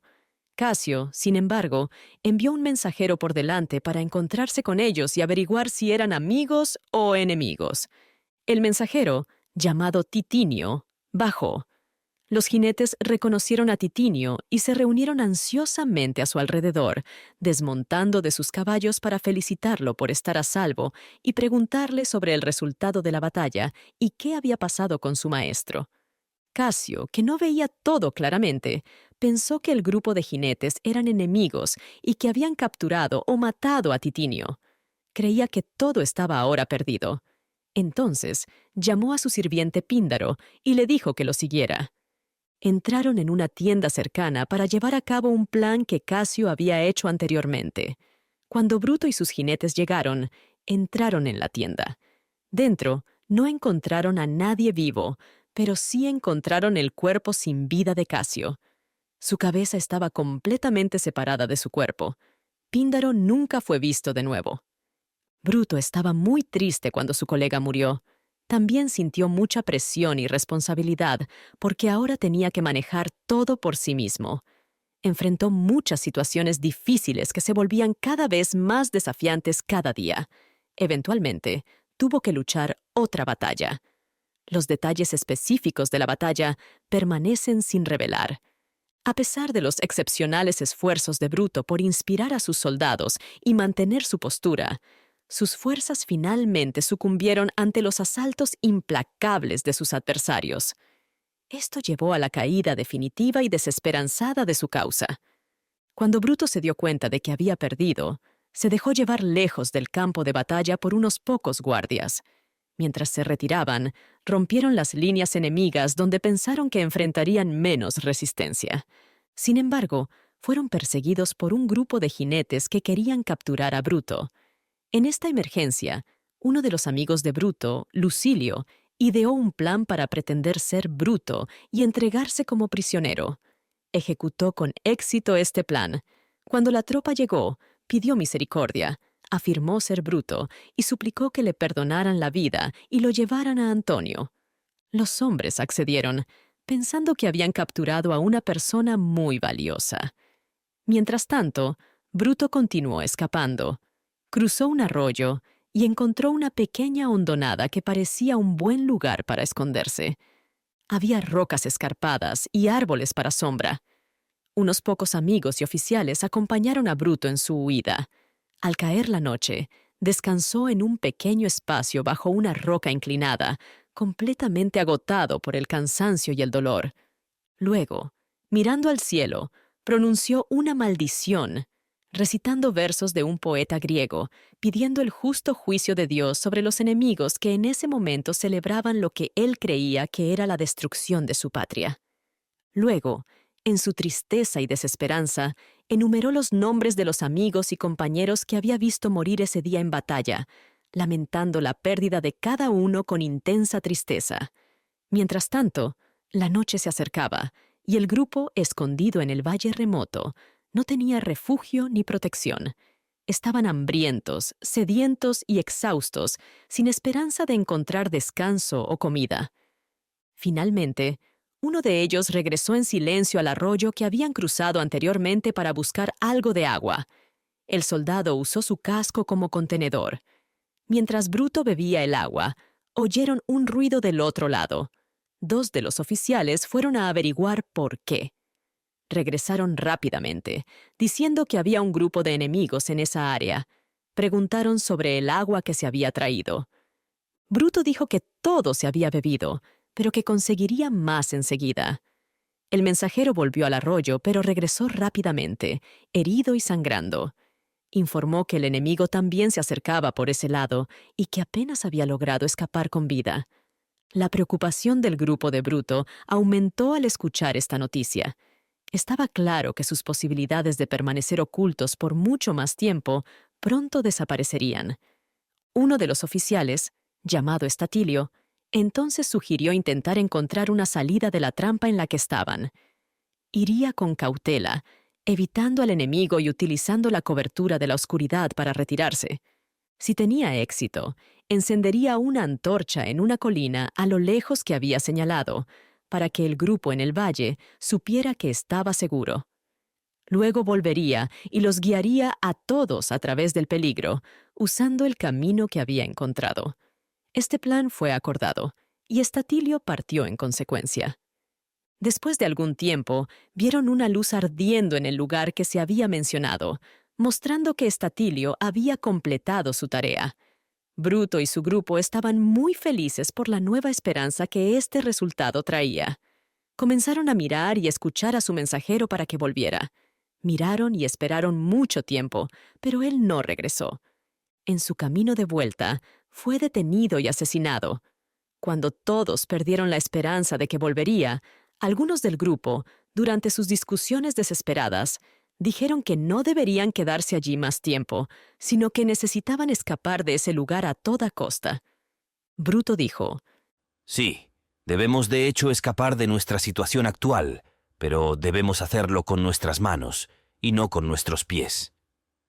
Quería decir que la única forma de escapar de sus enemigos era suicidándose. Cuando sus amigos se dieron cuenta de esto y de que él planeaba hacer lo mismo, estaban muy tristes. Bruto se despidió de cada persona individualmente, expresando gratitud por su lealtad hasta el final. Encontró consuelo y satisfacción al saber que todos sus amigos habían permanecido leales y confiables. Bruto dijo: No me quejo de mi difícil situación cuando se trata de mí personalmente. Solo lamento por mi infeliz país.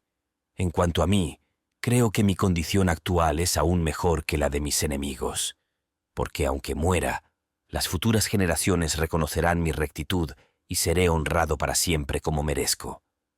Mientras tanto, ellos, aunque vivan, solo sufrirán las consecuencias de la injusticia y la tiranía. Después de que me haya ido, no piensen más en mí, pero cuídense.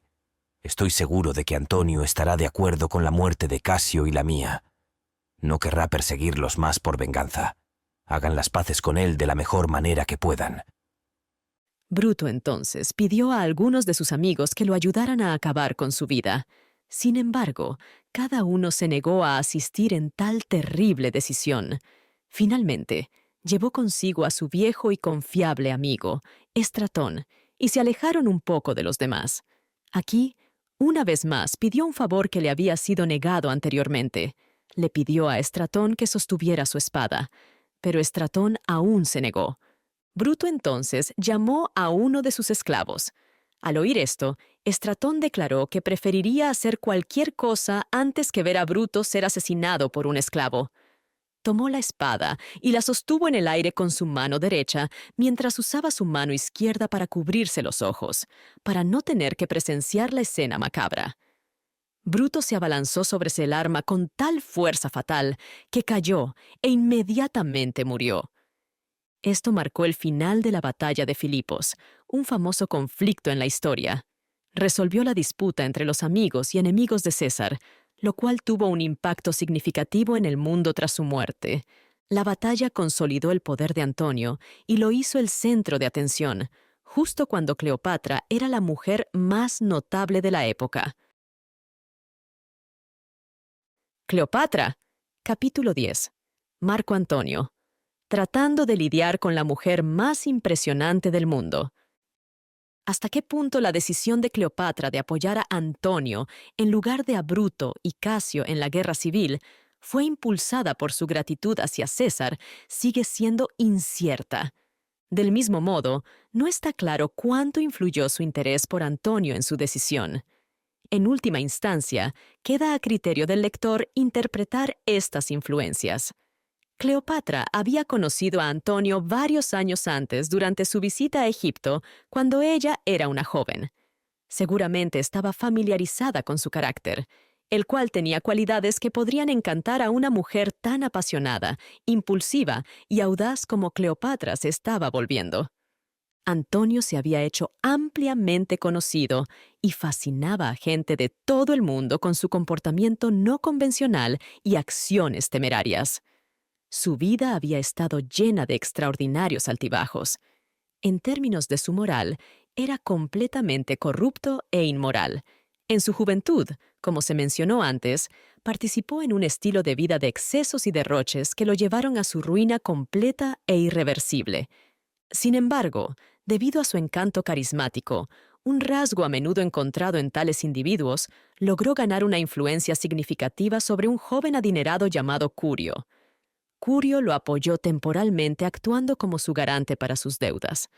Este recurso, sin embargo, rápidamente falló, y Antonio se vio obligado a dejar Roma y vivir como un fugitivo y exiliado durante varios años, en una vida de inmoralidad y pobreza. A lo largo de todos los cambios que ocurrieron durante su carrera, continuó gastando extravagantemente cada vez que tenía dinero. Este aspecto de su carácter a veces se veía como una noble generosidad. Durante sus campañas militares, a menudo compartía el botín que adquiría con sus soldados, sin quedarse nada para sí mismo. Esto hacía que sus soldados le fueran profundamente leales y consideraban su prodigalidad como una virtud, incluso si ellos personalmente no se beneficiaban de ella.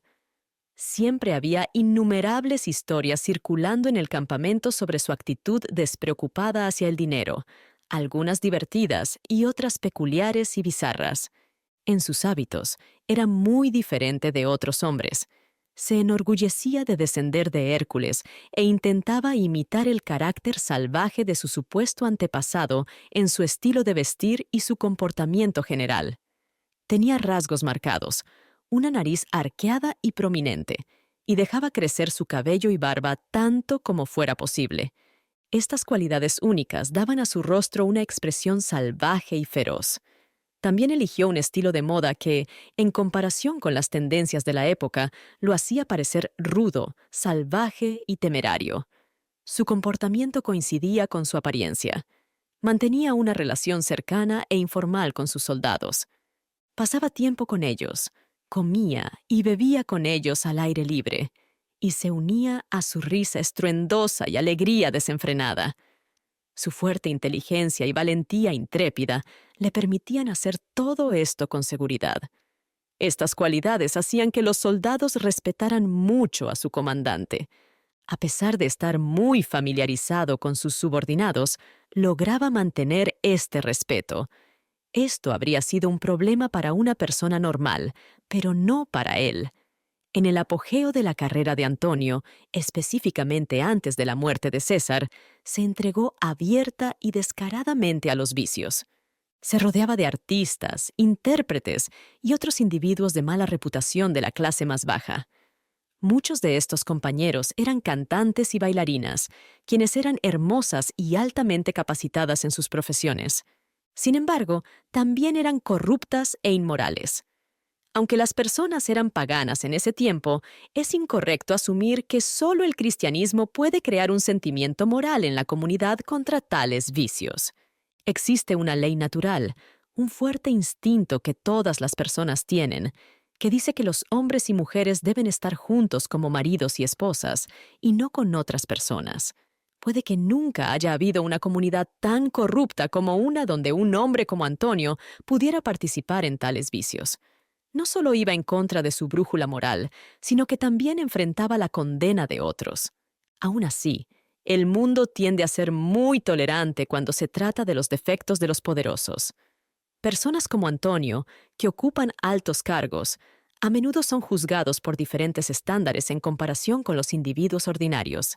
Incluso en países donde los líderes son elegidos mediante las voces del pueblo, la investigación sobre el carácter de un candidato a menudo se silencia y se considera irrelevante e inapropiada. Aquellos que logran obtener el poder reciben privilegios y protecciones que se niegan a las personas regulares. Sin embargo, a pesar de que el estatus e influencia de Antonio lo protegían de la crítica pública, llevaba sus indulgencias a tal extremo que su comportamiento era fuertemente y ampliamente condenado. Festejaba toda la noche y luego, al día siguiente, aparecía en público luciendo borracho. A veces iba a reuniones de trabajo tan intoxicado que sus amigos tenían que ayudarlo a salir. Durante algunos de sus viajes cerca de Roma, llevaba consigo a un grupo de personas realmente malas y viajaba con ellos sin ninguna vergüenza. En uno de estos viajes, tenía como compañera a una actriz llamada Citéride. Ella viajaba en una cama opulenta elevada por portadores, mientras él la acompañaba con un extenso surtido de platos elegantes y cubiertos. Juntos disfrutaban de fiestas y banquetes lujosos con abundancia de comida deliciosa y vino a lo largo de sus viajes. A veces se detenía al borde del camino, montaba sus tiendas, comenzaba a cocinar en sus cocinas y preparaba un gran banquete. Disponía mesas lujosas y creaba banquetes suntuosos, completos con todos los elementos más finos y elaborados. Todo esto lo hacía para impresionar a los demás con la abundancia y la perfección de los lujos que podía llevar consigo donde quiera que viajara. Siempre parecía disfrutar haciendo cosas inusuales y notables para asombrar a la gente. Una vez, durante un viaje, hizo que leones tiraran de sus carros para transportar sus pertenencias, solo para crear sensación.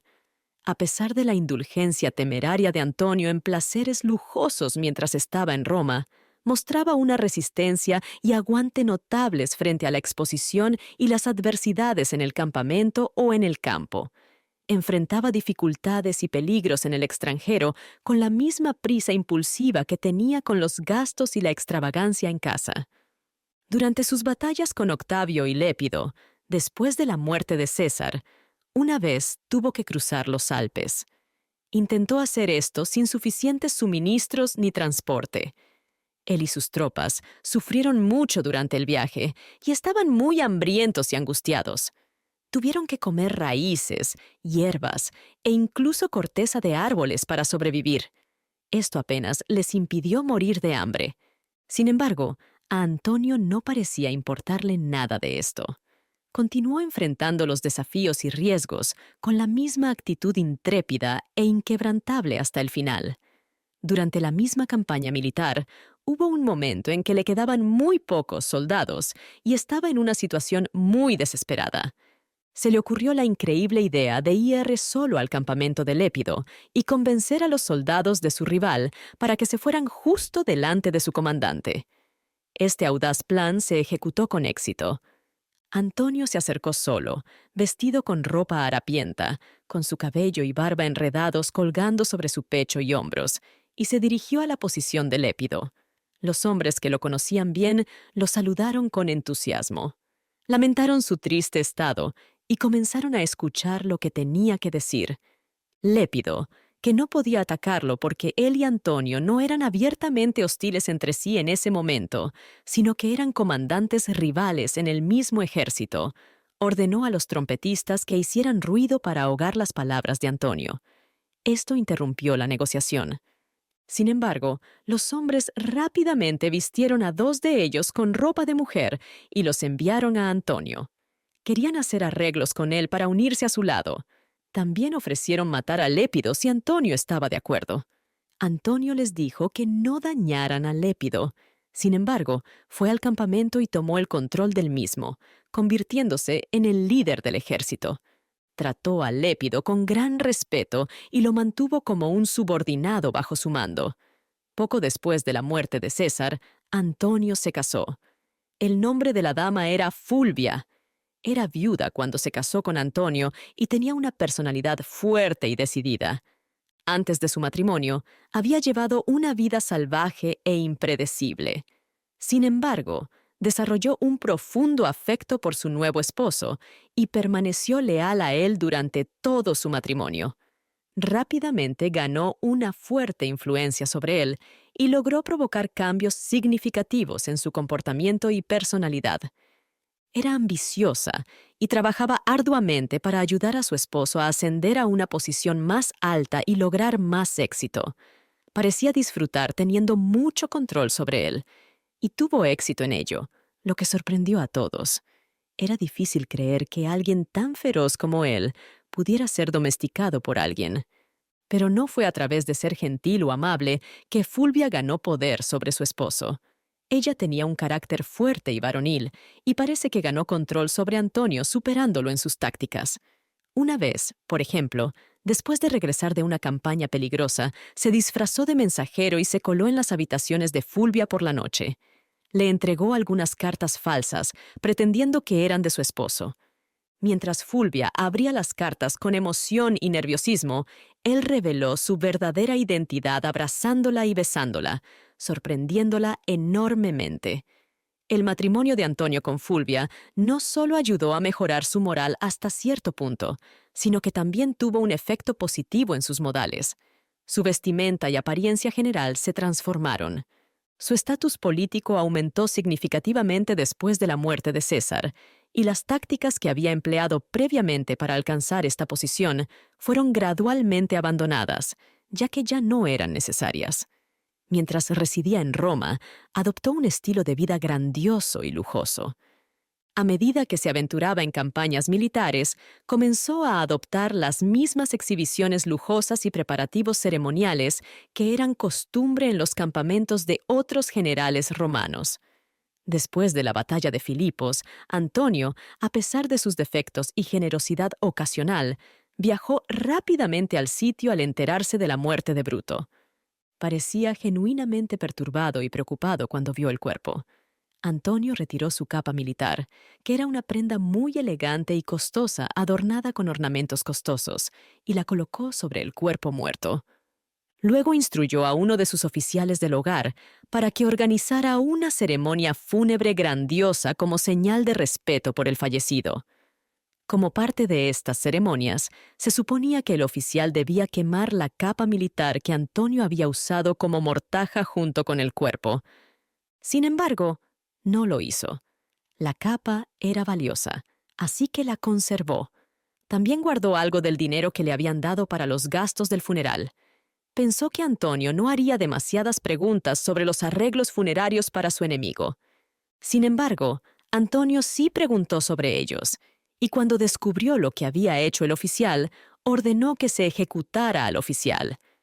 Los diferentes cambios políticos y movimientos entre los ejércitos después de la batalla de Filipos no serán discutidos aquí. Basta mencionar que Antonio se dirigió hacia el este a través de Asia Menor y, al año siguiente, llegó a Cilicia. Desde allí, envió un mensaje a Cleopatra en Egipto, pidiéndole que viniera a encontrarse con él. Había acusaciones contra ella, dijo, de ayudar a Casio y Bruto en la guerra reciente en lugar de apoyarlo a él. No está claro si estas acusaciones eran verdaderas o si Antonio las inventó como excusa para ver a Cleopatra, cuya belleza era ampliamente conocida. Independientemente, envió un mensaje para convocar a la reina. El mensajero que Antonio envió para esta tarea fue Delio. Fulvia, la esposa de Antonio, no estaba con él en ese momento. Ella había sido dejada en Roma. Delio fue a Egipto y visitó la corte de Cleopatra. En ese momento, Cleopatra tenía alrededor de 28 años y se decía que era más hermosa que nunca.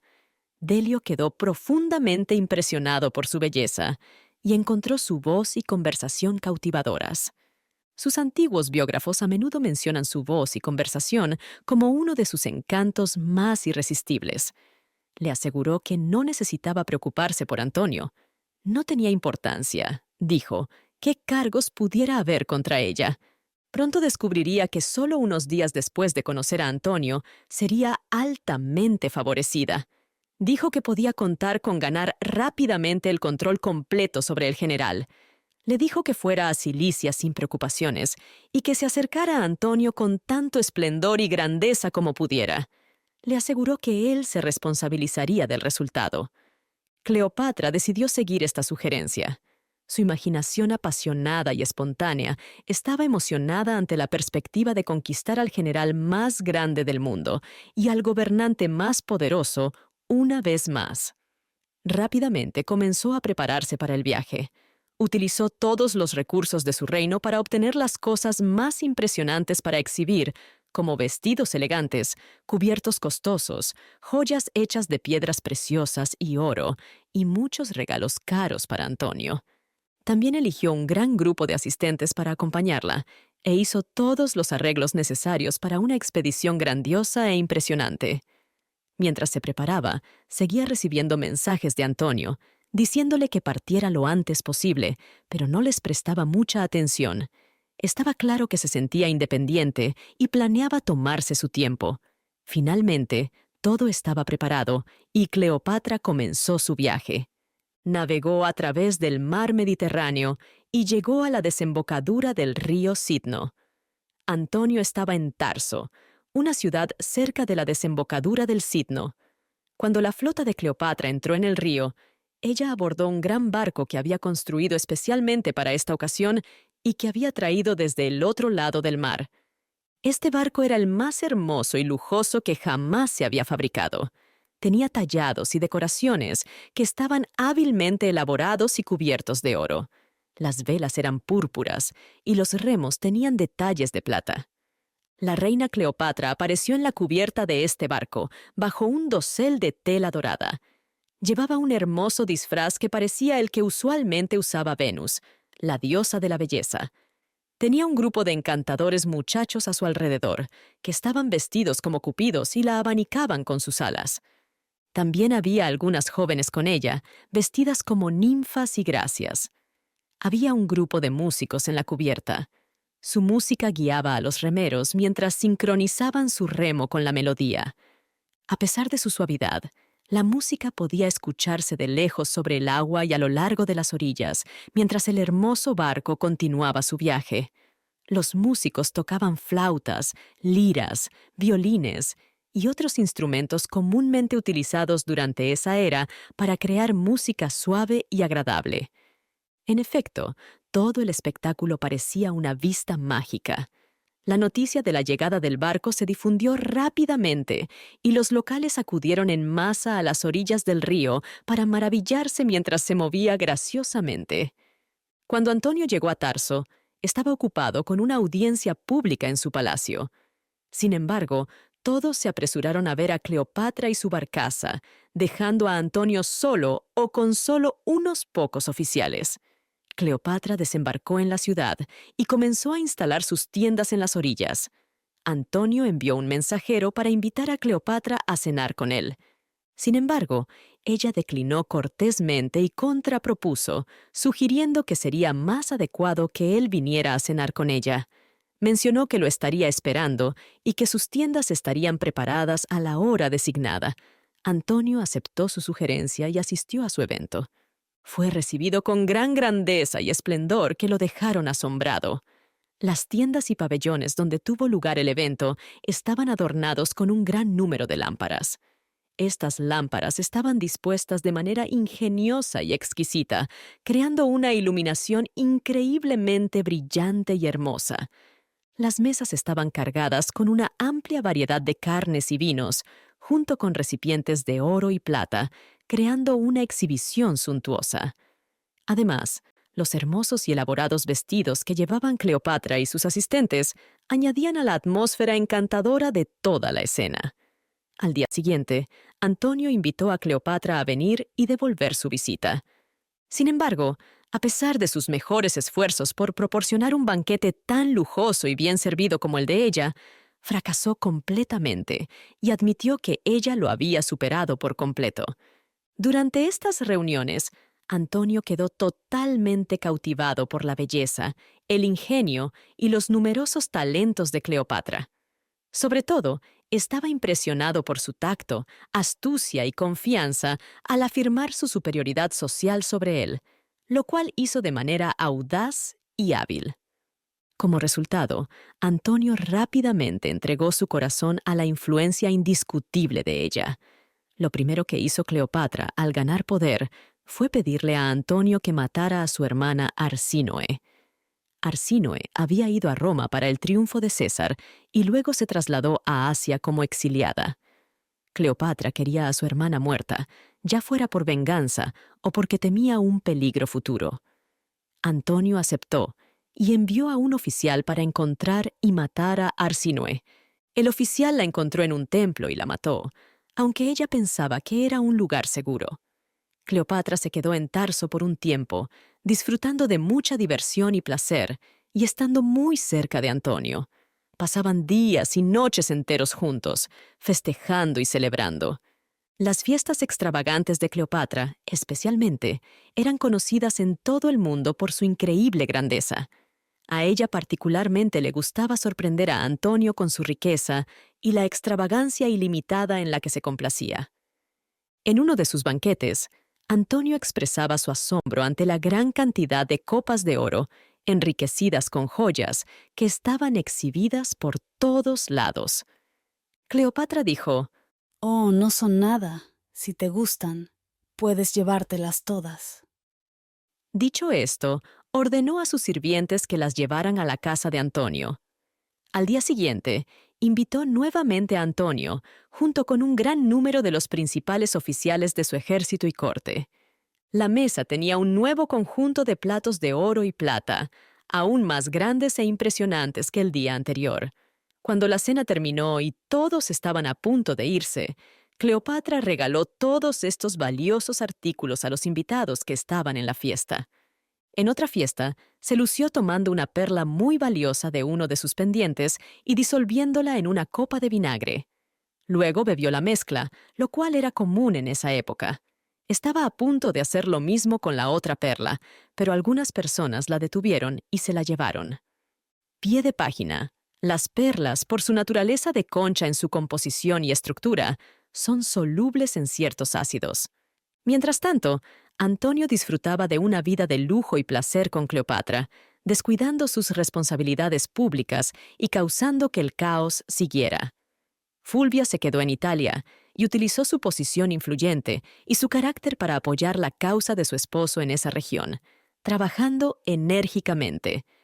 Enfrentó muchos problemas y riesgos, pero no puedo proporcionar los detalles específicos aquí.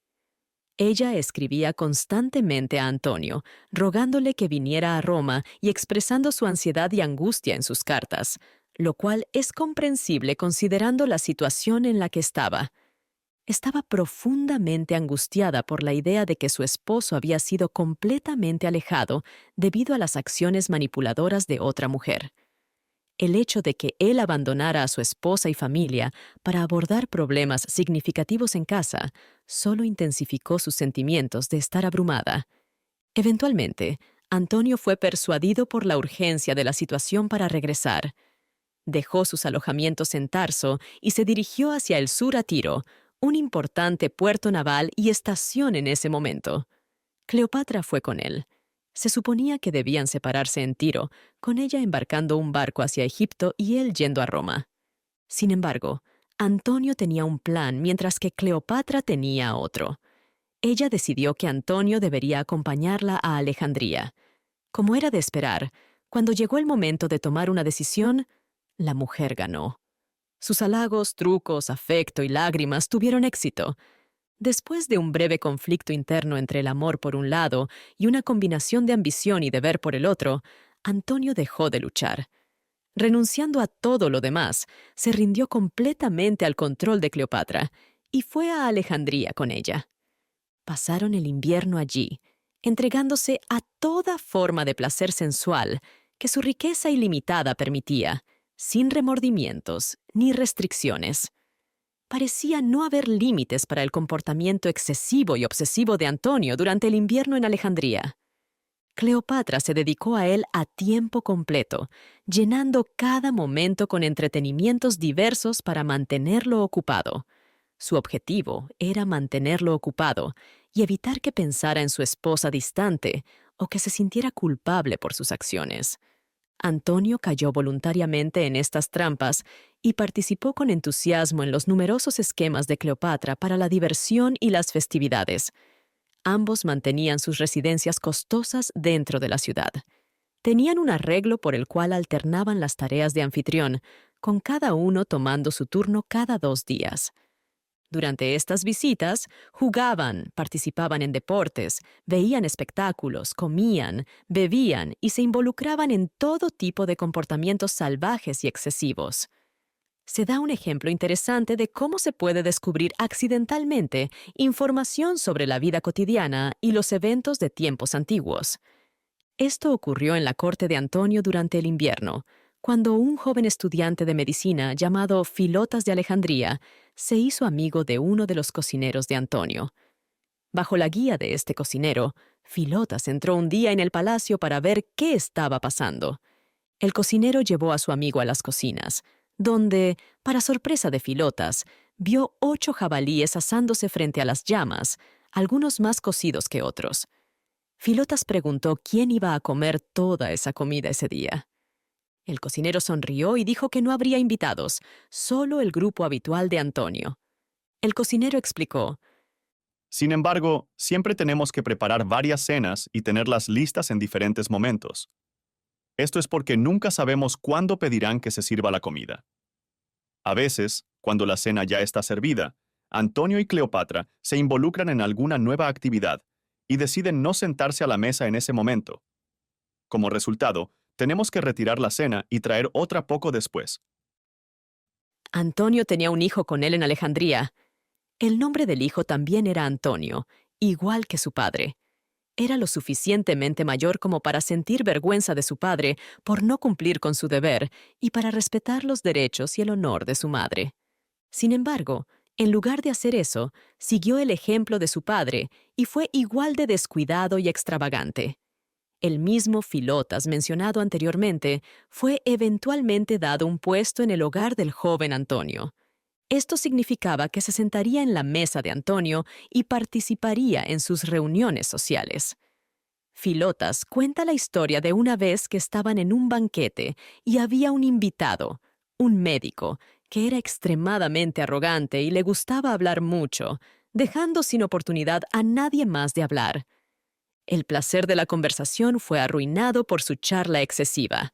Sin embargo, Filotas eventualmente lo confundió con una pregunta lógica, similar a las que se discutían en tiempos antiguos, lo que lo dejó en silencio por un rato. El joven Antonio estaba tan emocionado con este logro que le dio a Filotas todos los platos de oro y plata de la mesa y los envió a su casa después del evento. Le instruyó a Filotas que marcara y sellara los platos y los guardara bajo llave. La pregunta que Filotas hizo al médico arrogante fue la siguiente. Sin embargo, cabe destacar que en aquel entonces se creía que usar agua fría con fiebre era muy peligroso, excepto en ciertos casos donde tenía un efecto positivo. Filotas entonces argumentó de la siguiente manera. En ciertos casos, es mejor dar agua a un paciente con fiebre. Todos los casos de fiebre son casos de un cierto tipo. Por lo tanto, es mejor darle agua al paciente en todos los casos. Después de que Filotas presentara su argumento, pidió al médico que encontrara cualquier fallo en él.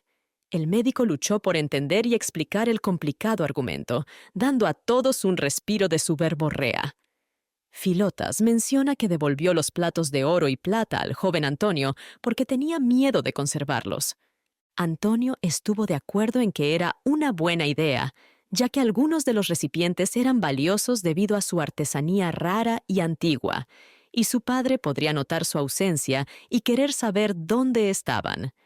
Aunque no había límites, por un lado, para la grandeza y magnificencia de los placeres que Antonio y Cleopatra disfrutaban, tampoco había límites para los comportamientos negativos y degradantes que los definían. Ocasionalmente, bien pasada la medianoche, después de horas de juerga y fiesta en el palacio, Antonio se disfrazaba de sirviente. Impulsado por el alcohol, luego se aventuraba en las calles en busca de aventuras emocionantes. En muchos casos, la propia Cleopatra salía con Antonio, disfrazada de manera similar. Durante estas salidas, Antonio a menudo se involucraba en problemas y situaciones arriesgadas. Participaba en disturbios callejeros y peleas borrachas, todo para divertir a Cleopatra y a sí mismo. Las historias de estas aventuras se difundían entre la gente después. Algunas personas admiraban la naturaleza amigable y alegre de su extraño visitante, mientras que otras lo despreciaban por comportarse como un animal. Antonio y Cleopatra disfrutaban de diversiones y placeres inocentes. Realizaban excursiones por el Nilo y organizaban fiestas sobre el agua en el puerto y en áreas rurales cerca de la ciudad. Una vez salieron a pescar en barcos en el puerto. Los intentos de pesca de Antonio fueron infructuosos y se sintió avergonzado ante la posibilidad de que Cleopatra presenciara su infortunio. Para evitar esto, organizó en secreto con algunos pescadores que se sumergieran bajo el agua sin ser vistos y que engancharan peces en su anzuelo. Con este plan, atrapó peces muy grandes y bonitos muy rápidamente. Sin embargo, Cleopatra era demasiado cautelosa para ser engañada fácilmente por un truco como este. Observó la maniobra, pero actuó como si no la notara. En cambio, mostró mucha sorpresa y felicidad por la buena suerte y la impresionante habilidad de Antonio. Al día siguiente, quiso ir a pescar nuevamente, así que se formó otro grupo, igual que el día anterior. Sin embargo, le dijo en secreto a otro pescador que comprara un pescado seco y salado del mercado. Luego, cuando llegó la oportunidad, se sumergió bajo las embarcaciones y lo enganchó al anzuelo, adelantándose a los buzos de Antonio. El plan funcionó bien, y frente a una multitud feliz, Antonio atrapó orgullosamente un gran pescado. Sin embargo, rápidamente quedó claro para todos que el pescado ya estaba preservado y seco, un tipo de pescado que comúnmente se compra en el mercado, exponiendo el truco. Era un tipo de pescado que originalmente provenía de Asia Menor. Los barcos y el agua a su alrededor se llenaron de risas y alegría por este acontecimiento. Mientras Antonio estaba ocupado con actividades deshonrosas y entregándose a placeres culpables en Alejandría, su esposa Fulvia se estaba desesperando cada vez más en casa. Habiendo agotado todas las demás opciones para persuadirlo de que regresara, recurrió a iniciar una guerra, esperando que el conflicto lo obligara a volver. Fulvia tenía mucha energía, influencia y talento. Reunió un ejército, estableció un campamento, lideró las tropas y envió a Antonio noticias sobre los peligros que podrían dañar su causa, lo que lo asustó mucho. Mientras tanto, había informes de grandes desastres en Asia Menor y levantamientos en las provincias de las que Antonio era responsable. Antonio se dio cuenta de que necesitaba dejar de lado su infatuación por Cleopatra y alejarse de ella, o enfrentaría una ruina completa e irreversible. Intentó muy duro escapar. Se despidió de la reina, subió rápidamente a una flota de barcos y navegó hacia Tiro. Esto dejó a Cleopatra en su palacio, sintiéndose molesta, decepcionada y fastidiada. Cleopatra. Capítulo 11. Reencuentro en Egipto. Cleopatra y Antonio contra el mundo. Después de separarse de Antonio, como se describió en el capítulo anterior, Cleopatra lo perdió durante un período de 2 o 3 años. Durante este tiempo, Antonio enfrentó numerosos desafíos y riesgos, y vivió muchos eventos significativos, los cuales no se pueden describir en detalle aquí. Su vida durante este período estuvo caracterizada por cambios constantes y excitación, probablemente marcada por sentimientos de arrepentimiento por el pasado y preocupaciones por el futuro. Al llegar a Tiro, se enfrentó a una difícil decisión sobre si ir a Asia Menor o a Roma. Ambos lugares requerían urgentemente su presencia. La guerra instigada por Fulvia fue alimentada, en parte, por la rivalidad entre Octavio y Antonio y el choque de sus intereses con los de su esposo. Antonio estaba furioso con ella por mal manejar sus asuntos y causar una guerra. Eventualmente, Antonio y Fulvia se reunieron en Atenas. Fulvia había ido a esa ciudad y estaba muy enferma allí, ya sea por enfermedad o por estar constantemente preocupada, frustrada y angustiada. Tuvieron una reunión acalorada. Ninguno de los dos estaba dispuesto a mostrar amabilidad al otro. Antonio dejó a su esposa abrupta y duramente después de culparla por todo. Poco después, ella murió, lo que benefició a Antonio. Su muerte condujo a una reconciliación entre Antonio y Octavio. Fulvia había estado activamente oponiéndose a Octavio y organizando planes contra él. Como resultado, Octavio tenía un rencor contra ella y Antonio. Ahora que ella estaba muerta, parecía posible que se realizara una reconciliación.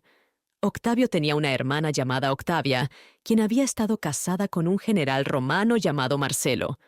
Octavia era una mujer bella y realizada, con una personalidad muy diferente a la de Fulvia.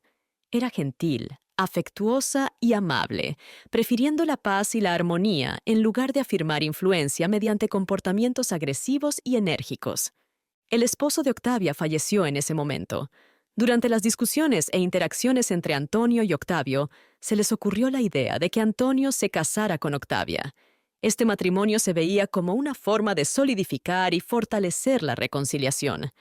Eventualmente, todos estuvieron de acuerdo con esta propuesta. Antonio estaba complacido de encontrar una solución tan simple a sus problemas. Los romanos y las autoridades en Roma también querían que este arreglo sucediera porque sabían que la paz mundial dependía de cómo estos dos hombres se trataran entre sí. Sin embargo, había una ley en Roma que impedía que las viudas se casaran nuevamente por un cierto período después de la muerte de su esposo. Ese tiempo aún no había terminado para Octavia. La determinación para hacer que esta unión sucediera era tan intensa que la ley fue específicamente alterada para acomodar su situación. En consecuencia, Antonio y Octavia pudieron proceder con su matrimonio sin demora. El imperio se dividió entre Octavio y Antonio, recibiendo Octavio la parte occidental y Antonio la parte oriental. Probablemente Antonio no tenía fuertes sentimientos de amor por su nueva esposa, a pesar de su belleza y amabilidad. Un hombre que había vivido el tipo de vida que él había llevado podría haber encontrado difícil formar vínculos fuertes y puros en este punto. Sin embargo, estaba complacido con la novedad de su matrimonio y parecía olvidarse temporalmente de la ausencia de Cleopatra. Permaneció con Octavia durante 1 año. Luego, partió para ciertas misiones militares que lo mantuvieron alejado de ella por un tiempo. Volvió, pero luego se fue de nuevo. Durante este tiempo, Octavia tuvo una influencia positiva y beneficiosa tanto en él como en Octavio. jugó un papel crucial en suavizar sus disputas y aliviar sus dudas e inseguridades. Sus esfuerzos fueron muy exitosos. Logró reunirlos y resolver sus diferencias justo antes de que estuvieran a punto de ir a la guerra. Las acciones de Octavia fueron valientes y determinadas, pero también gentiles y humildes. Durante este tiempo peligroso, estaba en Grecia con su esposo. Lo convenció para que la dejara ir a Roma a ver a su hermano. Creía que podía resolver los problemas venideros. Antonio accedió y le permitió ir. Fue a Roma y se encontró con su hermano frente a sus dos principales oficiales. Allí, suplicó por su esposo, llorando. Defendió sus acciones, explicó cosas que parecían malas y pidió a su hermano que no hiciera nada que la llevara de estar muy feliz a estar muy triste. Octavia dijo: «Considera mi situación. Todos me están observando. Estoy casada con uno de los hombres más poderosos del mundo y soy la hermana de otro. Si permites que acciones imprudentes lleven a la guerra, seré destruida. Ya sea que mi esposo o mi hermano sea derrotado, mi felicidad se perderá para siempre». Octavio realmente amaba a su hermana y fue influenciado por sus solicitudes hasta el punto de que accedió a encontrarse con Antonio para ver si podían resolver sus problemas. Este encuentro ocurrió en un río, donde ambos generales subieron a botes separados y remaron uno hacia el otro hasta que se encontraron en medio del caudal. Tuvo lugar una reunión donde todas las preguntas sin resolver se resolvieron con éxito, al menos temporalmente. Sin embargo, después de un tiempo, Antonio se cansó de su esposa y volvió a anhelar a Cleopatra. Dejó a Octavia en Roma y viajó hacia el este, alegando que iba a atender los asuntos del imperio en esa región. En lugar de eso, fue a Alejandría y reanudó su relación anteriormente cercana con la reina egipcia. Octavio estaba muy enojado por esto. La ira que solía sentir hacia Antonio, que Octavia había ayudado a reducir anteriormente, ahora regresó con más fuerza. El resurgimiento ocurrió porque estaba muy molesto por cómo se trataba a su hermana. La opinión pública en Roma también se volvía fuertemente contra Antonio. Se escribieron sátiras para burlarse de él y de Cleopatra, y la gente criticaba duramente su comportamiento. Octavia era amada por todos, y la simpatía hacia ella intensificaba la ira pública hacia el hombre que podía traicionar a alguien tan amable, gentil y fiel como ella. Después de pasar algún tiempo en Alejandría y reconectarse con Cleopatra, Antonio partió de nuevo y cruzó el mar hacia Asia. Tenía tareas militares importantes que atender allí. Su objetivo era completar estas tareas y regresar a Egipto lo antes posible. Sin embargo, descubrió que no podía soportar estar lejos de Cleopatra, incluso por un corto tiempo. Pensaba en ella constantemente y extrañaba los momentos agradables que habían pasado en Egipto. Deseaba desesperadamente verla de nuevo, lo que hacía imposible que se concentrara en sus responsabilidades en el campamento. Como resultado, se volvió temeroso, ineficaz y negligente, y casi todo lo que intentaba fracasaba. Los soldados sabían por qué su comandante los estaba descuidando y estaban muy enojados por ello. Su descontento se extendió por todo el campamento, con mucho murmullo silencioso y muchas quejas. Antonio, sin embargo, como otros en su posición, no estaba consciente de todos estos signos de descontento. Probablemente los habría ignorado incluso si los hubiera notado. Abrumado por su anhelo por su amante, resolvió hacer el viaje a través del país, a pesar de ser invierno. Se dirigió hacia la costa, donde había organizado encontrarse con Cleopatra. El ejército enfrentó condiciones muy difíciles durante este viaje. Una vez que Antonio comenzó el viaje, estaba tan ansioso por avanzar que obligó a sus tropas a marchar más rápido de lo que eran capaces. También carecían de tiendas de campaña adecuadas o suficientes suministros de comida. Como resultado, después de un día agotador de marcha, a menudo tenían que dormir al aire libre en las montañas, con pocas maneras de satisfacer su hambre y poca protección contra la lluvia fría o las tormentas de nieve. Durante esta marcha, 8,000 hombres murieron de frío, fatiga y exposición, Esto pudo haber sido un sacrificio mayor que nunca antes, debido a la intensa pasión e impaciencia del amante.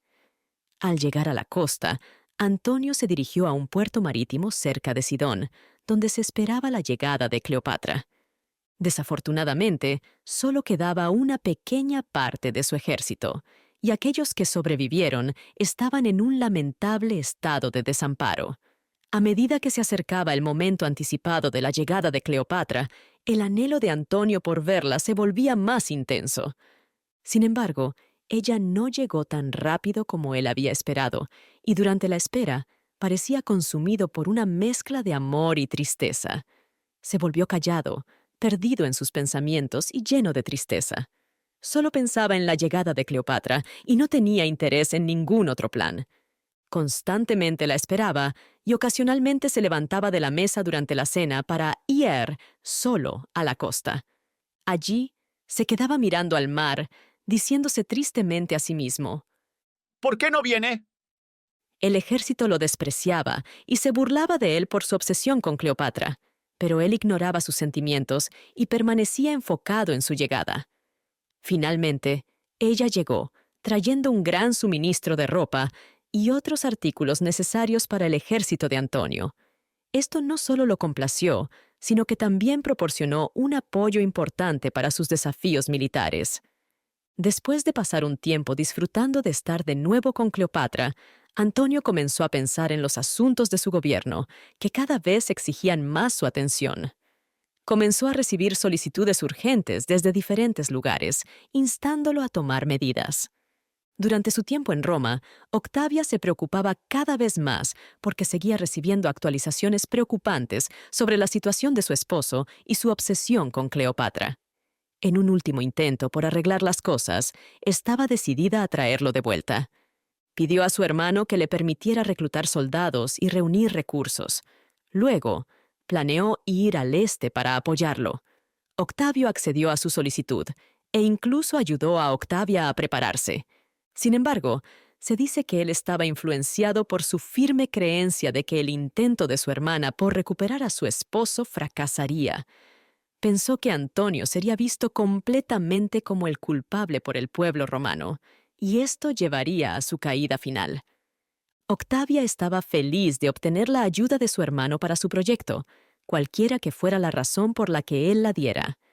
Reunió un gran grupo de soldados, recaudó mucho dinero y consiguió ropa, tiendas y suministros para el ejército. Cuando todo estuvo preparado, ella dejó Italia y se embarcó, después de enviar un mensaje a su esposo diciéndole que venía. Cleopatra empezó a preocuparse de que podría perder a Antonio de nuevo. Para mantener su poder sobre él, utilizó sus trucos habituales. No decía nada, pero actuaba como alguien que sufría o estaba triste por un secreto. Lograba ser sorprendida llorando frecuentemente. En esas situaciones, rápidamente secaba sus lágrimas y ponía una cara sonriente, pretendiendo estar feliz aunque estuviera cargada de ansiedad y tristeza. Cuando Antonio estaba cerca, ella parecía extremadamente feliz de verlo y lo miraba con una expresión profundamente afectuosa. Cuando estaba lejos de él, pasaba su tiempo sola. Siempre estaba callada, triste y lloraba con frecuencia. Se aseguraba de que Antonio supiera sobre sus penas y sufrimientos ocultos. Quería que él entendiera que todo esto era debido a su amor por él y su miedo a que él la dejara. Los amigos y agentes secretos de Cleopatra, que informaban a Antonio sobre estas cosas, también le apelaban directamente para que la favoreciera. Argumentaban audazmente que el amor de Cleopatra por Antonio era más importante que el de Octavia. Según ellos, Octavia había sido su esposa solo por un breve periodo, mientras que Cleopatra había estado profundamente dedicada a él durante muchos años. Octavia se casó con él, afirmaban, no por amor, sino por razones políticas para complacer a su hermano y solidificar una alianza política con él. Por otro lado, Cleopatra se entregó completamente e incondicionalmente a él, impulsada únicamente por un afecto personal que no podía resistir. Lo había dejado todo por él. Perdió su reputación, el amor de sus súbditos y fue criticada por todos. Ahora, había dejado su país natal para unirse a él en su difícil situación. Dado todo lo que había hecho, soportado y sacrificado por él, sería extremadamente cruel e injustificable que él la abandonara ahora. Ella nunca podría sobrellevar tal abandono. Todo su ser estaba tan profundamente conectado a él que se consumiría y perecería si él la dejara en este momento. Antonio estaba muy preocupado y perturbado por las complicaciones en las que se encontraba. Era su deber, y tal vez incluso su deseo, y su ambición, y cada decisión sensata y estratégica le decían que debería dejar estas trampas inmediatamente e ir a encontrarse con Octavia. Pero la fortaleza que lo mantenía era demasiado poderosa para romperse. Sucumbió a la tristeza y las lágrimas de Cleopatra. Envió un mensaje a Octavia, quien estaba en Atenas, Grecia, diciéndole que no se acercara más. Octavia, quien no mostró ningún enojo hacia su esposo, preguntó qué debía hacer con los soldados, el dinero y los suministros que llevaba. Antonio le dijo que los dejara en Grecia. Octavia hizo lo que se le indicó y tristemente regresó a casa. Al llegar a Roma, Octavio, su hermano, quien estaba profundamente enfadado por el comportamiento despreciable de Antonio, contactó inmediatamente a su hermana y la instó a dejar la residencia de Antonio y unirse a él. Octavio afirmó que era esencial que ella mantuviera su autoestima y no continuara viviendo bajo el mismo techo que un hombre así. Octavia dijo que no dejaría la casa de su esposo. Esa casa era su deber, sin importar lo que hiciera su esposo, y ella se quedaría allí. Así que regresó a su antiguo hogar y cuidó de la familia y los niños con paciencia y dedicación dolorosa. Uno de estos niños era el hijo de Antonio de su matrimonio anterior con Fulvia. Mientras tanto, Octavia cumplió tristemente y con diligencia sus roles de esposa y madre en la casa de su esposo en Roma. Por otro lado, Antonio acompañó a Cleopatra a Alejandría y una vez más se entregó a una vida de placeres pecaminosos. La asombrosa mentalidad que mostró esta maravillosa y dedicada esposa impresionó a todos. Sin embargo, tuvo otro efecto que probablemente a Octavia no le gustó. Hizo que la gente se enfadara con la persona indigna que recibió esta extraordinaria bondad. Mientras tanto, Antonio se entregó completamente a la influencia y control de Cleopatra. Manejó todos los asuntos del Imperio Romano en el este de una manera que mejor servía las ambiciones y la reputación de Cleopatra. Seleccionó Alejandría como su capital y celebró allí fastuosas celebraciones triunfales. Junto a Cleopatra y su comitiva, organizó expediciones ostentosas en Asia y Siria. Generosamente, les otorgó provincias enteras como regalos y elevó a sus 2 hijos, Alejandro y Ptolomeo, nacidos al principio de su relación, a roles prominentes, reconociéndolos como suyos. Las acciones tomadas en Roma tuvieron graves consecuencias para la reputación de Antonio. Octavio informó al Senado romano y al pueblo sobre todo lo que había sucedido, utilizando la mala gestión y la mala conducta de Antonio como base para acusaciones serias contra él. Al enterarse de estos desarrollos, Antonio envió a sus representantes a Roma para hacer acusaciones contra Octavio. Sin embargo, estas contraacusaciones no tuvieron ningún efecto. La opinión pública se volvió contra él en la capital y Octavio comenzó a prepararse para la guerra. Antonio se dio cuenta de que necesitaba prepararse para la autodefensa. Cleopatra se unió con entusiasmo a sus planes para este propósito. Antonio comenzó a reclutar soldados, a reunir y equipar buques de guerra y galeras, y a exigir dinero y suministros militares de las provincias y reinos orientales. Cleopatra le dio acceso a todos los recursos de Egipto, le proporcionó grandes cantidades de dinero y un suministro ilimitado de trigo que obtuvo de sus territorios en el Valle del Nilo. Se les dijo a las diferentes partes del enorme ejército que se reunieran en Éfeso, donde Antonio y Cleopatra los esperaban para recibirlos. Habían ido allí después de terminar sus preparativos en Egipto y estaban listos para comenzar la campaña.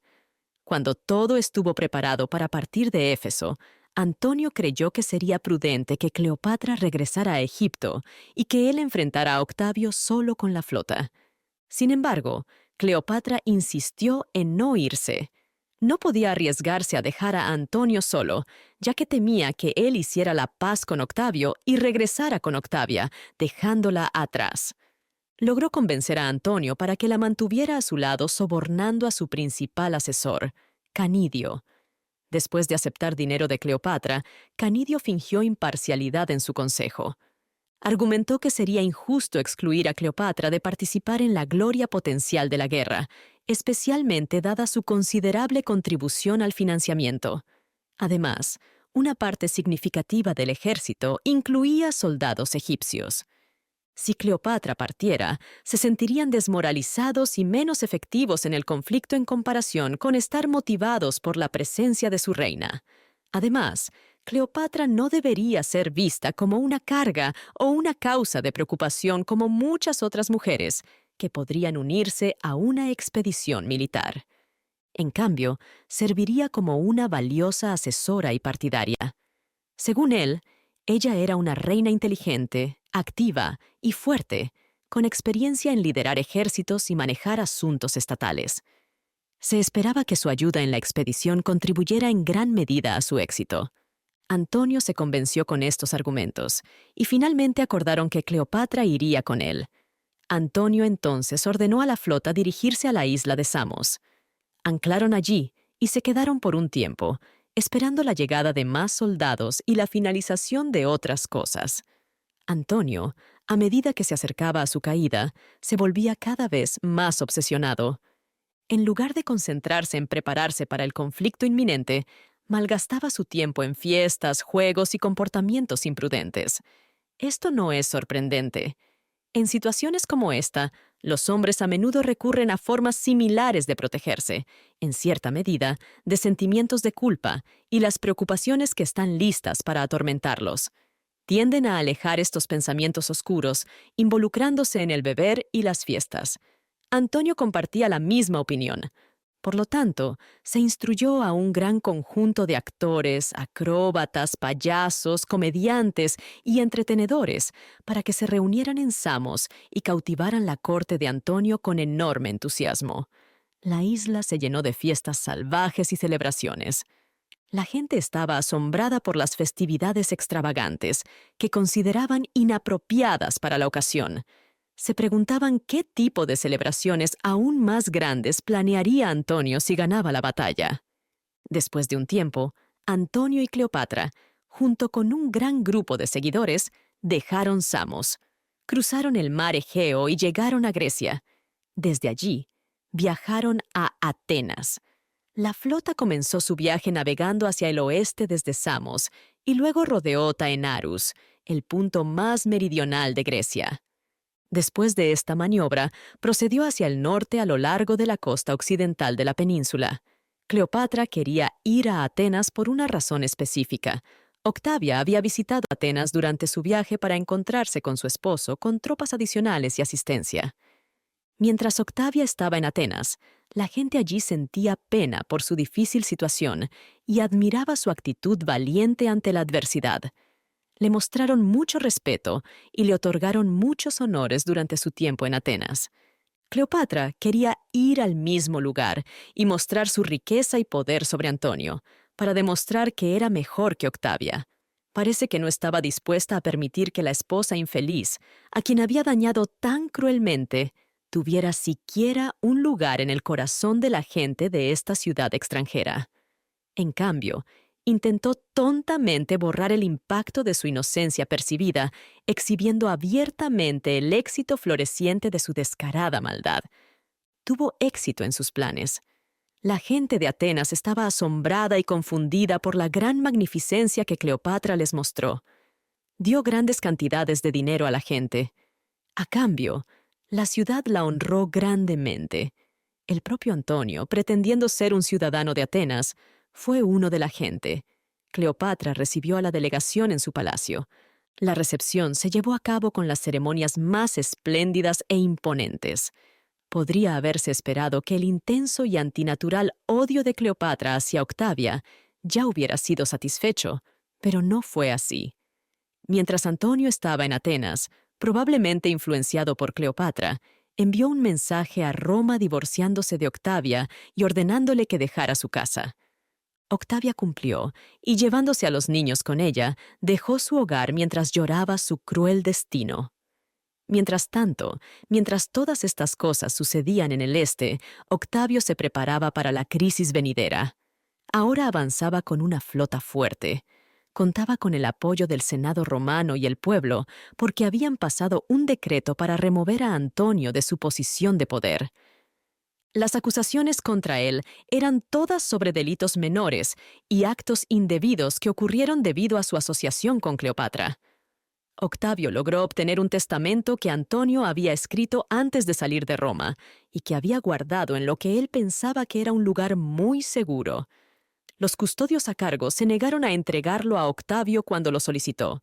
Sin embargo, dijeron que no lo detendrían si quería tomarlo. Octavio decidió tomar el testamento y leerlo al Senado romano. El testamento establecía, entre otras cosas, que si Octavio moría en Roma, su cuerpo debía ser enviado a Alejandría y entregado a Cleopatra. También mostraba un nivel de obediencia y lealtad a la reina egipcia que se consideraba inaceptable para un líder romano. También se acusó a Antonio de saquear ciudades y provincias para dar regalos a Cleopatra. Se decía que le había enviado una biblioteca de 200.000 libros desde Pérgamo para reemplazar la que Julio César había quemado accidentalmente. Además, Antonio fue criticado por promover a los hijos de Cleopatra, a pesar de su bajo nacimiento, a posiciones de autoridad en el gobierno romano. Muchos sentían que su comportamiento hacia Cleopatra comprometía la dignidad esperada de un oficial romano. Por ejemplo, cuando presidía un tribunal judicial, recibía cartas de amor enviadas por Cleopatra. Luego desviaba inmediatamente su atención de los procedimientos en curso ante él para leer las cartas. Nota al pie. Estas cartas, basadas en la decisión de Cleopatra de hacer todo relacionado con ella y Antonio de manera costosa y extravagante, estaban grabadas en tabletas hechas de ónix, cristal u otras piedras valiosas. A veces hacía esto mientras estaba sentado en el trono, reuniéndose con embajadores y príncipes. Cleopatra probablemente enviaba estas cartas durante tales ocasiones para demostrar su poder e indulgir su naturaleza juguetona. En una ocasión, como dijo Octavio en sus argumentos ante el Senado romano, Antonio estaba escuchando un caso muy importante. Mientras uno de los principales oradores de la ciudad le hablaba sobre el caso, Cleopatra pasó por allí. Antonio inmediatamente se levantó, dejó el tribunal sin formalidades y fue tras ella. Las acciones de Antonio y las historias sobre él hicieron que la gente no le gustara, provocando que sus amigos lo abandonaran y sus enemigos ganaran. Se tomó una decisión contra él y a Octavio se le dio el poder para hacerla cumplir. Mientras Antonio avanzaba hacia el oeste con su flota y ejército, Octavio se dirigía hacia el este y el sur desde el Adriático para enfrentarlo. Con el tiempo, después de muchas maniobras y demoras, los dos ejércitos se encontraron cerca de un lugar llamado Actium, ubicado en la costa occidental de Epiro, al norte de Grecia. Ambos comandantes tenían fuertes flotas en el mar y grandes ejércitos en tierra. Antonio tenía más tropas terrestres, pero su flota no era tan poderosa como la de Octavio. Antonio prefería luchar la batalla principal en tierra, pero Cleopatra se negó. Ella lo animó a luchar contra Octavio en el mar. Se creía que quería tener una ruta de escape más segura en caso de que perdieran la batalla. Ella creía que si tenían barcos, podrían navegar rápidamente a Alejandría si eran derrotados. Sin embargo, no sabía qué pasaría con ella si perdían en tierra. Los asesores y líderes del ejército aconsejaron fuertemente a Antonio que no confiara en el mar. A todos sus argumentos y objeciones, Antonio los ignoró. Cleopatra estaba decidida a hacer las cosas a su manera. En la mañana de la batalla, cuando los barcos estaban alineados, Cleopatra comandaba un grupo de 50 o 60 barcos egipcios. Estos barcos estaban completamente tripulados y bien preparados con mástiles y velas. Cleopatra se aseguró de que todo estuviera listo para una rápida escapada, por si acaso. Posicionó sus barcos como respaldo y observó tranquilamente la batalla por un tiempo. Los barcos de Octavio avanzaron para atacar los barcos de Antonio. Los hombres luchaban de cubierta a cubierta usando lanzas, picas de abordaje, dardos ardientes y otras armas destructivas. Los barcos de Antonio enfrentaron muchos desafíos. No solo tenían menos barcos que Octavio, sino que también eran superados en términos de las habilidades de la tripulación y la calidad de sus armas. Aún así, fue un conflicto muy obstinado. Cleopatra, sin embargo, no esperó a ver cómo se decidía finalmente. Como las fuerzas de Antonio no ganaron de inmediato, pronto comenzó a ceder a sus miedos sobre el resultado y, eventualmente, entró en pánico y decidió huir. Ordenó a los remeros que comenzaran a remar y que se izaran las velas. Luego se abrió paso por una parte de la flota que estaba en combate, confundiendo a medida que pasaba. Logró llegar al mar y luego continuó navegando a toda velocidad por la costa hacia el sur. Cuando Antonio se dio cuenta de que Cleopatra se estaba yendo, se concentró completamente en ella y movido por su intensa devoción. Rápidamente convocó a una galera con 5 filas de remeros para perseguir con todas sus fuerzas a la flota huyente de Cleopatra. Cleopatra vio acercarse una galera rápida desde la cubierta de su barco. Levantó una señal en la popa del buque en el que estaba para que Antonio supiera hacia qué de los 50 barcos voladores debía dirigirse. Antonio siguió la señal y se acercó al barco de Cleopatra, donde los marineros lo levantaron y lo ayudaron a abordar. Cleopatra había desaparecido. Se sintió avergonzada y confundida, incapaz de enfrentar a la persona a la que había dañado irreparablemente. Antonio no la buscó. Permaneció en silencio, caminando hacia la parte delantera del barco y colapsando allí solo. Se cubrió la cabeza con las manos, aparentando estar aturdido, abrumado por el horror y la desesperación. Sin embargo, salió de su aturdimiento cuando una alarma sonó en su galera, señalando que estaban siendo perseguidos. Se levantó, agarró una lanza y cuando llegó a la cubierta de popa, notó varios botes pequeños llenos de hombres y armas que se acercaban por detrás, cerrando el paso a su galera a gran velocidad. Antonio, ahora libre del control de su hechicera y movido por su audacia y decisión, no instó a los remeros a remar más rápido para escapar. En cambio, ordenó que el barco girara y enfrentara a sus perseguidores. Navegó su barco en medio de ellos. Estalló un violento conflicto, con el ruido y la confusión amplificados por las colisiones entre los botes y la galera. Eventualmente, todos los botes, excepto uno, fueron ahuyentados. Este bote restante continuó merodeando cerca, con su comandante de pie en la cubierta, sosteniendo una lanza y apuntándola a Antonio. El comandante parecía estar impulsado por un fuerte sentido de hostilidad y odio, esperando ansiosamente una oportunidad para lanzar la lanza. Antonio preguntó al hombre quién era, porque tenía el valor de amenazar a Antonio. El hombre respondió dando su nombre y diciendo que vino a buscar venganza por la muerte de su padre. Esto reveló que era el hijo de un hombre al que Antonio había ordenado anteriormente decapitar por alguna razón. Hubo una dura lucha entre Antonio y su feroz oponente. Al final, el oponente de Antonio fue ahuyentado. Los botes lograron capturar algunos de los barcos de Antonio, pero no lograron capturar a Antonio mismo. Después de eso, dejaron de perseguir y regresaron. Antonio volvió a su asiento, se sentó, se cubrió la cara con las manos y una vez más sintió el mismo sentido de desesperación y dolor que antes. Cuando una pareja enfrenta una desgracia y sufrimiento abrumadores, naturalmente se vuelven el uno al otro en busca de consuelo y apoyo. Es diferente de la relación entre Antonio y Cleopatra. La conciencia, que permanece tranquila y pacífica en tiempos buenos, se vuelve intensa e inesperada cuando se enfrenta a la desgracia. En lugar de encontrar consuelo y apoyo en el otro, solo sienten más culpa y desesperación, aumentando su decepción y tristeza. Antonio estuvo muy molesto durante 3 días y no se comunicó con Cleopatra. Cleopatra se sentía confundida y decepcionada, mientras que Antonio estaba tan mentalmente excitado que ella no podía acercársele.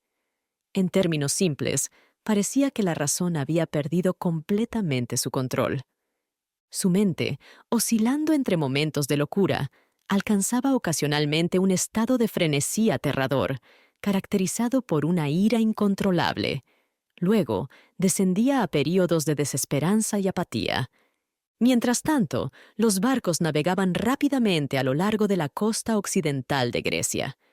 Cuando llegaron a Taenarus, el punto sur de la península, tuvieron que detenerse y decidir qué hacer.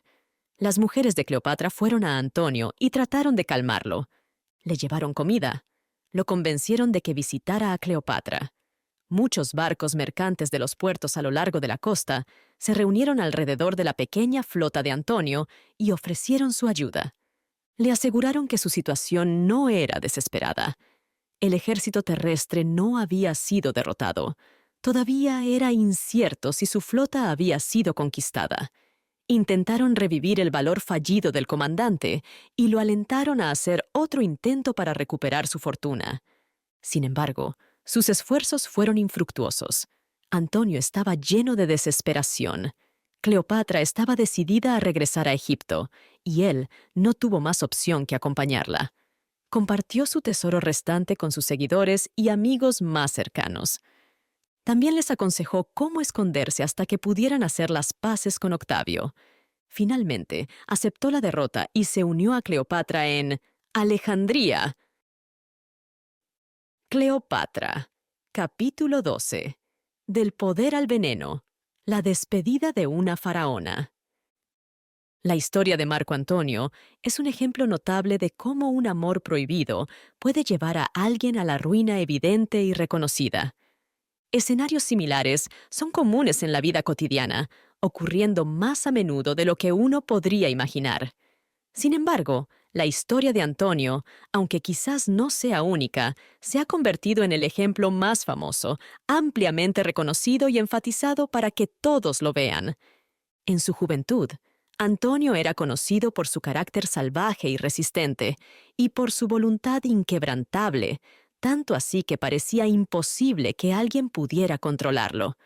También estaba motivado por un espíritu ambicioso que no tenía límites. Sin embargo, vemos cómo queda cautivado por una mujer y se entrega completamente a su influencia, incluso durante su carrera exitosa. Ella reemplaza todo lo noble y generoso en su corazón con sus principios de malicia y crueldad. Ella extinguió las llamas de su ambición una vez grandiosa, que tenía aspiraciones tan vastas que parecían demasiado grandes para el mundo mismo. En su lugar, instiló en su alma un deseo por los placeres más bajos, más viles e innobles. Ella lo influyó para violar la confianza pública y alejar el amor y el apoyo de sus compatriotas. Bajo su influjo, él rechazó duramente la bondad de su leal esposa y finalmente expulsó a su esposa e hijos de su hogar. Ahora, de manera cobarde y deshonorable, ella lo dirige para eludir sus deberes como soldado. Consciente de que seguirla lo llevaría a la vergüenza y la ruina, se encuentra atrapado, incapaz de escapar de su influencia. La ira causada por la cobarde deserción de Antonio de su flota y ejército en la batalla de Actium se extendió por todo el imperio bajo su mando. No había justificación para tal retirada. Su ejército, que era su mayor fuente de poder, permaneció intacto y su flota ni siquiera fue derrotada. Los barcos siguieron luchando hasta la noche, aunque su comandante traicionó su causa. Eventualmente, fueron derrotados. El ejército, desanimado y sin razón para resistir, también se rindió. En muy poco tiempo, todo el país se unió al lado de Octavio. Mientras tanto, Cleopatra y Antonio estaban extremadamente asustados. Cleopatra hizo un plan para llevarse todos los tesoros que pudiera salvar y algunos barcos a través del Istmo de Suez hacia el Mar Rojo. Quería escapar en esa dirección y encontrar un lugar seguro para esconderse en las costas de Arabia o India, lejos del temido poder de Octavio. Inició este proyecto y envió un par de sus barcos a través del Istmo. Sin embargo, los árabes capturaron los barcos y mataron o capturaron a los hombres a bordo. Como resultado, este plan arriesgado fue rápidamente abandonado. Ella y Antonio decidieron entonces establecerse en Alejandría y prepararse para defenderse de Octavio. Antonio, después de que su pánico inicial se calmara, se volvió cada vez más enojado y resentido hacia todos. Decidió cortar lazos con Cleopatra y sus amigos. Se aisló en la isla de Faros, donde vivió solo por un tiempo, lamentando sus acciones y culpando a su desafortunado destino. Expresó su enojo criticando y culpando a todos los involucrados en su situación. Aquí, las noticias seguían llegando, diciéndole que uno por uno, sus ejércitos lo abandonaban, sus provincias en Grecia y Asia Menor estaban cayendo, y Octavio estaba ganando rápidamente poder sobre todo. La constante corriente de malas noticias lo hizo furioso y lleno de ira. Finalmente, se cansó de estar solo y odiar a la gente. Se reconcilió con Cleopatra y regresó a la ciudad. Gastaron todo su dinero restante en fiestas y malos comportamientos. Intentaron olvidar sus arrepentimientos y preocupaciones bebiendo y divirtiéndose. Se unieron a un grupo de fiesteros salvajes que eran tan imprudentes como ellos. Hicieron todo lo posible por ocultar sus preocupaciones detrás de una felicidad falsa, pero no pudieron tener éxito. Octavio se acercaba cada vez más y sabían que pronto los confrontaría con su ira. No podían encontrar ningún lugar en la tierra de donde pudieran escapar de su venganza. Cleopatra temía lo que podría sucederle en el futuro, por lo que decidió estudiar venenos. No solo leyó sobre ellos, los probó en prisioneros y cautivos. Les hacía tomar el veneno para que ella y Antonio pudieran ver qué les sucedía. Recopiló una variedad de venenos y los probó para ver cuáles actuaban rápidamente y cuáles lentamente. Quería averiguar qué venenos causaban más incomodidad y dolor. Por otro lado, buscaba descubrir aquellos que solo te hacían sentir adormecido y confundido, resultando en una muerte menos dolorosa. Estos experimentos no se limitaban a venenos que podrían mezclarse con alimentos o darse en una bebida. Cleopatra también estaba interesada en los efectos de las mordeduras de serpientes y reptiles. Recogió diferentes tipos de estos animales y los probó en sus prisioneros. Hacía que los hombres fueran picados y mordidos por ellos, y luego observaba lo que sucedía. Estas investigaciones no estaban motivadas por el deseo de una aplicación práctica del conocimiento adquirido. En lugar de eso, eran una forma divertida de mantener ocupada su mente y entretener a Antonio y a sus invitados.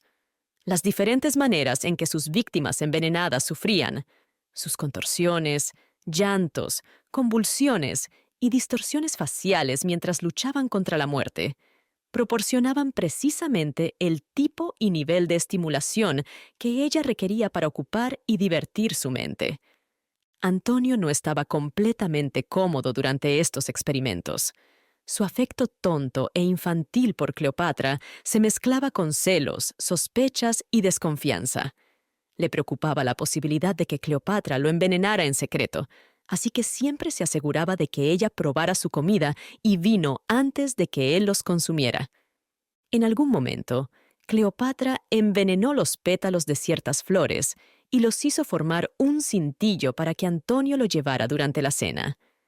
Durante el festín, ella retiró las hojas de su cintillo y las puso juguetonamente en su vino. Luego sugirió que Antonio hiciera lo mismo con su cintillo y que ambos bebieran el vino, que estaría aromatizado y perfumado por las flores.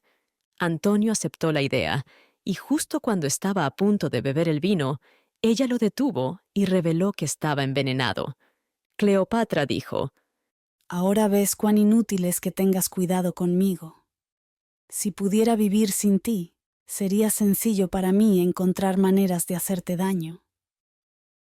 Luego, para demostrar que lo que decía era cierto, le dijo a uno de los sirvientes que bebiera el vino de Antonio. Lo hizo, y murió justo frente a ellos, en un dolor terrible. Las pruebas que Cleopatra realizó sobre las características e impactos de los venenos tuvieron algunos resultados prácticos. Se dice que Cleopatra aprendió de ellos que ser mordido por una áspid era la manera más fácil y menos dolorosa de morir. Creía que el veneno de la áspid la haría sentir somnolienta y adormecida, llevándola a la muerte sin sentir ningún dolor. Recordó esta información para usarla más tarde. Los pensamientos de Cleopatra en ese momento parecían bastante sombríos. pasó mucho tiempo construyendo un monumento funerario para sí misma en una parte sagrada de la ciudad. La construcción de este monumento comenzó hace muchos años, siguiendo una tradición entre los líderes egipcios. Tradicionalmente, destinaban una parte de su riqueza para construir y adornar sus tumbas durante su vida. Cleopatra ahora centró su atención en su mausoleo. Lo completó, lo reforzó con fuertes cerrojos y barras, y lo preparó para su uso. Mientras tanto, Octavio, después de ganar control sobre los territorios una vez gobernados por Antonio, continuó su avance sin oposición. Se trasladó de Asia Menor a Siria y de Siria hacia Egipto. Antonio y Cleopatra intentaron prevenir el conflicto que se acercaba enviando un mensaje para solicitar términos de paz, mientras Antonio se dirigía hacia Alejandría. En el mensaje, Antonio ofrecía renunciar a todo a su conquistador con la condición de que él y Cleopatra pudieran ir a Atenas sin ningún disturbio y vivir allí pacíficamente por el resto de sus vidas. También solicitaron que sus hijos pudieran heredar el reino de Egipto. Octavio dijo que no podía estar de acuerdo con Antonio, pero estaba abierto a demandas razonables para Cleopatra. El mensajero que regresó con la respuesta de Octavio tuvo conversaciones privadas con Cleopatra. Esto hizo que Antonio se pusiera celoso y enojado. Por lo tanto, ordenó que el mensajero fuera azotado y enviado de vuelta a Octavio, gravemente herido. Antonio le dijo al mensajero que le dijera a Octavio que si no le gustaba que Antonio castigara a uno de sus sirvientes, él podría hacer lo mismo con uno de los sirvientes de Antonio que estaba actualmente bajo el control de Octavio. Llegó la noticia a Alejandría de que Octavio había tomado Pelucio y ahora se acercaba a la ciudad. Antonio y Cleopatra sabían que no podían resistir su avance y no tenían dónde escapar. Todo lo que podían hacer era esperar con temor su destino inevitable. Cleopatra reunió sus tesoros y los envió a su tumba. Estos tesoros incluían una gran cantidad de oro, plata, piedras preciosas, prendas costosas, armas y objetos valiosos. Eran las posesiones heredadas de los reyes egipcios. También envió una enorme cantidad de lino, estopa, antorchas y otros materiales inflamables al mausoleo. Mantuvo estos artículos en las habitaciones inferiores del monumento, decidida a quemarse a sí misma y a sus tesoros si era necesario para evitar que los romanos los obtuvieran. Mientras tanto, el ejército de Octavio seguía avanzando por el desierto desde Pelucio hasta Alejandría. En el camino, Octavio se enteró por sus agentes dentro de la ciudad sobre los planes de Cleopatra de destruir su tesoro si corría el riesgo de caer en sus manos. Octavio no quería que el tesoro se perdiera. Además de su valor, era muy importante para él poseerlo y llevarlo a Roma como un trofeo de su victoria. Por eso, envió mensajeros secretos a Cleopatra, tratando de separarla de Antonio y convencerla de que solo quería ser amigos y no tenía intención de hacerle daño. Estas negociaciones continuaron todos los días mientras Octavio se acercaba. Finalmente, el ejército romano llegó a Alejandría y la rodeó por todos los lados. Tan pronto como Octavio estableció su campamento cerca de las murallas de la ciudad, Antonio hizo un plan para atacar. Rápidamente, lideró una fuerza fuerte fuera de las puertas y se enfrentó a los jinetes de Octavio. Antonio logró repeler a los jinetes de su posición, pero rápidamente fue empujado hacia atrás y obligado a retirarse a la ciudad. Mientras se retiraba, luchó valientemente para defenderse de sus perseguidores. Estaba muy feliz por el éxito de esta pequeña lucha. Fue hacia Cleopatra con una cara llena de emoción y alegría. La abrazó y besó, aunque todavía estaba vestido para la batalla, y se jactó mucho de lo que había hecho. También elogió la valentía de uno de los oficiales que había luchado junto a él y lo llevó al palacio para presentárselo a Cleopatra. Cleopatra recompensó a un capitán leal con un magnífico traje de armadura de oro. Sin embargo, a pesar de esta recompensa, el capitán traicionó a Antonio y se unió al enemigo esa misma noche. Muchos de los seguidores de Antonio tenían la misma mentalidad. Si se les daba la oportunidad, habrían cambiado de bando con gusto y se habrían unido al campamento de Octavio. El resultado de la batalla final fue determinado por un gran grupo de la flota que desertó y se unió a Octavio.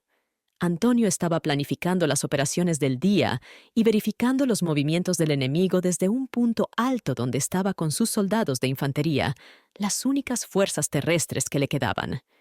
Mirando hacia el puerto desde el punto alto, notó que las galeras se movían. Se dirigían a encontrarse con los barcos de Octavio, que estaban anclados cerca. Antonio pensó que sus barcos atacarían a los barcos enemigos y quería ver qué harían. Navegaron hacia los barcos de Octavio, pero Antonio se sorprendió al ver que en lugar de luchar, los barcos se saludaban entre sí usando señales navales. Los barcos de Antonio se unieron entonces a la otra flota sin ningún problema. Las dos flotas se habían unido. Antonio rápidamente creyó que Cleopatra lo había traicionado. Pensó que ella había hecho la paz con Octavio y le había entregado la flota como condición del acuerdo de paz. Antonio corrió por la ciudad, gritando sobre su traición. Lleno de intensa ira, buscó frenéticamente el palacio. Cleopatra corrió a su tumba. Entró con 1 o 2 personas y cerró las puertas con fuerza usando los pesados cerrojos y resortes que había preparado de antemano. Luego, le dijo a su mujer que gritara a través de la puerta que había muerto dentro de la tumba. La noticia de su muerte llegó a Antonio. Esto convirtió su ira en tristeza y desesperanza. Su mente estaba completamente abrumada e incontrolable, pasando de una emoción intensa a otra de manera impredecible. Gritó con profunda tristeza, diciendo que no estaba tan entristecido por la muerte de Cleopatra, ya que sabía que pronto la seguiría y se uniría a ella. Estaba más molesto por el hecho de que ella había mostrado más valentía que él al quitarse la vida antes de que él pudiera. En ese momento estaba en una de las cámaras del palacio. Había huido allí en desesperación y estaba junto a un fuego porque hacía frío por la mañana. Tenía un sirviente llamado Eros, en quien confiaba y había hecho jurar hace mucho tiempo que si alguna vez llegaba el momento en que necesitara morir, Eros lo mataría. Eros, que fue llamado por Antonio, recibió la instrucción de tomar la espada y golpear. Eros tomó la espada y se puso frente a Antonio. En lugar de golpear a Antonio, Eros desvió la cabeza y se apuñaló en el pecho. Cayó al suelo a los pies de Antonio y murió. Antonio miró la impactante escena por un momento y luego dijo: Te agradezco por esto, noble Eros. Me has mostrado lo que debo hacer. Debo lograr por mí mismo lo que tú no pudiste hacer por mí. Dijo esto, y luego arrebató la espada de su sirviente, apuñalándose con ella. Tambaleándose hacia una pequeña cama cercana, se desplomó sobre ella, desmayándose por el impacto. La herida que se infligió fue mortal. La presión de estar acostado en la cama ralentizó un poco la hemorragia. Antonio recuperó la conciencia y comenzó a suplicar a los que estaban a su alrededor que pusieran fin a su sufrimiento tomando la espada. Sin embargo, nadie estaba dispuesto a hacerlo. Continuó yaciendo allí en gran dolor, gimiendo constantemente. Finalmente, un oficial entró en la habitación e informó que la noticia de la muerte de Cleopatra era falsa. Ella todavía estaba viva, confinada en su tumba, y quería ver a Antonio allí. Esta inteligencia causó nueva emoción e inquietud. Antonio suplicó a los espectadores que lo llevaran a Cleopatra para poder verla una última vez antes de morir. Al principio dudaron, pero finalmente decidieron cargarlo. Lo levantaron y lo llevaron hacia la tumba, dejando un rastro de su sangre detrás. Cleopatra se negó a abrir las puertas y dejar entrar al grupo. La ciudad estaba en caos y pánico debido al ataque de Octavio, y ella no estaba segura de una posible traición. Subió a una ventana superior y usó cuerdas y cadenas para que la gente de abajo sujetara el cuerpo moribundo a ellas. Ella y las 2 mujeres con ella luego lo subieron. Los que lo presenciaron describieron la escena como profundamente dolorosa. Cleopatra y sus acompañantes femeninas se esforzaban por subir al hombre herido y sangrante por la pared. Cuando finalmente alcanzó la ventana, levantó débilmente los brazos y suplicó que lo levantaran hacia adentro. Las mujeres no eran lo suficientemente fuertes para subir el cuerpo. En un momento, Parecía que tendrían que rendirse. Sin embargo, Cleopatra se inclinó fuera de la ventana tanto como pudo para agarrar los brazos de Antonio. Con un gran esfuerzo, finalmente lograron meterlo. Lo llevaron a un sofá en la habitación de arriba, con una ventana, y lo acostaron. Cleopatra lloró y se tiró del cabello, expresando su profundo dolor a través de gritos fuertes y lamentaciones lastimeras. Se inclinó sobre Antonio, gritando continuamente en una exhibición lamentable de dolor. Lavó su rostro cubierto de sangre e intentó sin éxito detener su sangrado. Antonio le dijo a Cleopatra que se mantuviera tranquila y no llorara por él. Pidió vino, que le trajeron y bebió. Luego le pidió a Cleopatra que intentara salvarse y hacer un trato con Octavio para seguir viva. Poco después, murió. Mientras tanto, Octavio se enteró de la herida mortal que Antonio se había infligido. Uno de los testigos tomó la espada justo después de que sucediera y corrió para dársela a Octavio, informándole sobre la muerte de su enemigo. Octavio quería capturar a Cleopatra rápidamente. Envió a alguien para hablar con ella en la tumba. Cleopatra habló con la persona a través de las cerraduras o grietas, pero no abrió la puerta. El individuo informó a Octavio sobre lo ocurrido. Octavio entonces envió a otra persona junto con el mensajero. Mientras una persona distraía a Cleopatra y a sus mujeres en la puerta, la otra persona trajo escaleras y entró con éxito por la ventana. Las mujeres de Cleopatra gritaron al ver al oficial bajar las escaleras, informando a Cleopatra del éxito del plan. Ella se dio cuenta rápidamente de que había sido descubierta y que el oficial venía a arrestarla. En un movimiento desesperado, sacó un pequeño cuchillo de su túnica y estaba a punto de apuñalarse en el pecho. Sin embargo, el oficial agarró su brazo justo a tiempo para evitarlo. Le quitó el cuchillo y luego revisó su ropa para asegurarse de que no hubiera otras armas ocultas. Al recibir noticias de la captura de la reina, Octavio asignó a un oficial para que la vigilara de cerca. Se instruyó al oficial para que la tratara con respeto, pero que la monitoreara de cerca y previniera cualquier intento de autolesión. Mientras tanto, Octavio tomó formalmente la ciudad. Marchó al frente de sus tropas con gran espectáculo y ceremonia.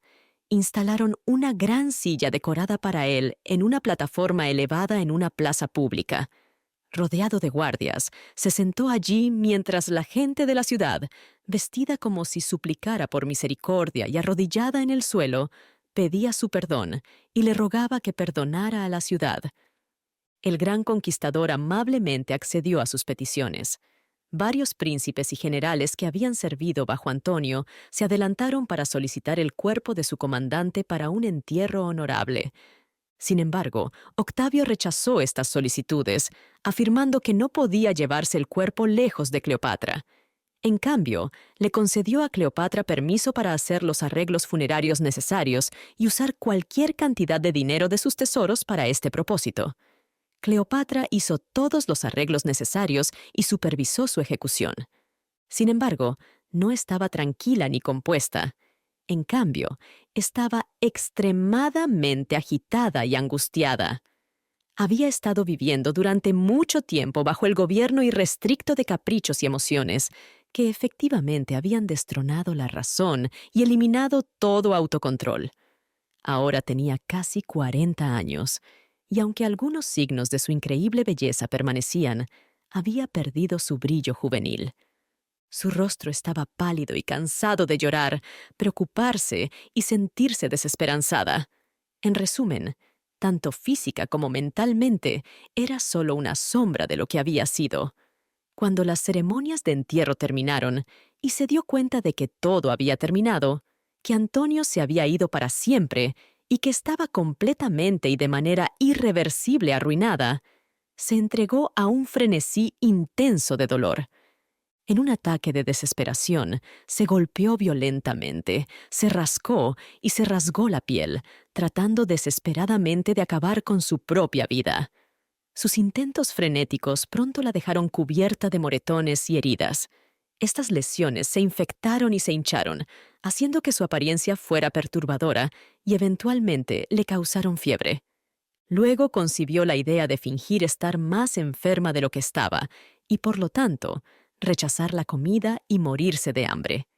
Intentó ejecutar este diseño. Rechazó todos los remedios médicos que se le ofrecieron. Se negó a comer y vivió varios días sin comida. Octavio, quien recibió informes detallados sobre todo lo concerniente a su cautiva por parte de sus asistentes, sospechaba de sus intenciones. Estaba muy reacio a que ella muriera, habiendo puesto su corazón en exhibirla al pueblo romano, a su regreso a la capital, en su procesión triunfal. Le envió órdenes, instruyéndola a cumplir con el tratamiento prescrito por el médico y a comer su comida. Reforzó estas órdenes con una amenaza que creía que podría influenciarla.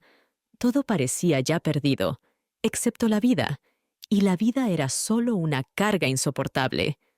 Octavio, buscando alguna manera de llegar a ella, reflexionó que ella era madre. Cesarión, el hijo de Julio César, y Alejandro, Cleopatra y Ptolomeo, los hijos de Antonio, todavía estaban vivos. Octavio especuló que dentro de los rincones profundos y ocultos de su espíritu devastado, todavía podría existir un remanente de amor maternal. Creía que esta chispa podría ser revivida y motivada en acción. Le envió un mensaje diciendo que si no cumplía con el consejo del médico y comía su comida, mataría a todos sus hijos. La amenaza tuvo el efecto deseado. La paciente perturbada y agitada se calmó, aceptó y consumió su comida. Buscó atención médica del médico. Bajo su tratamiento, sus heridas comenzaron a sanar, la fiebre disminuyó y, eventualmente, parecía estar recuperándose lentamente. Octavio decidió visitar a Cleopatra cuando escuchó que había recuperado algo de compostura y mostraba signos de recuperación. Cuando entró en la habitación donde ella se encontraba, que parecía seguir siendo la cámara superior de su tumba, la vio acostada en una cama pequeña e incómoda. Estaba en un estado muy pobre y lucía extremadamente enferma. Era una vista angustiosa que lo afectó profundamente, ya que Cleopatra parecía estar casi completamente fuera de sí. Cuando Octavio llegó, ella rápidamente saltó de la cama, solo parcialmente vestida y cubierta de moretones y heridas. Se arrastró en un estado miserable hasta los pies de su conquistador, rogando por misericordia. Su cabello estaba arrancado, sus extremidades estaban hinchadas y desfiguradas, y había grandes vendajes que insinuaban lesiones aún más graves debajo. Desde el medio de la pobreza y la tristeza, sus ojos todavía irradiaban un destello de su antigua belleza, y su voz retenía el mismo encanto cautivador que la había definido en su juventud. Octavio insistió en que volviera a la cama y descansara. Cleopatra entonces comenzó a hablar y a disculparse por sus acciones, poniendo toda la culpa en Antonio. Sin embargo, Octavio la interrumpió y defendió a Antonio, diciéndole que no era enteramente su culpa, sino también la de ella. Entonces, ella cambió abruptamente de tono y admitió sus errores, suplicando desesperadamente por misericordia.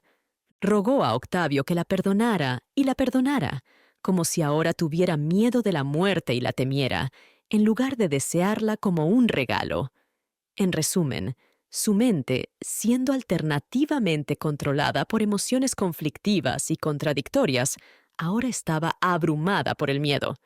Para apaciguar a Octavio, presentó un catálogo de todas sus posesiones y se lo entregó como una lista completa de todo lo que poseía. Sin embargo, uno de sus tesoreros, un hombre llamado Seleucus que estaba presente, le dijo a Octavio que la lista no estaba terminada. Según él, Cleopatra había guardado varios artículos de gran valor que no estaban incluidos en la lista.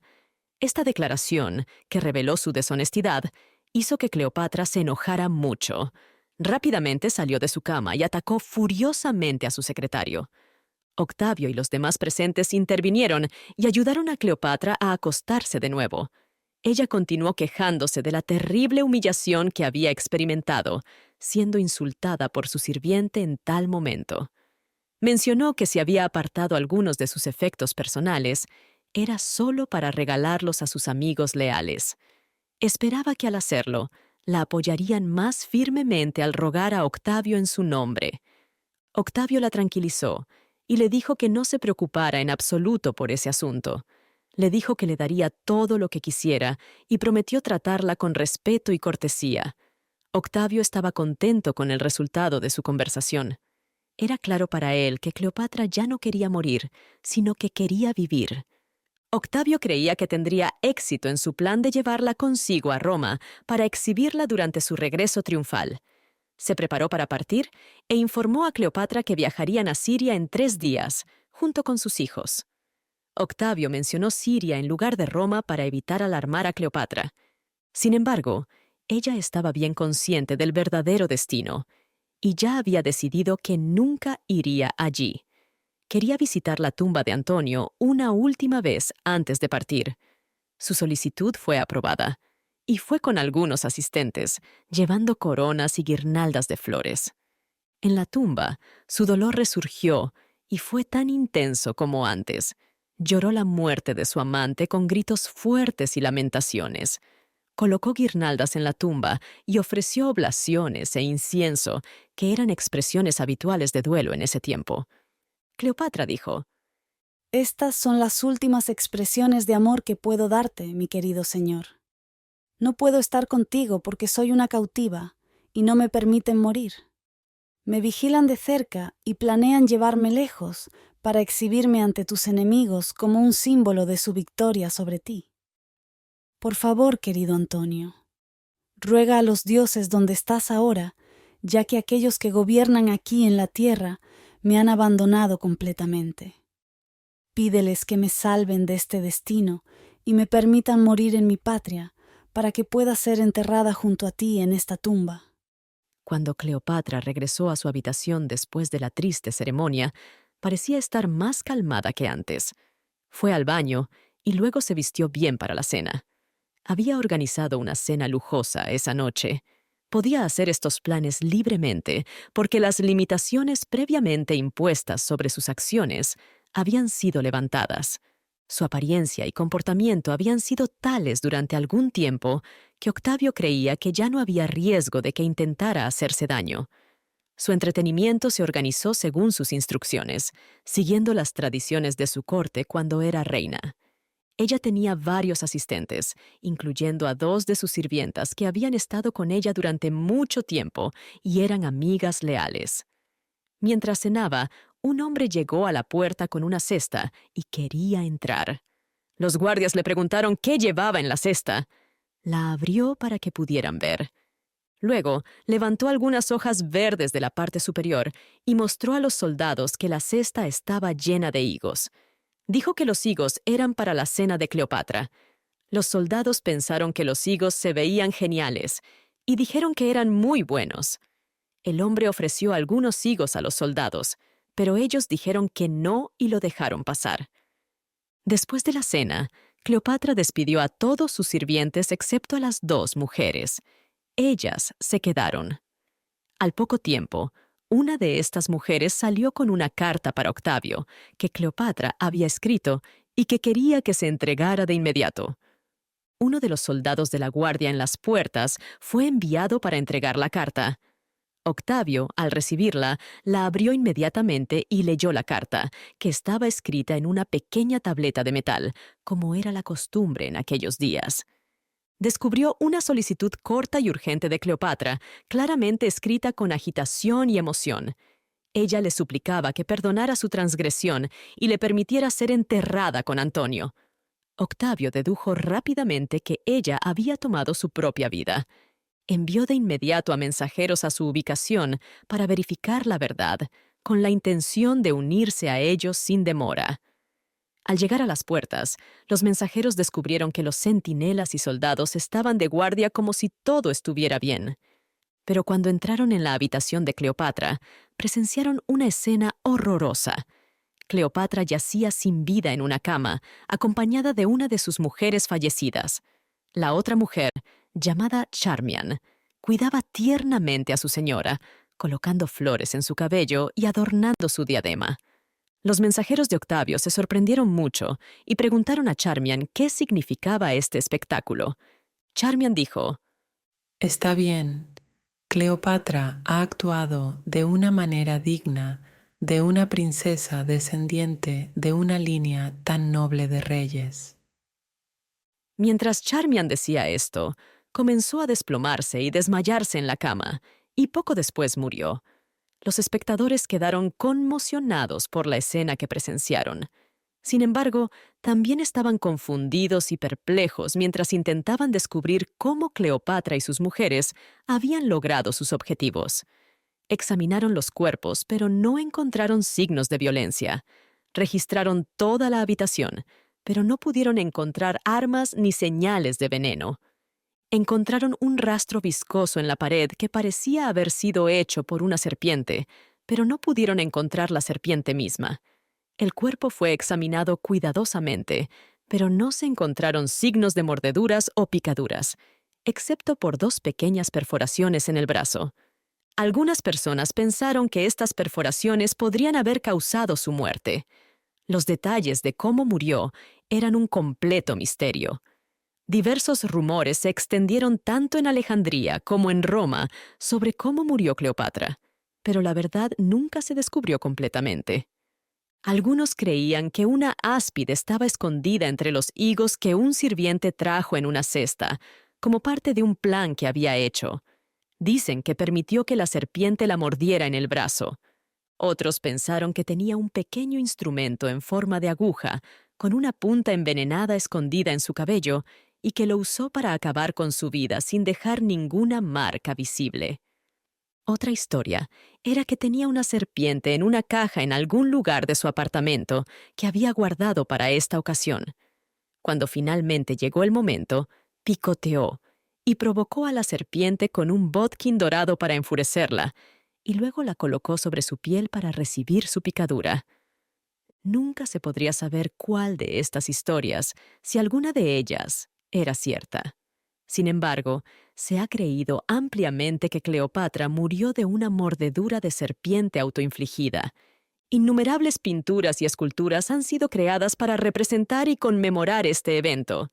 Esta idea sobre cómo murió es respaldada por las acciones de Octavio cuando regresó a Roma.